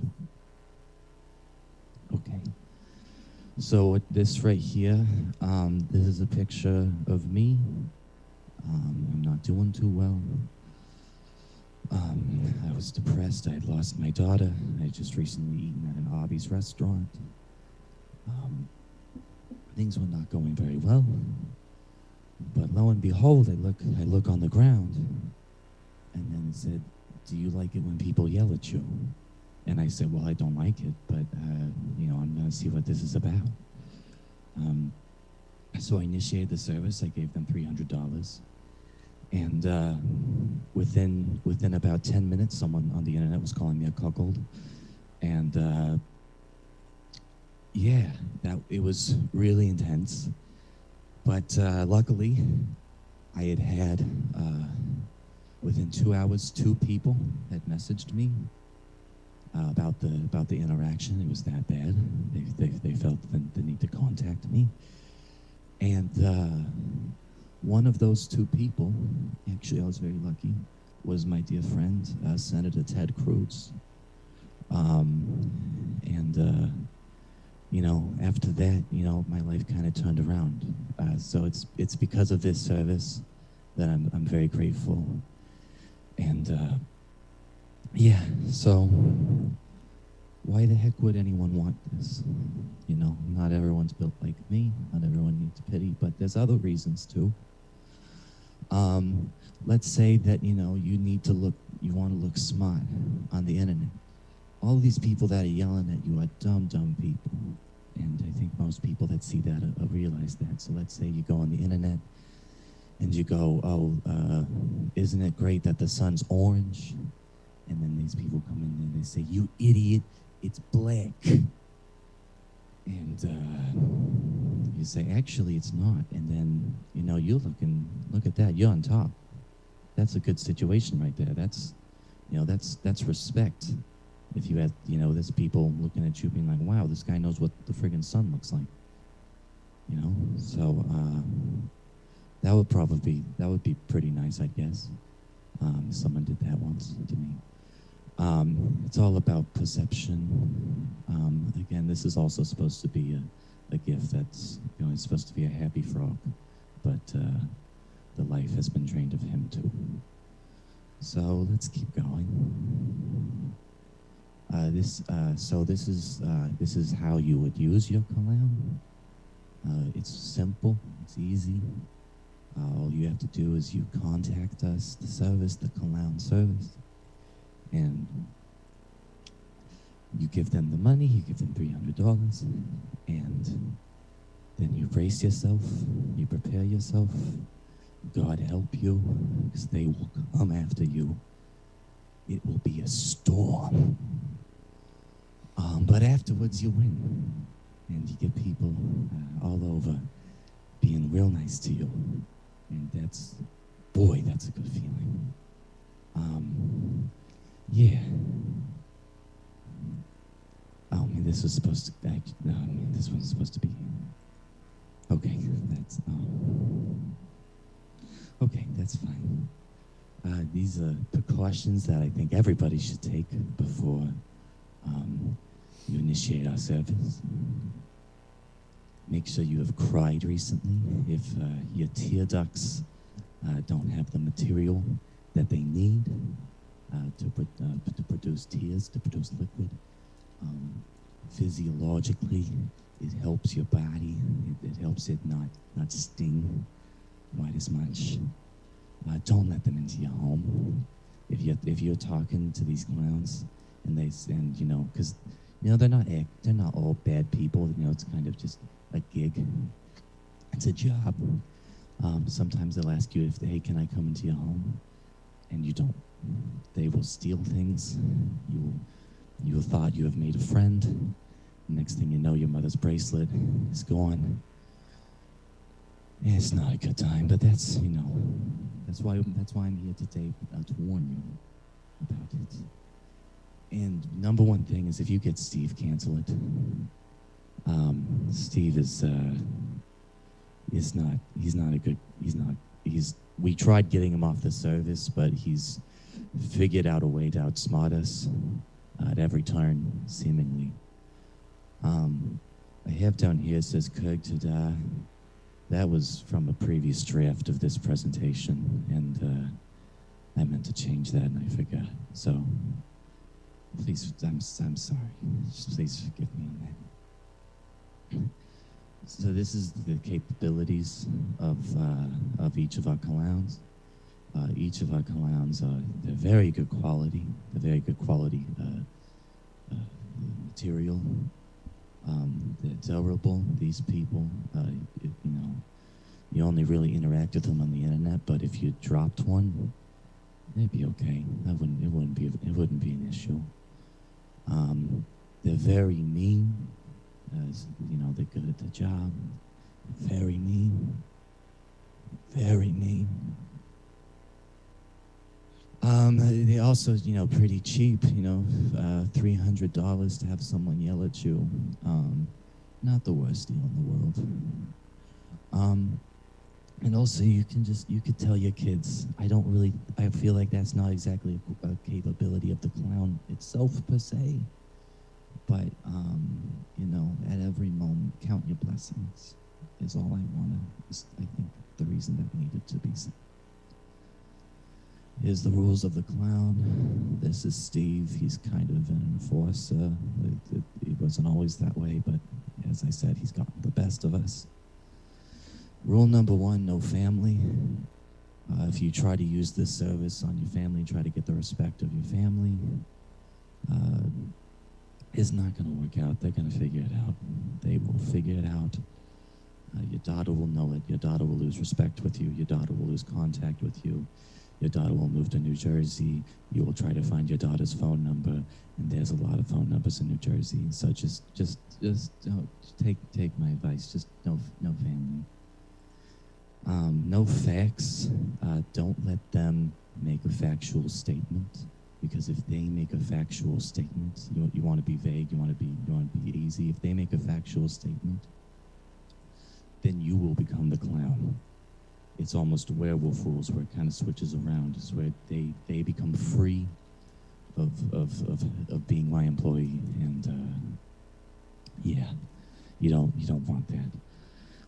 You also just don't let them check off. If you're talking to them and at any moment they're like, hey, by the way, I just want to let you know I'm jerking off right now, tell them stop that, don't do that. Because the thing is that we keep these clowns in a constant state of chastity, and if at any point the clowns ejaculate, they gain what's scientifically referred to as post-nut clarity, and they will realize what they're doing, and it won't be good. So if you just follow those, Steve will be very happy. So I'm going to walk through some of these clowns, give you an example. This clown right here is named Hep McTucky. This man has 4 teeth, and you can see them all right there. This man is disease resistant. You could stab this man with any needle you want, and he will take it. You know, he's very durable. He's a very good. It kind of, I think, adds to his ornery attitude online when he's yelling at you. So that's good. He's also just a loving father, which, as I think, you know, from personal experience, those are the most vicious people that we can imagine. So let's keep going. This is clown number 2. This is Josh. Now this is an 11-year-old boy, but he's going on 40. This kid, you know, the things he comes up with, he's wise beyond his years. Very smart, very wise. His parents are divorced, so he has that angst to direct towards you. He's just going through a hard time. I love this kid, but oh boy, is he is vicious. It is scary. This is the last. We're kind of starting to wrap up the presentation. This clown number 3 is named Seth McKinley. This man is a man who works in politics. So kind of a douchebag. I mean, just look at this guy's face. Come on, he's not. You don't want this guy. You know, this guy's gonna say he's gonna be condescending to you. He's also he's afraid to play multiplayer video games. So again, just coming from a place of shame and insecurity, which I can relate to, and yeah, all these people are quite vicious. So I'm gonna play a song for you as we finish, a royalty-free song. 1 second, let's stop. So the moral of what I just have been talking about is that remember that if you let the people in your life, know you're vulnerable, then hopefully they will come to your aid. It's almost a mental awareness kind of thing. So thank you very much. I appreciate it, everyone here. And if anyone wants to ask any questions, you can do so now. Hi. Sorry, I had a question. No, that's all. That's hello. Hi. Yeah. So this isn't particularly about the service itself, okay. But I did have a question about your daughter moving to New Jersey and you trying to find her, because I found that really interesting. Mm-hmm. So you just called. You started calling every number. What was that process like? Was that? So I start out. So the area code for New Jersey is 617, or at least that's what I hope it is. Sure. And so I go 617-000-0000, and then I go 000-0001. Gotcha. 000-0002, 000-0003, 000. I'm sorry, I didn't actually include the area code in any of those. So 671 000 0000, 671 000 0001, 671 000 0002, and so on and so forth. So sitcom style. What do you mean? All right. Well, that's all I had on my question. Thank you so much. Thank you for interacting with me. I appreciate it always. Does anyone else have any questions? Want to grace me with the love of a human voice? Yeah, hi, Ronnie Bonzo here again. Hi. You said earlier that you're friends with Ted Cruz. Yeah. Do you know what kind of makeup he puts on? Is it more lead-based paint, or is it more of a latex-based face? I've seen him wear it, so I'm just curious. I can't exactly tell you the material. I know it's Sephora brand, so he's probably gonna have to take up the manufacturer. The way he walks around, the way he smells, he kind of smells like a deep metal. So I would, if I had to assume, I would say it's lead-based. Okay, that confirms my suspicions. Are you trying to get him for kind of a client or something? Or? I'm just curious if I have to take photos of him soon for my slides. Understand. You should. I think you would enjoy that. I encourage you. Thank you. Thank you. Thank you. Thank you. No, thank you. Thank you. No. Thank you. Thank you. Thank you. This is a lot of thank you. Thank you. Thank you. Thank you. Thank you. Okay. Okay. Thank you. So, is there any more questions? Do I have anyone else that wants to, talk to me for a second? That silence I'm used to. Okay. Thank you. Thank you. I'm going to stop the presentation now. Okay. And we can continue on with the show. Okay. Thank you for having me and for hearing my voice unlike last time.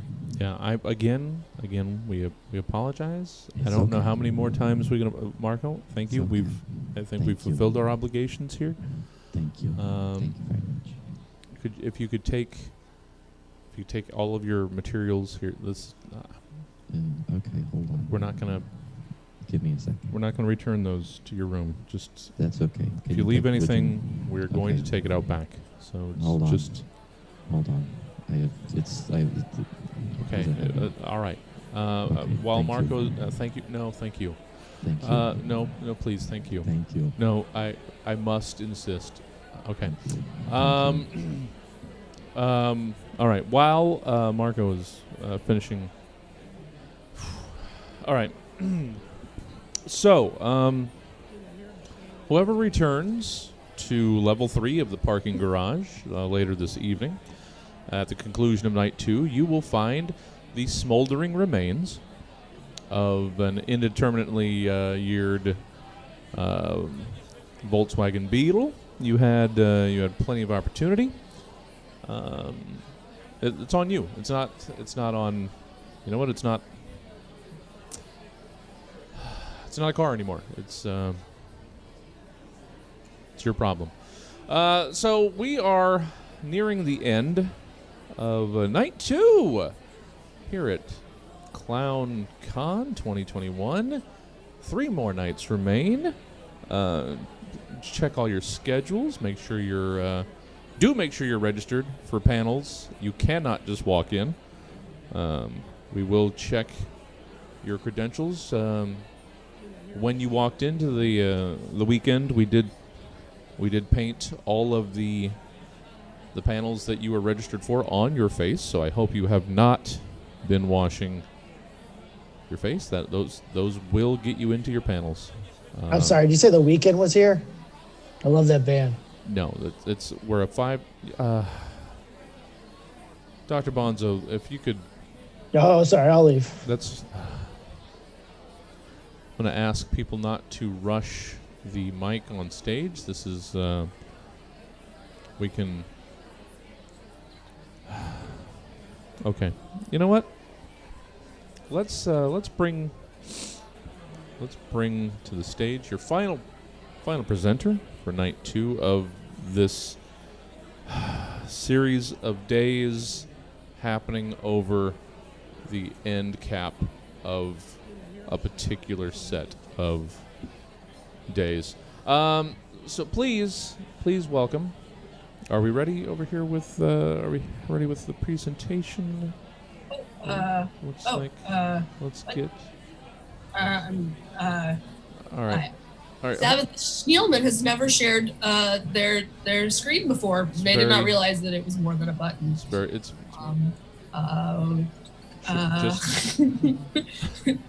oh, frick. That's all right. That's all right, Sabbatha. We've got plenty of time. We don't, but we have plenty of time. Try. That's all right.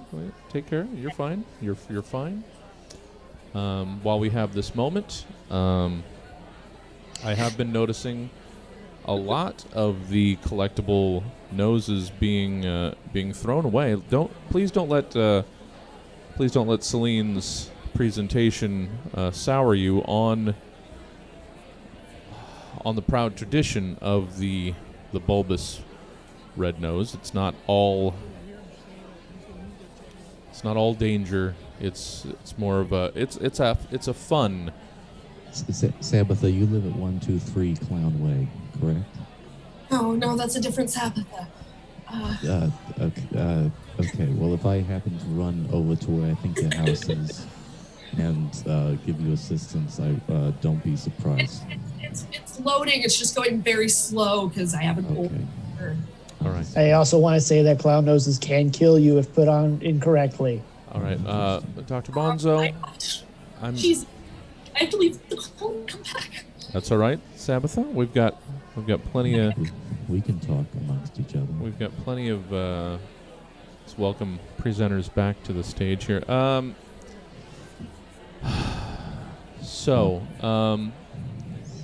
What do you want to tackle first? Cars, noses, weekend. Not the weekend.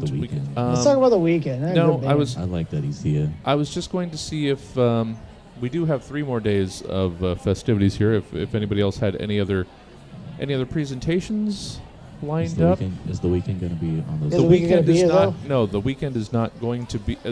How do their songs go again? It's a very common term. The weekend. It's the end of a week. It's the last couple.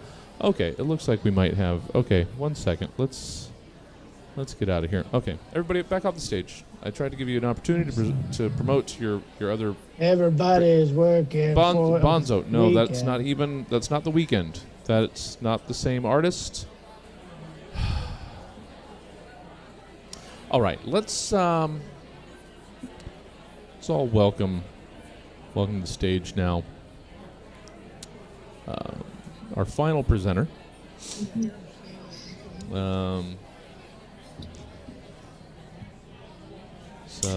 very lucky to have. Welcome to the stage.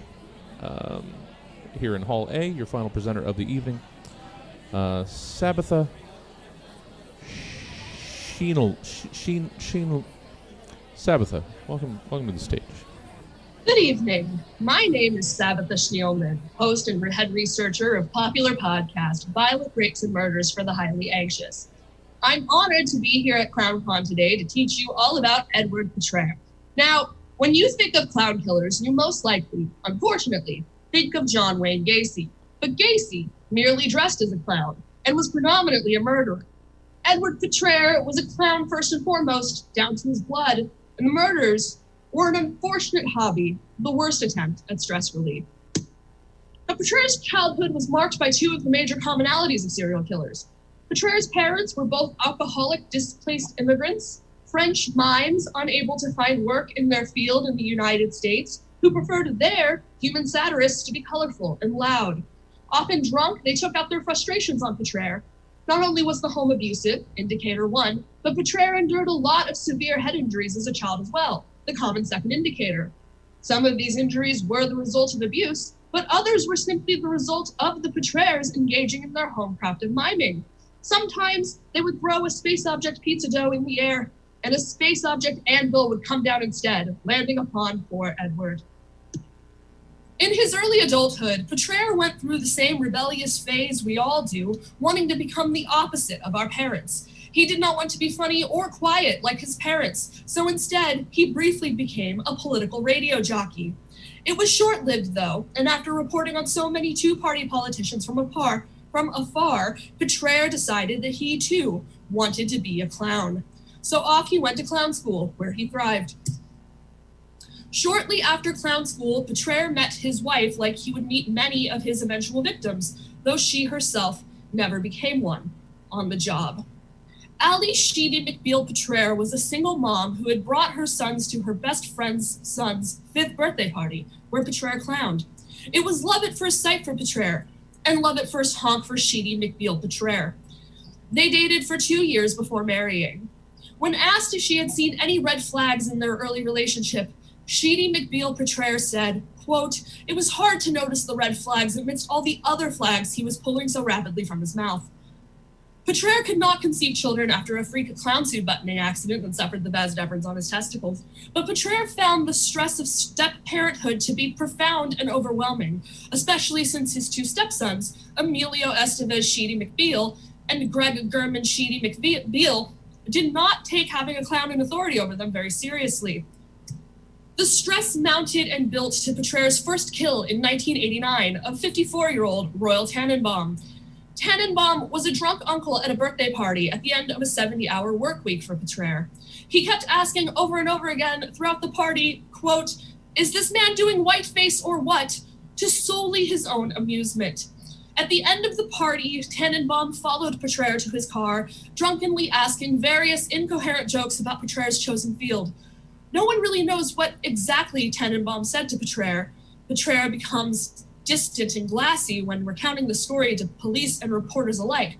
But what we do know is in that moment of rage, Petraeus tied up one of those long balloons into a noose and choked the shit out of Royal Tannenbaum. Petraeus felt immense remorse, guilt, and terror and did not strike again for 2 more years. In that time, he attempted to ground himself into a more normal life to relieve his work stresses, becoming a vital member of the local PTA. Though rewarding, it only served to make him more stressed out, a stress which mounted until the spree of 1991. Now, all clown experts know of the It effect of 1991. For those of you who are unfamiliar, perhaps you are only here as a clown hobbyist like myself, in 1990, the TV miniseries It, about a murderous clown, hit the small screen, and as a result, clowns stopped being booked for parties and events at a dramatic decline. Petraeus went from being a workaholic to being an unemployment regular nearly overnight, and this added financial strain was the last straw.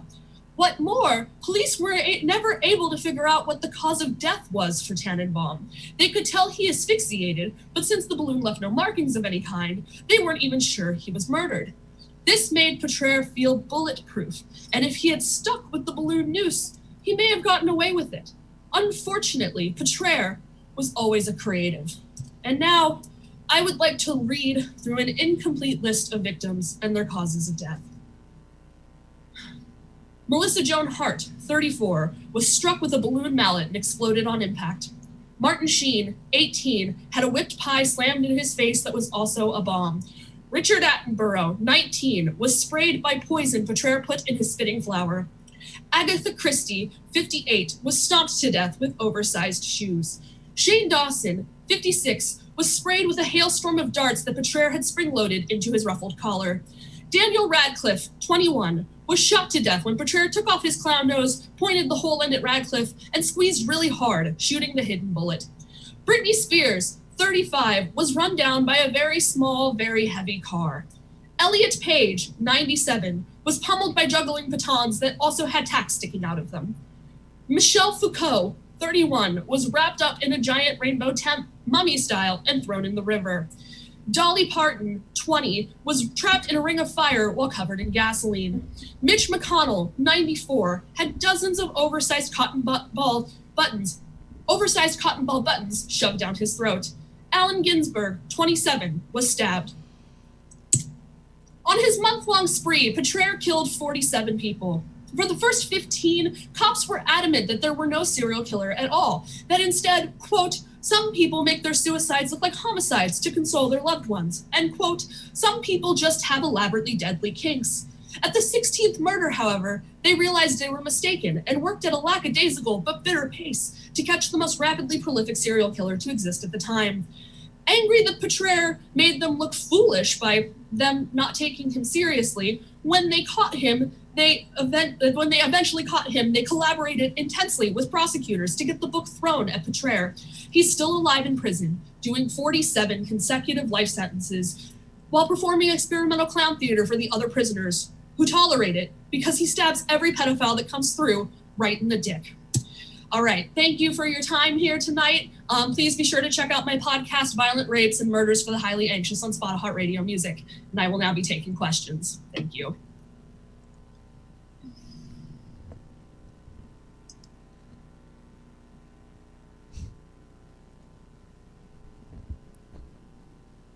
If anyone has any. Yeah, I had a question. Mm-hmm. So you said you're a clown enthusiast? Somewhat. I mean, the murders are mostly the first focus, but, you know, some clown knowledge on the side. Yeah, I just wanted to ask maybe, like, some background. Like, was there anything that drew you to clowns in specific, or? I mean, it was really, I studied this case about 2 years ago for my podcast, and I was just so fascinated by all of the complex creativity involved in the story. And it just, made me really curious about not just clowns, but other clown killers. I find John Wayne Gacy to be incredibly overrated. Gotcha. Well, thank you so much for answering that question.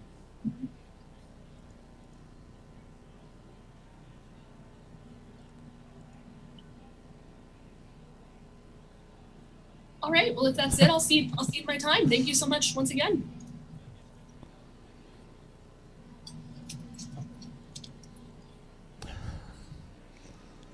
All right. Well, I believe that that only speaks to the thoroughness of the presentation. I'd like to thank everybody for coming out to night 2 of ClownCon, and I would like to reassure everyone that as has been the mission statement for ClownCon for the last 88 years that we've been doing it, not all clowns are killers is what we've been attempting to rehabilitate the image of, if you're here, you've got one of two agendas, and we're trying to. Thank you for coming to ClownCon 2021. I can't remember how we got out of this last time. I think it was just me coming in. Can't you just play The Weekend or something? Daniel, why not come up here? Say your thanks and goodbyes. Yeah, thank you, Jesse. And thank you, everyone who watched and stuck around. Yeah, thank you so much. Chat was super active. I believe we should have another one in the future. Yeah, we'll definitely be having another convention con. That didn't. I tried to have a gallery view. That didn't work. Yeah, convention con. We're going to be working on figuring out a lot of new time slots for a lot of new shows. Now that we've almost gotten all the way through the Quarantine-aversary Stabtacular. Yay! We're coming up on the last. You're all muted. No one can hear you clapping. That's all right. I was clapping silently. Well, I want to thank real quickly one more time Dylan, Melanie, Kevin, Aubrey, and Daniel. Was that everybody? I want to make sure I didn't miss anybody. Yeah, that's everybody. Yeah, all right, we got everybody. Thank you guys so much. That is Convention Con. Oh, so much fun. Thank you guys again. And we have one more show to go. I didn't mean to do that. Hold on. Oh, stop that. And it's the only way that we could possibly think to wrap up the festivities. It's a Stephen Ferris dance party. Yeah. Dance your last year in quarantine away with Stephen Ferris. If you've never seen the man in his natural environment of the Stephen Ferris dance party, you've truly missed out on the pure joy that is the Stephen Ferris dance party. So I'm gonna get this set up as quickly as I can, and we're gonna make all this work. I will see you guys in a few. Thank you, Daniel and crew, and be ready. We're gonna get the Stephen Ferris dance party ready as soon as the timer on that screen. Probably not accurate. We'll see. You know what? I'm gonna add 5 to it right now. Let's say it's starting at 10 after. There you go. All right. See you guys in a little bit.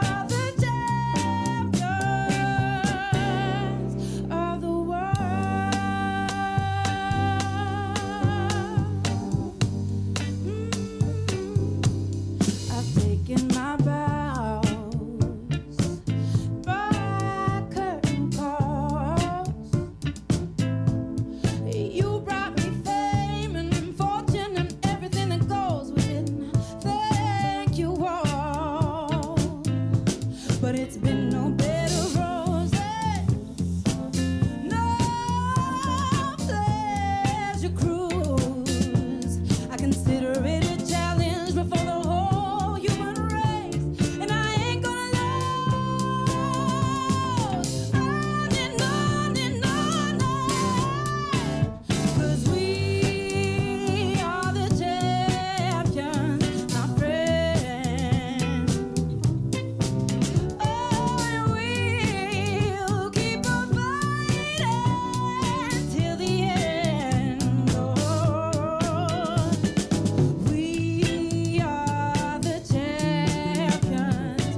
We are the champions. No time for losers, 'cause we are the champions. No time for losers, 'cause we're the champions of the world. The champions of the world. Hey, the champions of the world. Woo! The champions of the world. Oh, no, no, no, no, no time for losers, 'cause we are the champions.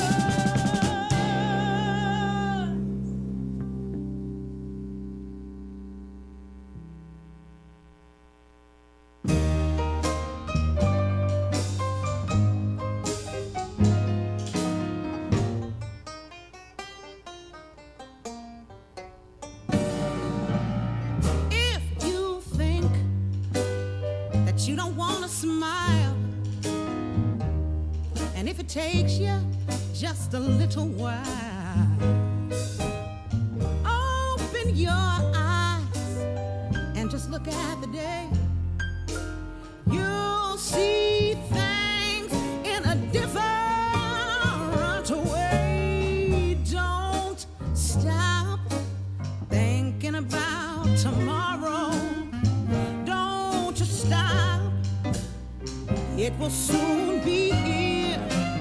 Oh, it will be so much better than before. 'Cause yesterday's gone.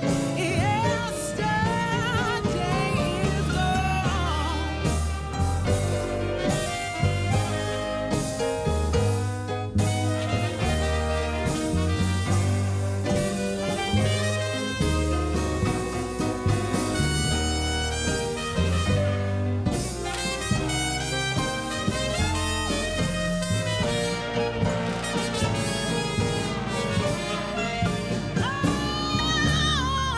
Why not stop and think? Think about the things to come. Oh, instead of all the little things you've done. Now, if you think life has been bad to you, just think about what tomorrow will do. Don't stop thinking about tomorrow.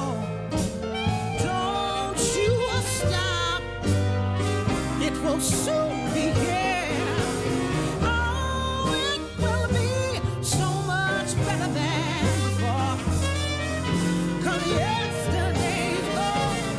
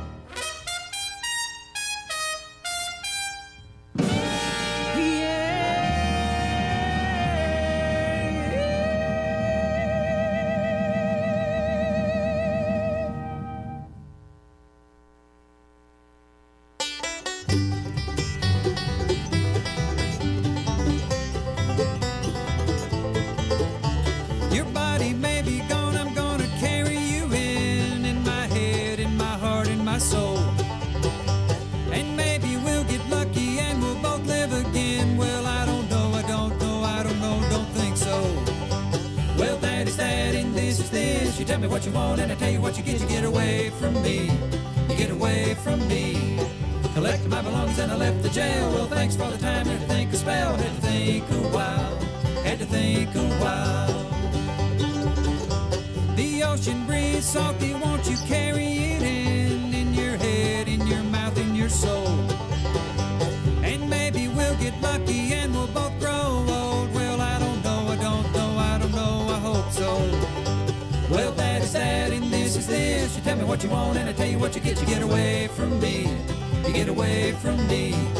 Collected my belongings and I left the jail. Well, thanks for the time, had to think a spell, had to think a while, had to think a while.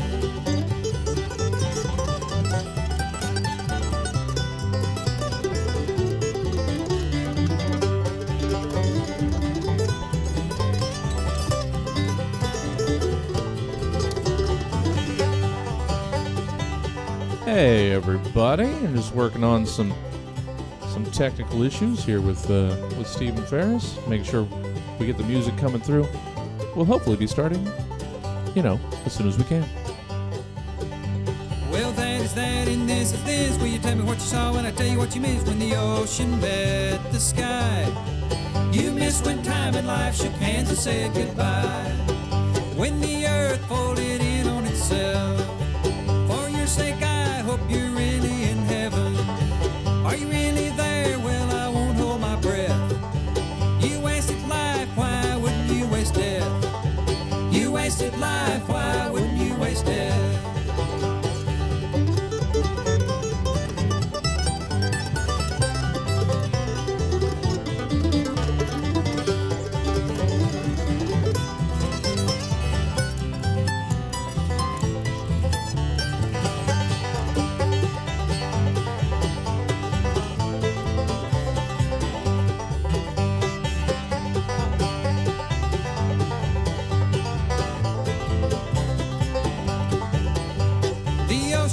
Salty, won't you carry it in your head, in your mouth, in your soul? The more we move ahead, the more we're stuck in rewind. Well, I don't know, I don't know, I don't know, I hope so. Well, that is that and this is this. You tell me what you want and I tell you what you get away from me. You get away from me. Collected my belongings and I left the jail. Well, thanks for the time, had to think a spell, had to think a while, had to think a while.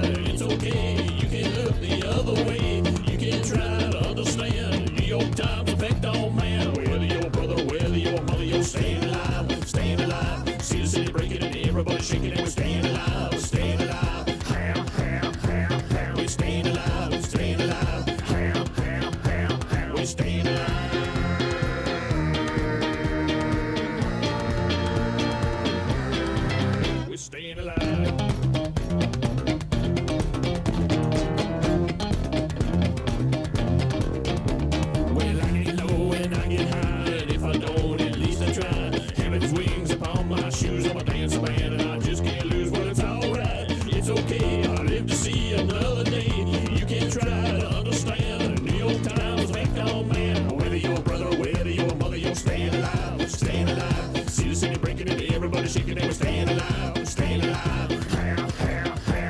We're staying alive. Staying alive. We're staying alive.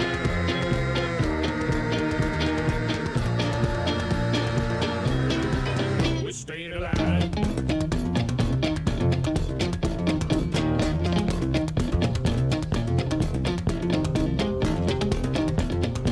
Hey, everybody, we're doing it.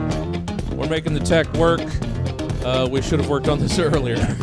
But, you know, we only had a week to set it up. So it's going to be good. Hang in there. We're making this work. It'll be worth it, I promise. Somebody help me out. We're staying alive.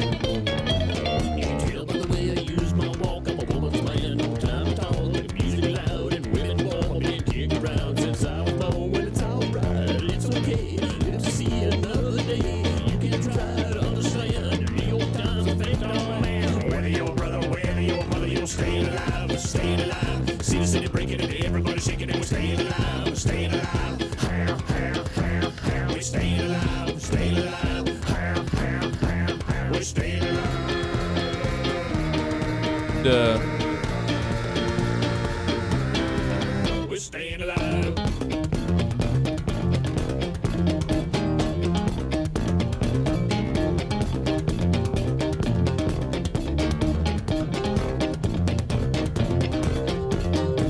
Not going nowhere. Somebody help me. Somebody help me out. Not going nowhere. Somebody help me out. We're staying alive. We're staying alive. We're staying alive.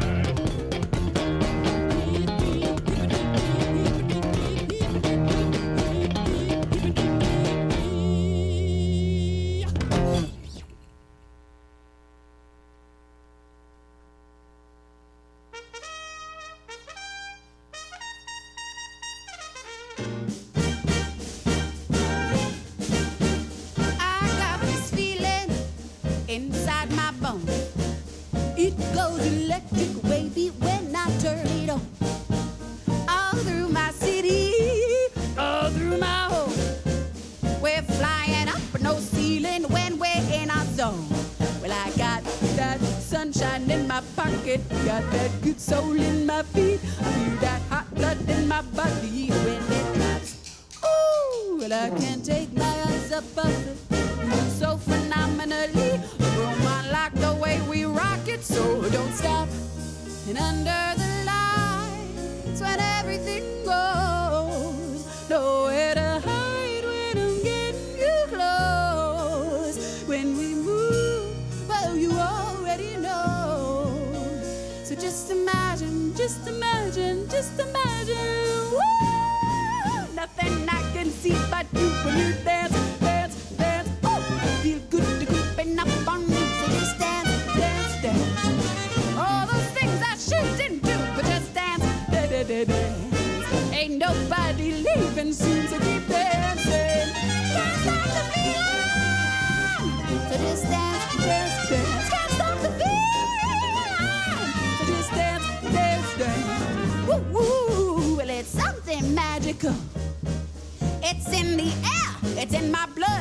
rushing on. Don't need no reason. Don't need control. I fly so high, no ceiling when I'm in my zone. Well, I got that sunshine in my pocket, got that good soul in my feet. I feel that hot blood in my body when it drops. Ooh, well, I can't take my eyes up off it, moving so phenomenally. Remind like the way we rock it, so don't stop. And under the lights, when everything goes, nowhere to hide, when I'm getting you close, when we move, well, you already know.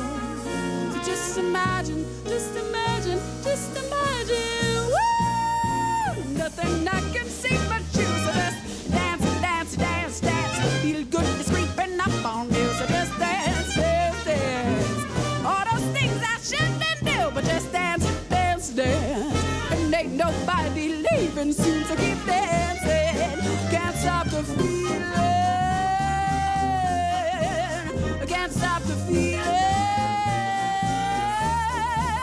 Can't stop the feeling.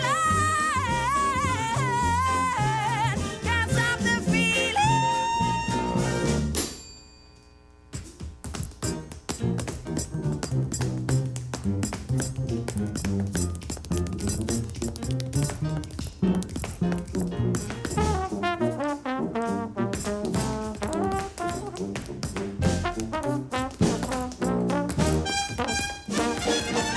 Nothing I can see but you, so just dance, baby, dance. Feeling good, creeping up on you, so just dance, dance, dance, dance. Ain't nobody leaving soon, so just dance, dance, dance. And all those things I shouldn't do, so keep dancing. Can't stop the feeling, so just dance. Can't stop the feeling, baby, baby. Get up out of your seat and dance. Can't stop the feeling, oh, oh, oh, oh, oh, dance. Can't stop the feeling. A one, a two, I buckle my shoe.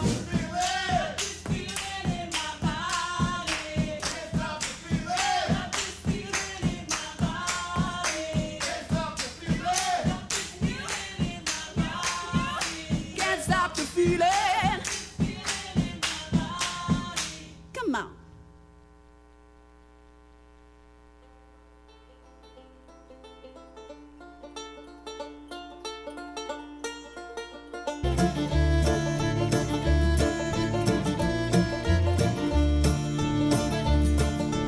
Hello, I've waited here for you ever long.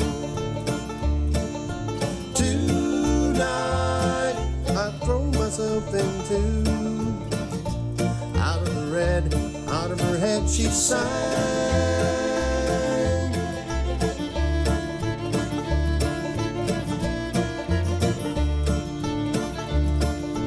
Come down and waste away with me, down with me. Slow how you wanted it to be. Over my head, out of my head she sang. And I wonder, when I sail along with you, everything could ever feel this real forever. Anything could ever be this good again. The only thing I'll ever ask of you, gotta promise not to stop when I say when she sang.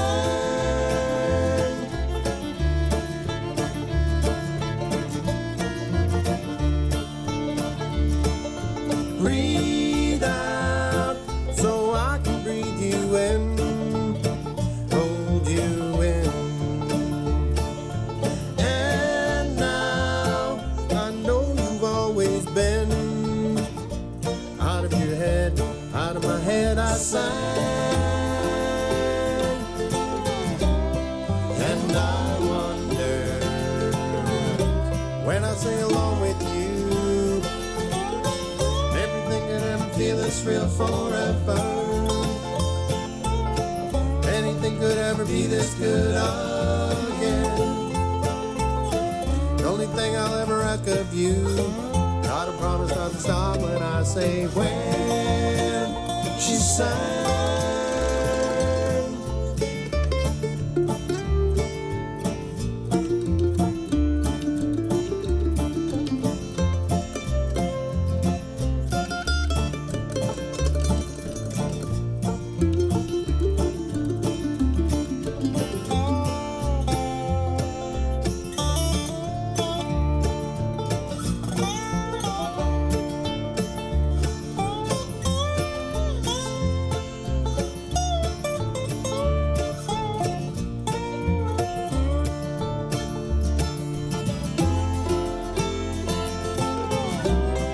And I wonder when I sing along with you, everything could ever feel this real forever. Anything could ever be this good again. The only thing I'll ever ask of you, gotta promise not to stop when I say when she sang.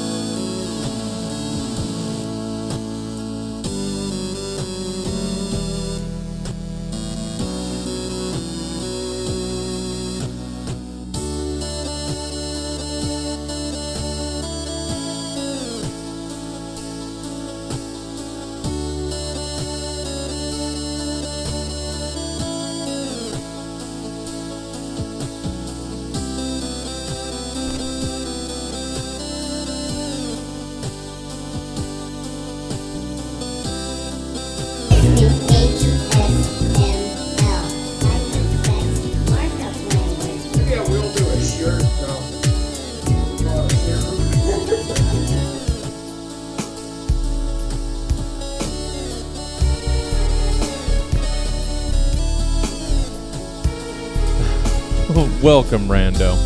Alright, it's time. There was a lot of issues there, but we worked around it. Thank you guys for sticking around with us all week.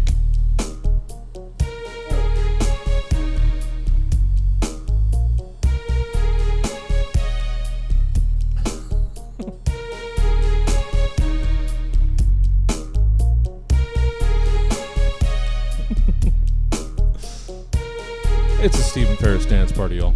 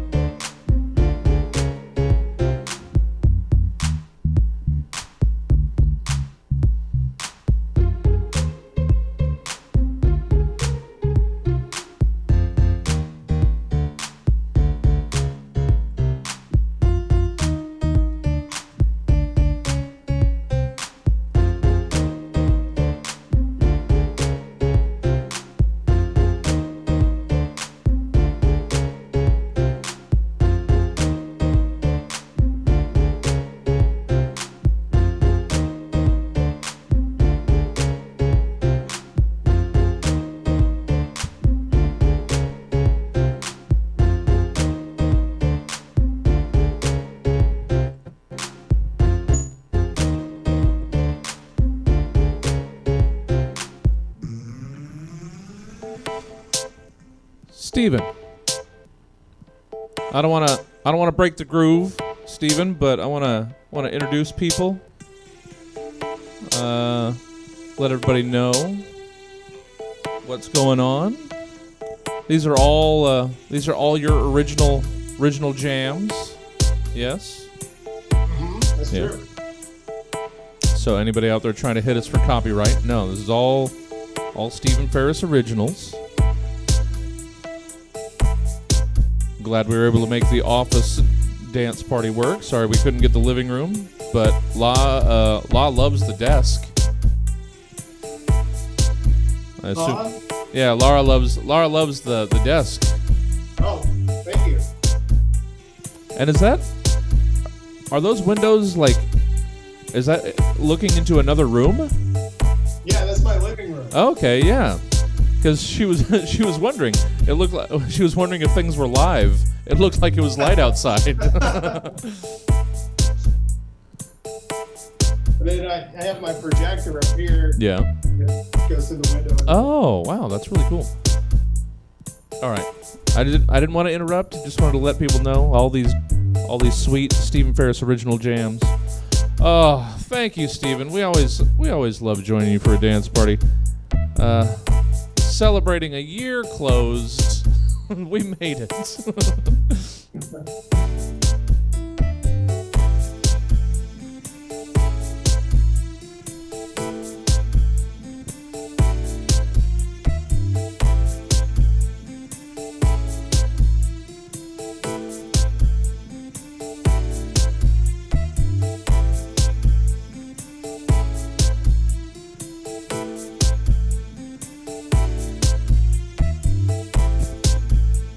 Trying to invite other people into the Zoom. We're going to see if we're going to get Skip and Gilbert and anybody else who wants to join us in here. Dance away the cares of our world.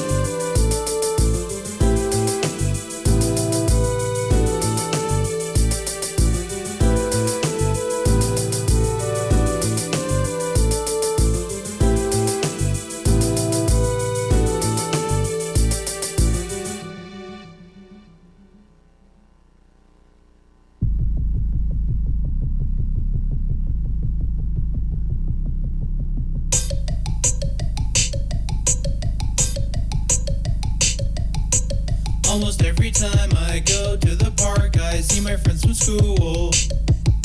They go to the playground first and then they go to the pool. I see them play freeze tag, and then I start to nag my parents because I want to join in the fun.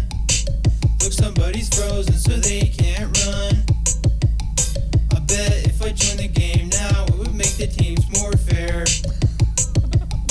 So I really want to go, but I can tell that my parents don't care. It's pretty useless to ask because I pretty much know what they'll say. But I can't sit still on this bench, so I think I'll do it anyway. Daddy, can I go in the playground? Mommy, can I go in the playground? No, you can't go in the playground. Yeah, you can't go in the playground. Daddy, can I go in the playground? Mommy,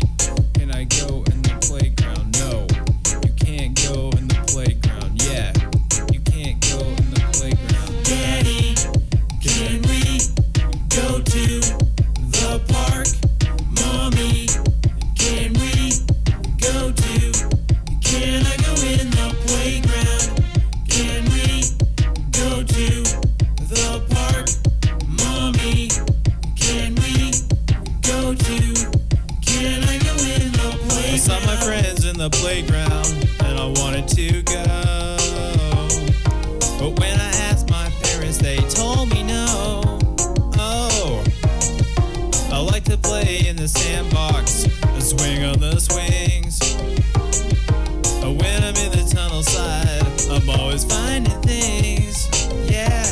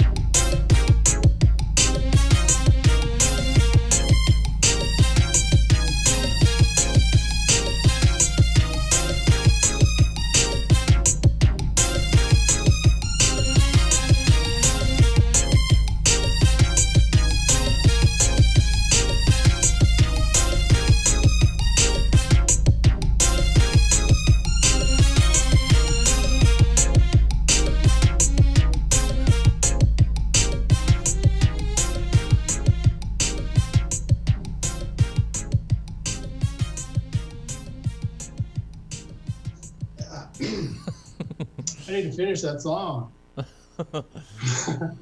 I like I like that these two dance parties that we've done spaced out over the last well, we did the last one in May or something, I think. Keeps reminding you of these forgotten tracks that you want to get back to. 16 years ago. Yeah. Oh, there's a lot of fun stuff in here.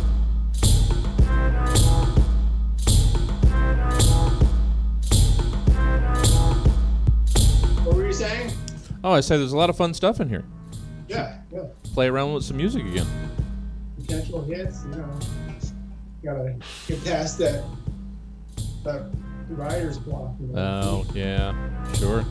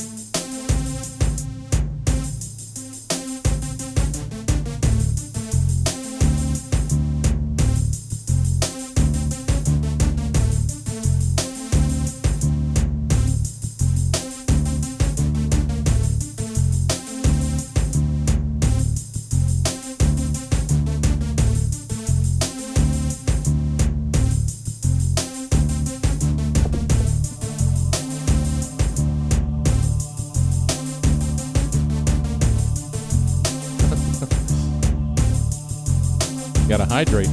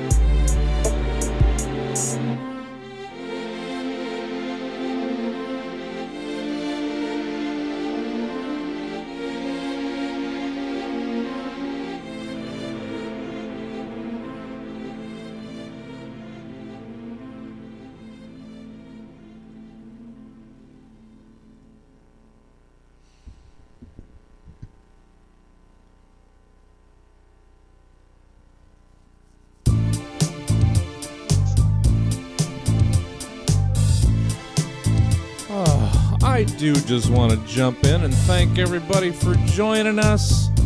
I love hanging out with all of you. And Steven, I wasn't saying you had to turn anything down. I was just going to talk over the jams, but Okay. but just thanking. And I don't want you to get worked. I don't want you to get too tired either. And remember, we're going as long as you want to go. So no pressure to keep it going. But I just wanted to jump in and thank everybody for for hanging out with us. I'm so happy we all made it through this year. I mean, it hasn't been great, obviously. We've done what we can. We've just, man, it's been rough, and it's been great to share this time with you guys. We've had the community that we started with, the community that has grown out of everything that we've done over the year, and it's just so much good has come out of so much bad, and I hope you all celebrate. You made it through this too, and it's just nice to be together, guys. Love to have you. I've loved sharing this year with you guys. You're all wonderful, and yeah, you guys are great.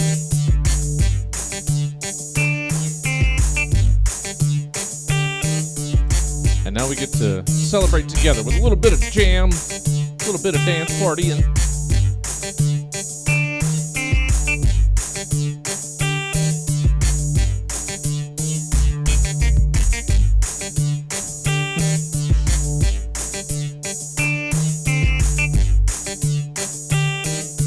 I love all of you.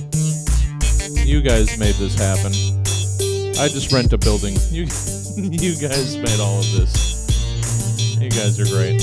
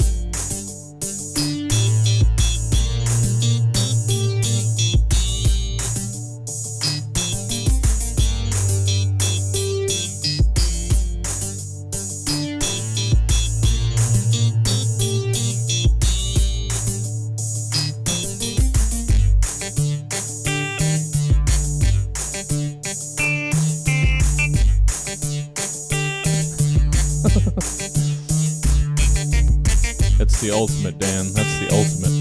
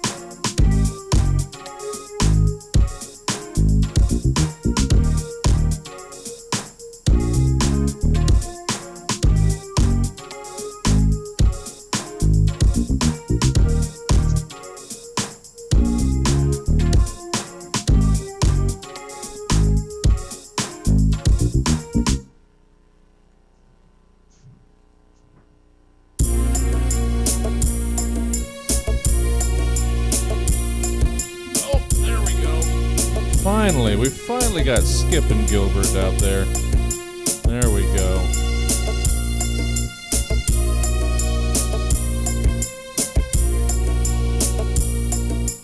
We finally got him.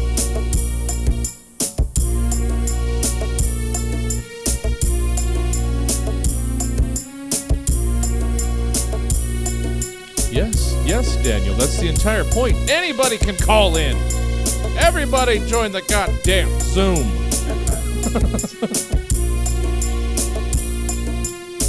Everybody pile in. That's why I was sharing the link. If you want in, join.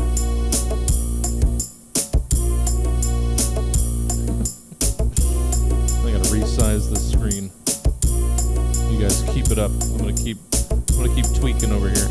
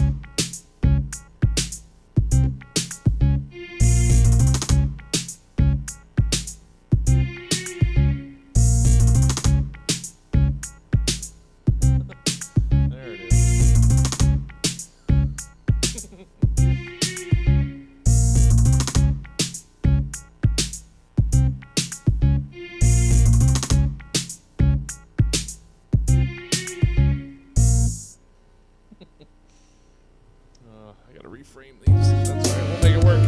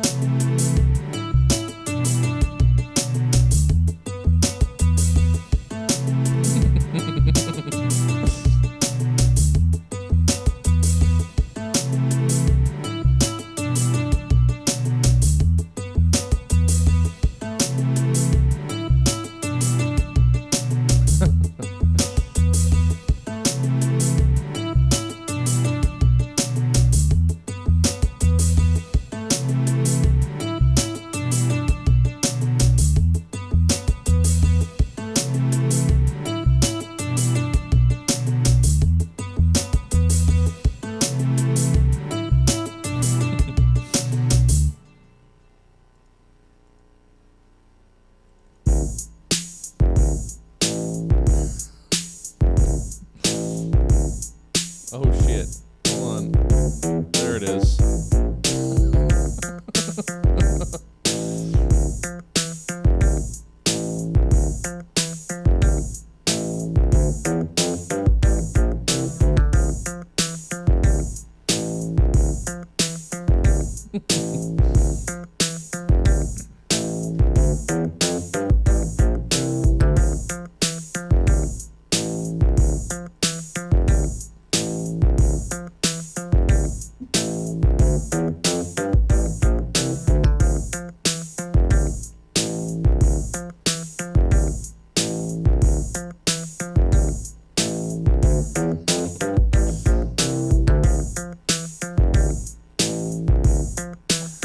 You gotta stretch. You gotta keep limber. Oh shit. They got their own light show going on. Huh? Oh, Skip and Gilbert had their own light show going on there.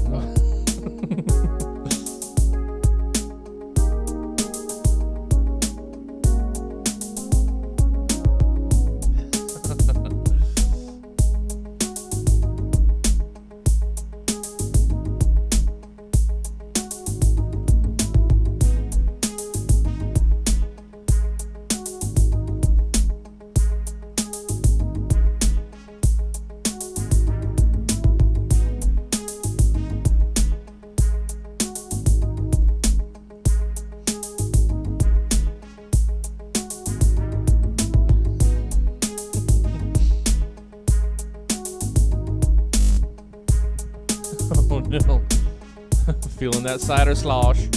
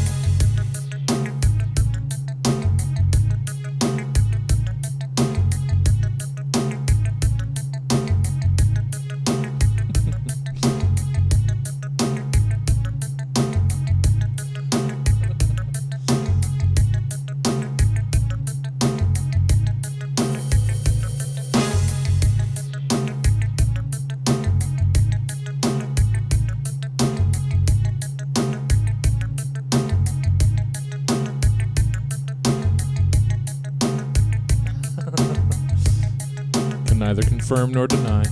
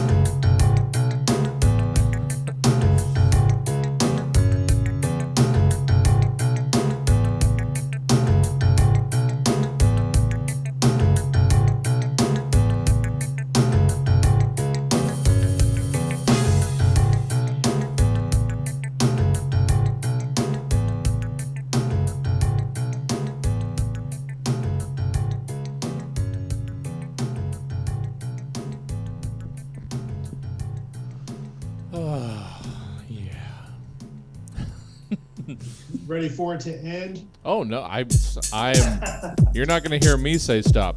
I was just thinking I should have figured out better hotkeys by now. I could be switching these cameras better. That's all right. It's never good enough for me.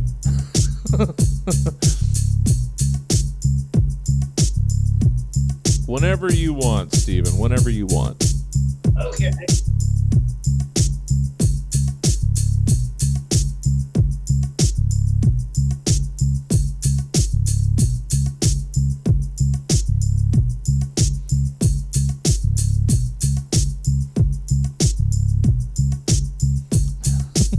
There it goes.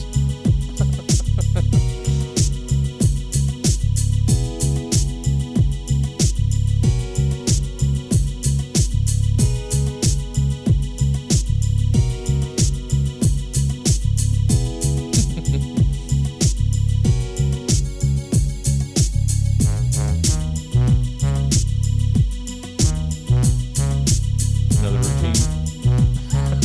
We're going to work out the steps.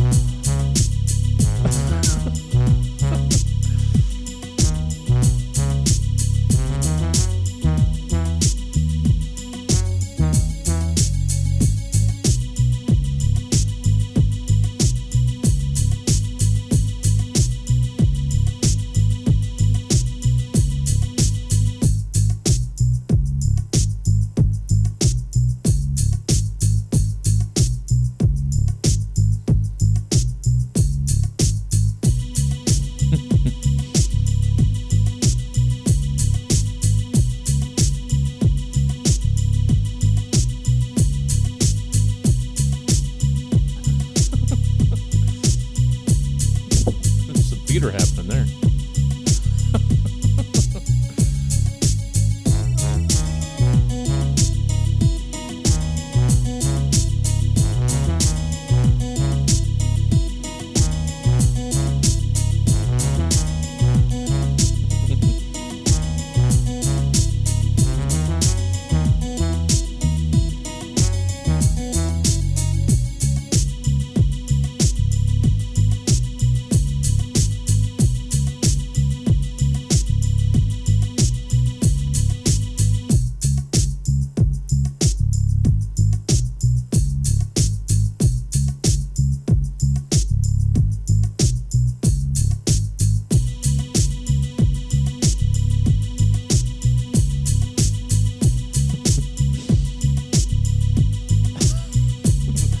Shoving that out of there. Scooping it out.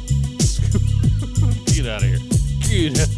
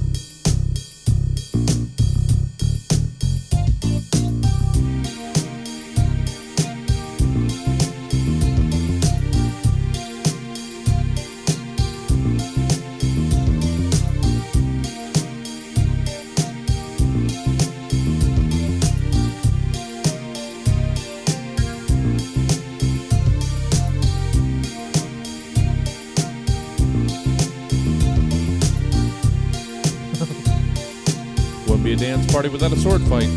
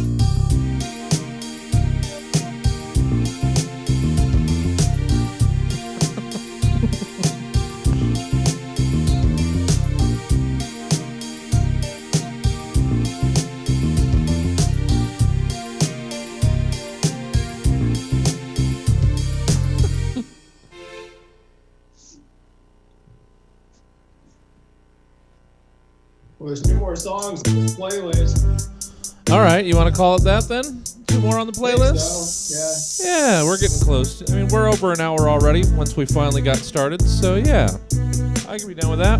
We got 2 more tracks, y'all.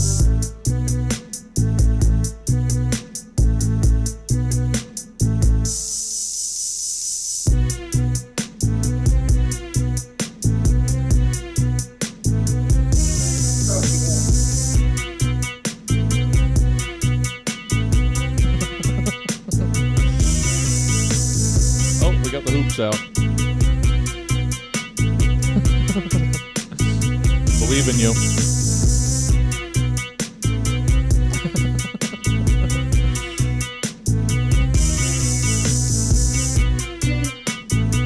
There it is.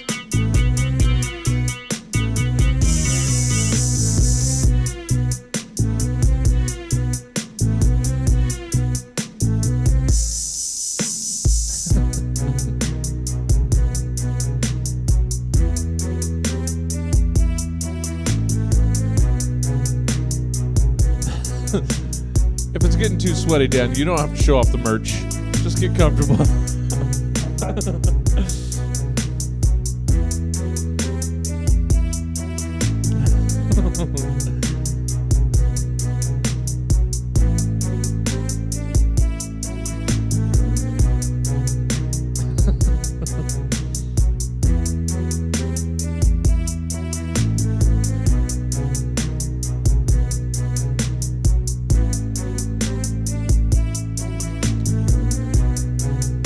Get loose, Daniel. Drop the layer.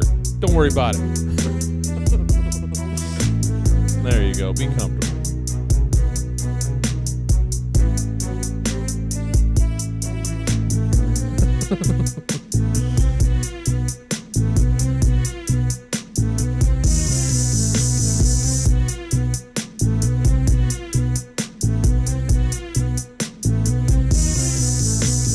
When I go out, I can't go unless I'm in my 7'9", 7'9". 'Cause when they see my ride, they drop their jaws and their panties at the same time. The same time. When I go out, I can't go unless I'm in my 7'9", 7'9". 'Cause when they see my ride, they drop their jaws and their panties at the same time.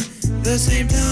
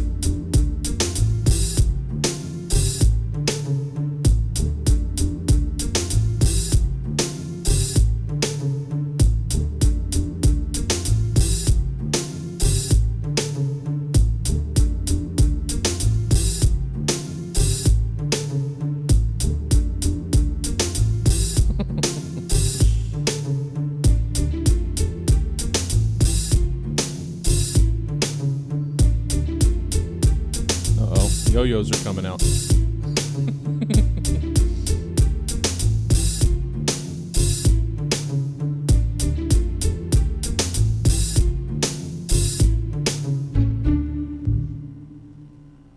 All right, Steven. One, I wanted to leave it up to you. Do you have a favorite track on here? Your personal fave? Personal fave? Yeah. I don't know. I kind of like that that playground one, but I don't remember which one it was because they're all named numbers. Oh no. I could try to find it real quick. Sure. Let's go out on your favorite. The playground one is fun. That's not it. That's not it. Not it. There we go. Yeah? All right. All right. We'll go.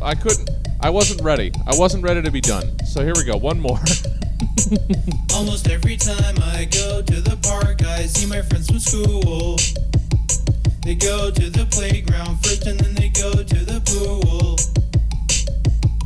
I see them play freeze tag, and then I start to nag my parents because I want to join in the fun.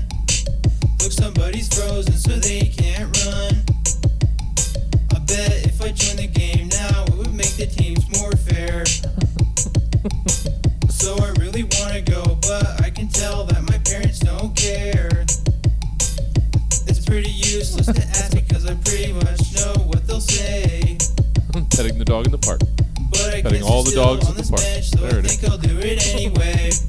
Daddy, can I go in the playground? Mommy, can I go in the playground? No, you can't go in the playground. Yeah, you can't go in the playground. Daddy, can I go in the playground? Mommy, can I go in the playground? No, you can't go in the playground. Yeah, you can't go in the playground. Daddy, can we go to the park?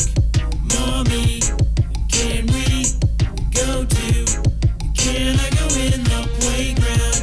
Can we go to the park? Mommy, can we go to? Can I go in the playground? I saw my friends in the playground and I wanted to go. But when I asked my parents, they told me no. Oh, I like to play in the sandbox and swing on the swings. But when I'm in the tunnel side, I'm always finding things. Yeah.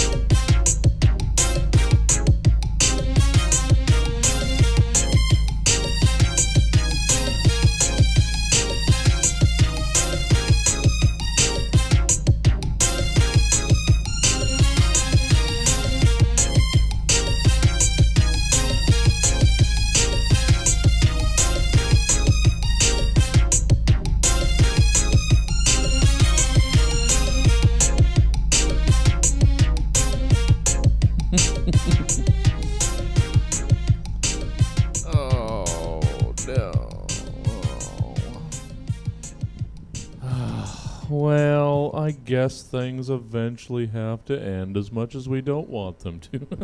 Yeah. Yeah, it's almost midnight. Well, I can't. Well, No. yeah. Thank you guys so much. Thank you, Steven. Yeah. Hey, Skip and Gil and Daniel. Thanks, Steven. Bye, guys. And Robert Best and puppies. All puppies. Oh, so much fun. Well, this like with the marathon back in April, May, this was the only way that we could possibly have wound up the Quarantine-aversary special, guys. Oh, we did it. Yeah, sure, we've been closed a year, and yeah, that sucks. But a lot of folk have come together to do a lot of really fun stuff, and we made good out of bad, and really that's all we can do. So, thank you guys. Oh shit! Why did that happen? I don't know. I didn't do that. Damn it. The party wasn't over. But yeah, I really appreciate all of you very much.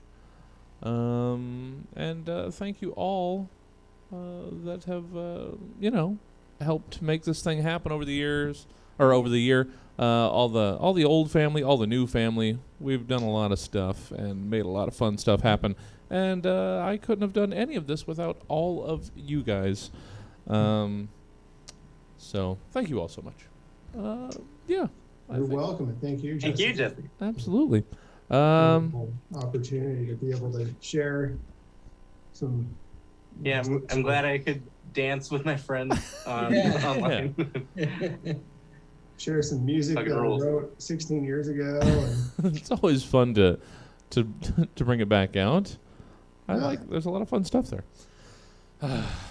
All right. Well, I hate to lean over here towards the stop button, but I guess we're gonna have to. You wanna fire off one more track to take us out, Steven, and we'll another one. Well, I mean, it's our outro. It's our outro, Steven. We'll. What am I gonna pick now? Why don't I? Yeah, but I stopped the share. I have to start the share again. Oh, did you? Oh, that's all right. Just something to get us out. We won't be up too long. I could keep stretching this out, but we have to end at some point. So. Okay. Well, hang on. Maybe I can find something. 13 minutes long. No. Something else that I haven't exported yet. Oh shit! Whoa! But Whoa! I know what that export means too. Whoa! Well, just something special. Let's see though, because some of these they might take a minute to open, and it's going to take a long time. And this is nothing. So go with some of the new stuff here. Oh shit! Some hot unreleased tracks. Well, it says created May 1st, 2020. Did I write this? 2020? Oh, wow. Whoa. But it is taking a minute to open, so I'm like... That's all right. That's all right. We got that new. We got the... Okay, here it is. Here it is. Oh. I gotta download. An exclusive. Yeah. World premiere.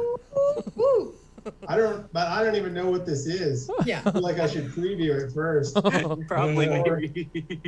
Or maybe not. I don't know. It depends how bold you are. I think maybe I should just go for it. Where were you in May last year? What was bouncing around in your head? Let's see. Where were you? Yeah. It was during the pandemic. Last year. Well, I could stop the share and then preview it and then bring it back. I suppose Although that's some right. of it's going to come through the mic anyway, so it doesn't matter. Yeah, I think we're good to go. I think we should do it. Bold. All right. This is what the download finished, because it has to download the instruments and stuff. Oh, okay. Right. Okay. What? Now I have to put a... I don't Oh. know why. This is dumb.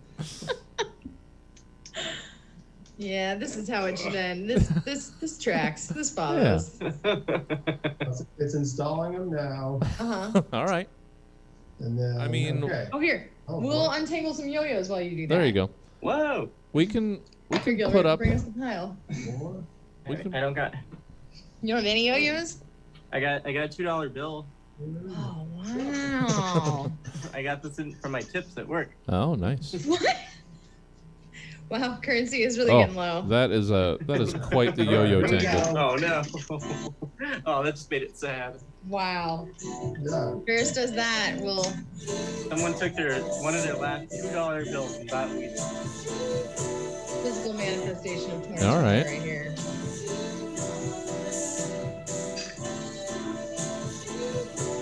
All right, that's That's it. It just loops like that. That's as far as I got. That's what I need. That's all we need, baby. yeah. That'll be a perfect to ease us out of here. Thank you all for hanging out, not just this week of the Stab in Place Quarantine-aversary, but for the last year that you've hung out with us. It's been great, and it's not over. Hopefully we'll see you guys in person soon, but we're in no hurry. We're going to continue our our regularly scheduled broadcasting slate with some new shows coming in, some old shows going out. We're going to rotate in. We're just going to keep on going. Stab TV will continue as long as you guys keep coming out and hanging out. Where'd the back in the loop go, Steve? I took it away so I could play. All right. Hold Oh, on, okay, hold on. okay. We got something else to get us out of here. I was trying to ramp out, but This one's good. okay. Nice. Some hot licks. Oh, and then the bass comes in. Oh, shit. I think it has some pretty orchestration at the end. Yeah. You should really work on some more of this stuff. I'm just saying. Get back into the studio, Steven. All right. That's it. That's us. Wow, this is really nice. I like this. Thanks for hanging out with us. Let's see if there's somewhere that we can send the Twitch audience. I mean, wherever you're going, you got a lot to live up to. You got a lot to live up to after getting this hot party jam. So, all right, let's hit the Pack Theater. Why not? Send you back out into the comedy world. Love all you guys. Thanks for hanging out. Thanks for dealing the best we can all year. See you tomorrow.